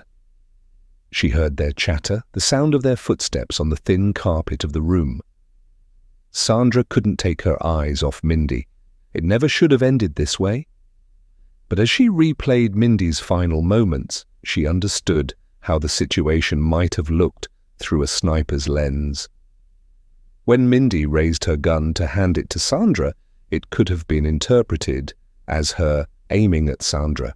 Son of a bitch. Her heart ached for Mindy Ashmore, despite all the hurt and damage she had caused today. She'd been a regular person tested beyond her limits, and while Sandra always aimed for 0 casualties, she'd failed today. Chapter 52, 8:05 p.m. She was in the process of surrendering. Sandra was muttering, but she couldn't help herself. It didn't have to end this way. "Come on, time for you to go," ERT Officer Willis said to Sandra. One of the board members returned, likely a doctor, to tend to Beale and escorted her out. Sandra gave one more look at Mindy's body before leaving. He was right, and there was nothing more to do in this room. Crime Scene would come in and process the scene, collect the cash, and return it to the FBI. None of this was her problem or concern. She'd done her job, or at least she tried to do it. The loss of life hit hard. Down the hall, she snatched the tissue box from Pamela's desk and wiped her face. The metallic flavor of blood coated her tongue. Death. She was wearing Mindy Ashmore's life force. Her poor husband was going to be destroyed, and after all this, he'd still have debt from the hospital. There was no way they'd ever write it off now. If word got out they had, it would only encourage more events like today. "Where did you put everyone?" Sandra knew that until all the gunmen were cleared from the building, the hospital was still in lockdown. "Beale's office, it's the largest on the floor." He pointed to the right. The blinds in the room were now open. Sandra saw Janie De Silva and went inside to her. "Janie?" "Yes." "I'm Sandra with the FBI. We spoke on the phone." Janie nodded, but appeared somewhat distracted by Sandra's appearance, which must have been hideous. She'd still have Mindy's blood all over her. Sandra continued, "I wanted to thank you for all your help and to also tell you I met your sister this morning at the cordon line." "Oh, thank goodness." Janie put a hand to her forehead. "I was afraid she was inside the hospital too." She was running late. Janie smiled. "She's always running late. Today that was a good thing." "It was. When you get out of here, call her right away, okay? Tell her I told you." Janie bobbed her head. "I will." Sandra searched the room, seeking out Dr. Cowan. They might still be able to get Phoebe Chapman that hard. She'd seen Valerie Cowan's photo before the breach. She spotted her at the same time as the doctor was making her way to Sandra. "You're with the FBI?" "I am, Sandra Voss." The doctor didn't blink twice at Sandra's appearance. "I'm Dr. Cowan. I'm scheduled to perform a heart transplant on a little girl at 11 o'clock. "Phoebe Chapman?" "That's right. We're running close to the cut-off point, but if she's safe, I'd like to call the donor hospital and get her prepped for surgery." "Give me a minute." Sandra went over to Officer Willis in the doorway for a status update on the 4th floor, just as a man's voice came over his radio. "Officer Willis?" "Go ahead, this is Willis." "We have a situation down here on the 4th with Tom Sparling. That negotiation woman still with you?" Sandra grabbed Willis's radio. "This is Special Agent Voss," she said, speaking up for herself. "Yeah, well, Tom Sparling's saying he's not leaving the Chapman room, and he'll only talk to you. Get down here. Willis, you are to accompany her. Kemp can stay with everyone until the situation is all cleared." Sandra was looking at Dr. Cowan as the news came in. Willis snatched his radio back from Sandra. "You might have heard there's a crime scene up here, and a body. Kemp can't cover it all." There was a groan. "Very well. Voss, get down here." "The elevator's available yet?" Willis asked. "Not yet." Willis handed her the key card for the stairwell, and Sandra returned to Dr. Cowan. "I'm going to do all I can to save that little girl, so you can take it from there." The doctor nodded and Sandra headed for the stairwell. She jogged down the 4 flights, savouring the spike in her heart rate. The journey to the 4th at a clip was giving her more of a cardio workout than hauling the backpack up 8 levels had. She stopped at the door for the 4th level and took a few deep breaths. She must look frightening. Wiping her face with a dry tissue was better than nothing, but the blood remained caked to her skin as a macabre mask. Looking down, she had some of Mindy's blood on her shirt, but oh well, they'd be getting her the way they got her. There wasn't any time to waste if that little girl's life was going to be saved. She hurried past the nurse's station, happy to see that Jordan Maddox was no longer there. He must be on the way to the operating room for surgery. The same should apply for Nurse Mahoney. The 3 ERT officers were outside Phoebe's room, positioned off to the side, likely in case Sparling fired through the glass. Sandra approached and stayed to one end. "I'm here, Tom. It's Special Agent Voss." A formal introduction to make sure Tom recognized her authority and the seriousness of the situation. "Tom, you said you wanted to talk to me. Well, I'm here." "Make the men with the guns go away," Tom said back. "You know I can't do that, and you know why. There's a little girl in there, Tom. I won't hurt her." "But you already are. She is scheduled for a heart transplant soon. Without that heart, she will die." Sandra didn't even know if that could still happen tonight, or if the poor child would need to return to the waiting list. There were a few beats of silence. "Her blood will be on this hospital." "No!" a woman cried out, and Sandra assumed it was Gail. Maybe the hospital will start to listen and be taught a lesson.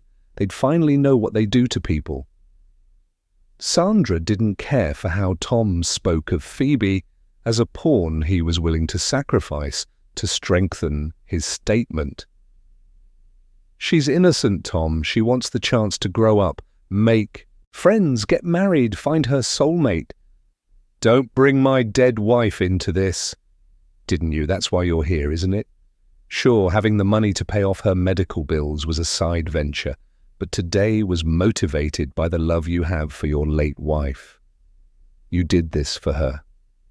Or am I wrong?" There was silence. "Please, Tom, that little girl is only 4 years old.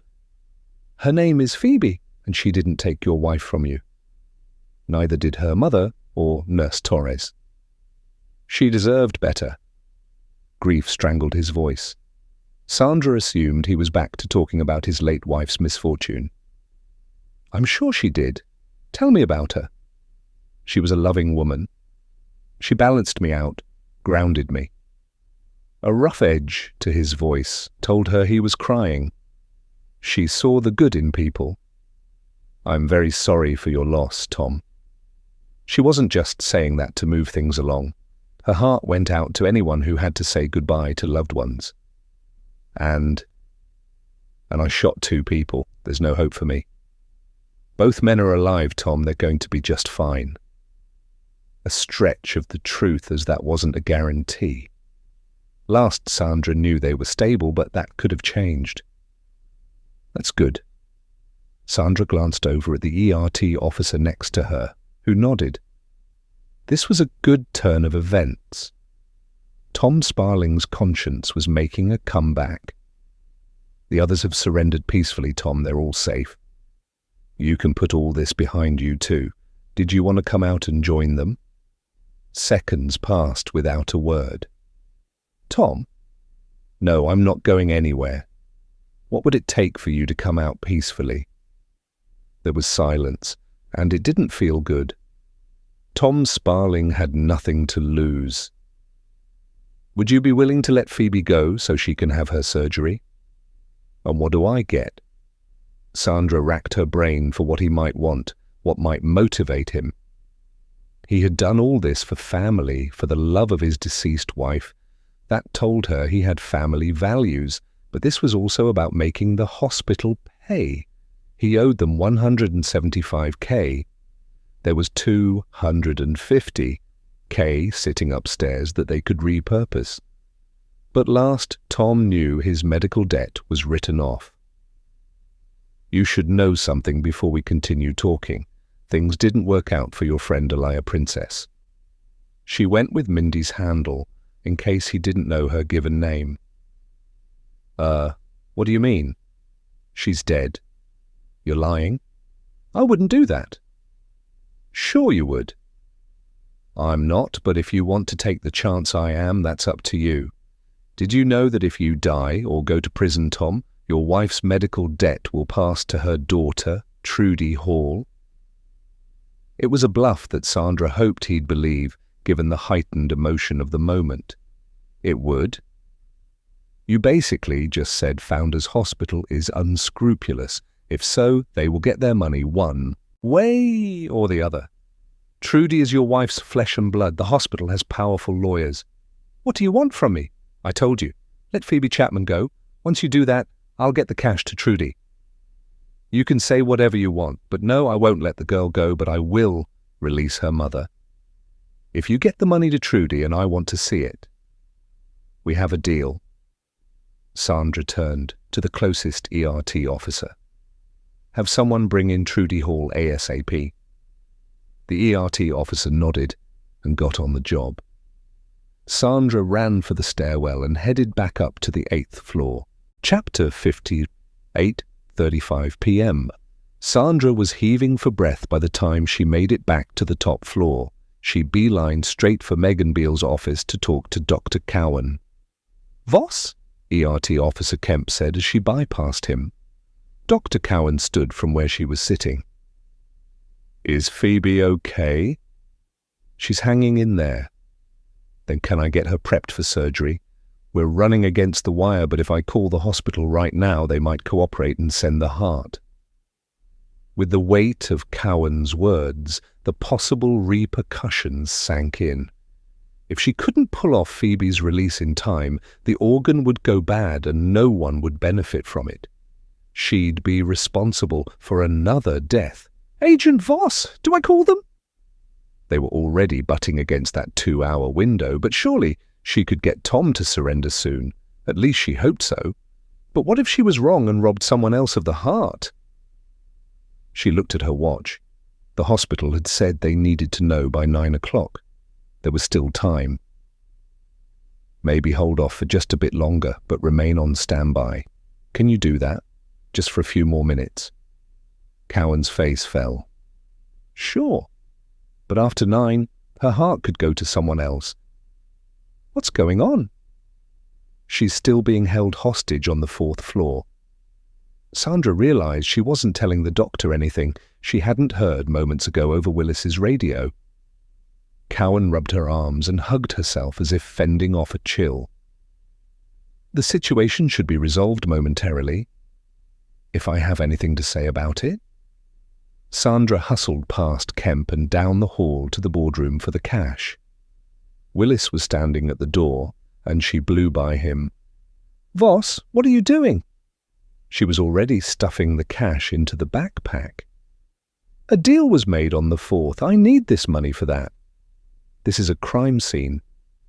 In case you haven't realized it, this entire hospital is one, and right now this cash is a girl's best shot at surviving. Do you want her life on your conscience? The second the question left her lips, she wished to reel it in. I apologize for that. Of course you don't. No one would. But this is the FBI's cash, and I'm the FBI, so I'm taking it. All right, have at it.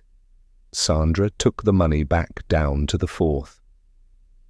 What's the ETA on Trudy Hall? She asked the same ERT officer she'd asked to get her there. She should be here any minute. While he was talking, a ERT officer strode toward them from the stairwell door with a woman in her early 40s at his side. How did she get here so fast? Detective Birch brought her to the scene to have on standby in case we'd need her. Sandra smiled. That's my man. She bridged the distance to the woman. Trudy Hall, I'm Agent Voss. Did this officer explain the situation to you? He did. Good. Now, you're not in any danger with this exchange. He just needs to See me hand you the money, and for you to confirm it's 175,000. Trudy nodded. Sandra gave a thumbs up to ERT, then spoke in a raised voice. Tom, we have Trudy Hall here, and the money for her. The blind in the door went up, but it was Gail Chapman's face at the glass. She said something that was muffled by the closed door. Do you have the money, Trudy? Tom asked. Sandra handed the backpack to Trudy. I do. How much is there? Gail remained at the window as Trudy made a show of pulling out the bundles of cash. After a few minutes, she said, 175K. The blind in the door was dropped again, and soon the door was opening. The ERT officers raised their guns, prepared to use them if things went sideways. A woman's narrow wrists came through the opening. Don't shoot, the woman called out. It's Gail Chapman, Sandra told them, but it had no effect on the ERT officers. They only lowered their guns when the door shut again.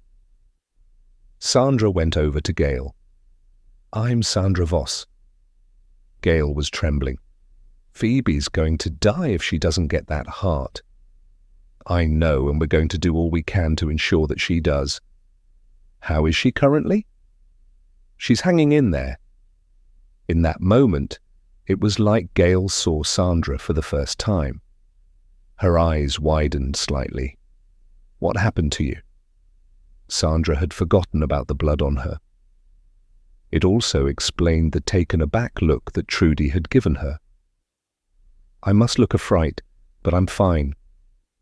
Now we must do what we can to get your baby girl out of there. If you'll excuse me.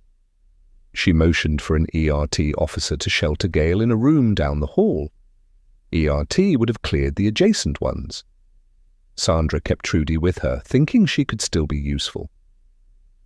Tom, we need to talk about the next steps, Sandra said. That little girl needs a new heart. When there was no response, Sandra turned to Trudy. Would you be willing to talk to him? We can see if he'll listen to you. Tom, Mum wouldn't be happy with what you're doing here, Trudy called out, moving ahead without responding to Sandra. That wouldn't be the direction Sandra would have recommended, but Trudy would know him much better. There was no reply from inside. Keep talking, Sandra encouraged quietly. You're doing great. I know losing her was hard on you. It's been hard on me. I didn't even know her for most of my life. All that time I'll never get back. There's no going back, Tom said, his voice gravelly like earlier. But it's going to be okay if you trust me, Trudy told him. Mum wanted us to be a family, even if it was a different one. Do you believe she's watching us from heaven? I do. There was more silence, and Sandra sensed an energy shift. Trudy continued. She loved you more than anything, Dad. Sandra realized how generous the each woman was being with Dad when Tom was technically the man who married her birth mother. He also wasn't someone she knew until 5 years ago. I love you, Trudy said, just as she started to sob. Sandra wrapped her arm around her and signaled for an officer to take her away. She'd been put through enough. Tom, did you hear all that? Sandra asked him. Yeah. There's a future for both of you. People who love you don't cut you out of their lives. Prison won't stop her love. She'll be there for you every step of the way. Sandra paused, but Tom didn't respond. She's taken care of with the cash. Will you let that little girl go now? Sandra's chest tightened as seconds ticked off. Yes, I'll surrender, Tom eventually said. Tell me what to do. I don't really have a death wish. Sandra let out a deep breath. Itiki, that's great to hear. Okay, well, I'm right here outside the door. She didn't move from where she was. You just need to open the door and kick the gun across the floor into the hallway and then come out with your arms in the air. Can you do that, Tom? Yeah, I'm doing it right now. Don't shoot me. No one will shoot you. The door slowly opened, The gun came out first, followed by Tom Sparling. He looked at her while ART officers moved in and apprehended him. Another went in for Maria Torres. Shortly after, the nurse came out and walked right up to Sandra. "How is Jordan?" "In surgery." Maria threw her arms around her. "Thank you." Sandra hugged her back, taking a moment's comfort in the embrace, the human contact. Maria hadn't seemed put off by the blood, though as a nurse she'd be used to seeing it. "I never should have gone back to get that man's phone. If I hadn't—" Sandra put a reassuring hand on Maria's shoulder. "We can't know the future, though maybe we can." Maria lifted her hand and showed Sandra her ring finger. She grinned broadly. "He proposed, and I accepted. We've already started our family." Maria touched her belly. "You're expecting too? Congratulations," Sandra told her, grateful she hadn't known before and had the added pressure.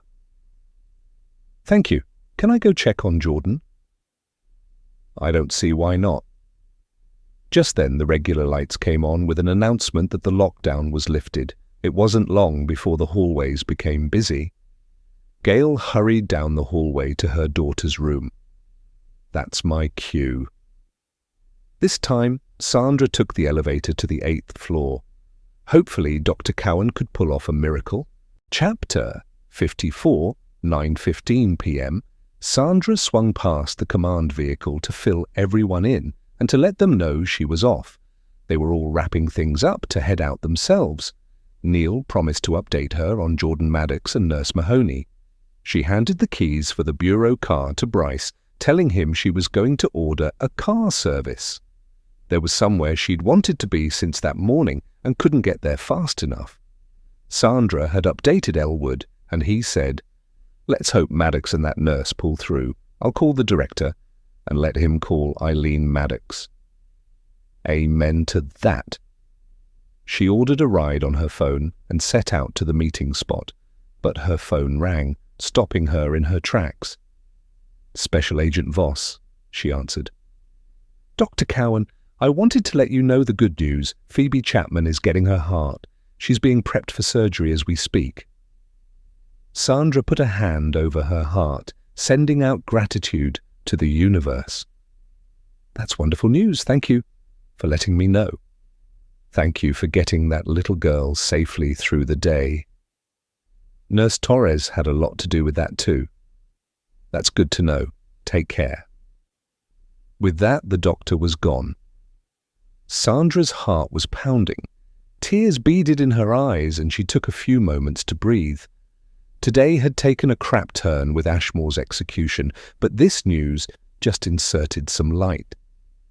She started to walk toward the street. "Hold up," Bryce called out, stopping her.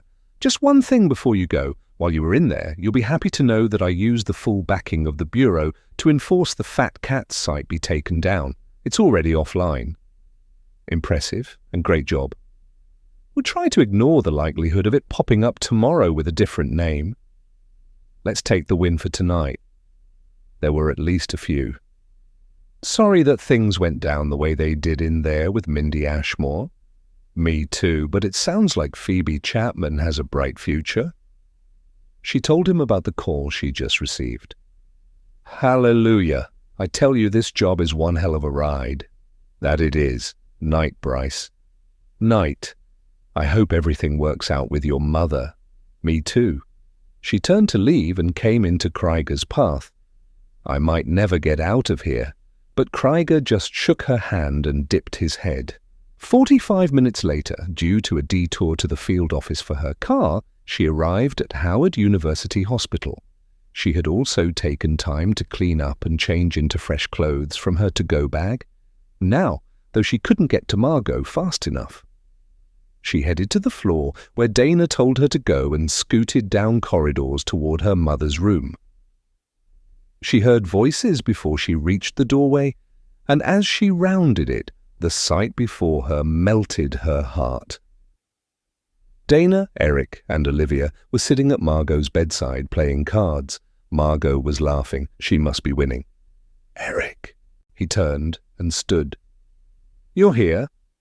He hugged her and pulled back, angled his head. "You all right?" "I will be."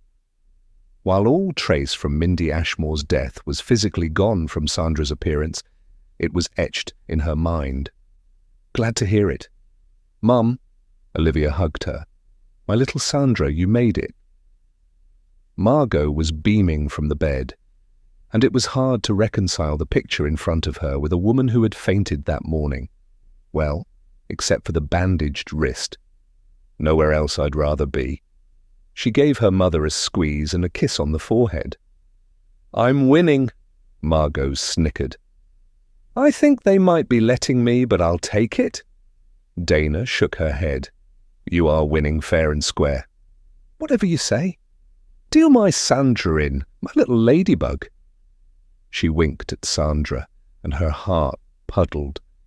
That was the pet name she'd started calling Sandra, not long after Margot and her husband had adopted her and Sam. It was one she hadn't heard in a long time. "I'd love to play." What she'd like even more was answers, but this was a good moment, so she'd enjoy it as long as she could. The four of them played Go Fish for a few rounds when Sandra's phone rang. She pulled it out, and while there was no caller ID, she had a feeling the call was important. "Excuse me, I have to take this." "That's my ladybug. She does important work." Margot hummed a tune. Sandra touched her mother's shoulder as she stepped away and went out into the hall. "Special Agent Voss." "Lieutenant Coleman here." Her heart sank. "So, Jordan Maddox's and Colby Mahoney's surgeries went well. Both are expected to make a full recovery." "That's great news." She told him about Phoebe's heart. "Thank God, I didn't just call about Maddox and Mahoney." "You did a great job today, Sandra. If you're like me, you're probably giving yourself a rough time about Ashmore, but she's not your weight to carry. She made her decisions. You gave her every chance. Please remember that." "Thank you for the kind words." That's about as deep as she could let them sink in. Words, surface level. She'd need to process what transpired today in her own time. "And I appreciate the updates." "Don't mention it." "Night." Night. She ended the call and put her phone away. Eric came up and put his arm around her, resting his hand on the small of her back. She turned to him. "It's so nice that you're here. It means a lot to me." He leaned in and kissed her. "Did you pick up Liv?" She assumed he probably had when she saw Olivia here. "I did. We've been here for about an hour." By the way, great thinking to have Trudy Hall on standby. She helped save the day. She gave him the overview, leaving out Mindy Ashmore's demise. "Glad to hear everything worked out." She pressed on a smile, which he saw through. His facial expression tightened. "What didn't you tell me?" "The shot caller died. It was tragic, unnecessary." "Oh, Sandra, I'm sorry to hear that." "The worst part, I was right there when it happened. Her brain matter was on my face, in my hair, in my mouth. You can't control everything. Sometimes bad things happen." Somber, but you're right. From my side of things, Stevie Cross will go away for his role in today's incident. As he should. Did he really think he'd get away with it? You know what they say? Some people are stupid. But I don't really think he cared if he got caught. Cross seemed to think he owed his nephew. He was estranged from the boy's mother for several years. But he saw how Sullivan's death destroyed her at the funeral. So when Shane came to him for help, there was no way he was letting his nephew or his sister down again. What a person will do for family. Her thoughts turned completely to Margot. We need to find Mom's doctor. That's him there. He nudged his head toward a 50-something man in a white lab coat striding toward them. Sandra Voss? The doctor said. I am. I'm Dr. Friedman.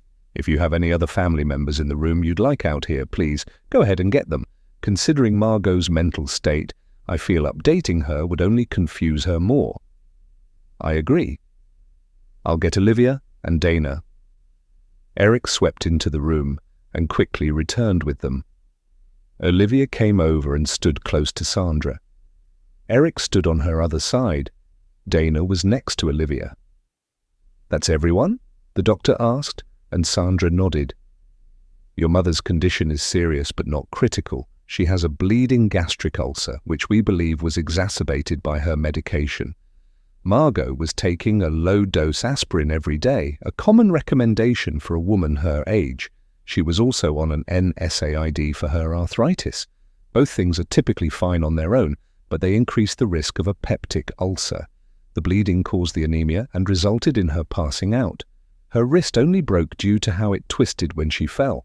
Her bone density is what one would expect of a healthy woman her age." Sandra took a few seconds to find her voice. "What does that mean? A peptic ulcer? Is it treatable?" Eric took Sandra's hand, and Olivia tucked into her side. Sandra wrapped her arm around her daughter. "It is. We'd stop with the medication immediately and get her started with blood transfusions to build up the iron. Then we can do surgery to fix the ulcer." "And the associated risks with that?" Sandra was afraid to take a deep breath in case she somehow jinxed the diagnosis. "Once we get her iron levels built up, the surgery is considered low risk. Do I have your permission to start her on a blood transfusion, Ms. Voss? I understand you are Mrs. Davenport's medical proxy." "Yes, please, go ahead and do that." "We'll do so immediately." The doctor smiled at them and set off down the hall. Sandra stood there, her head spinning. All that worry today for no real reason. "Grandma's going to be all right, Mum." Olivia sniffled. "That she is, sweetheart." Olivia left with Dana and went back into Margot's room. Sandra pinched her St. Michael pendant. "She's going to be all right." She parroted Olivia's words, trying to get them to really sink in. "More than all right." Eric wrapped his arms around her, and she sank against his chest. This had been one hell of a day, with all its twists and turns, but she got through it. She'd do so again tomorrow too, if she could at all help it. And even better, she'd face the future with her family and Eric by her side. The end.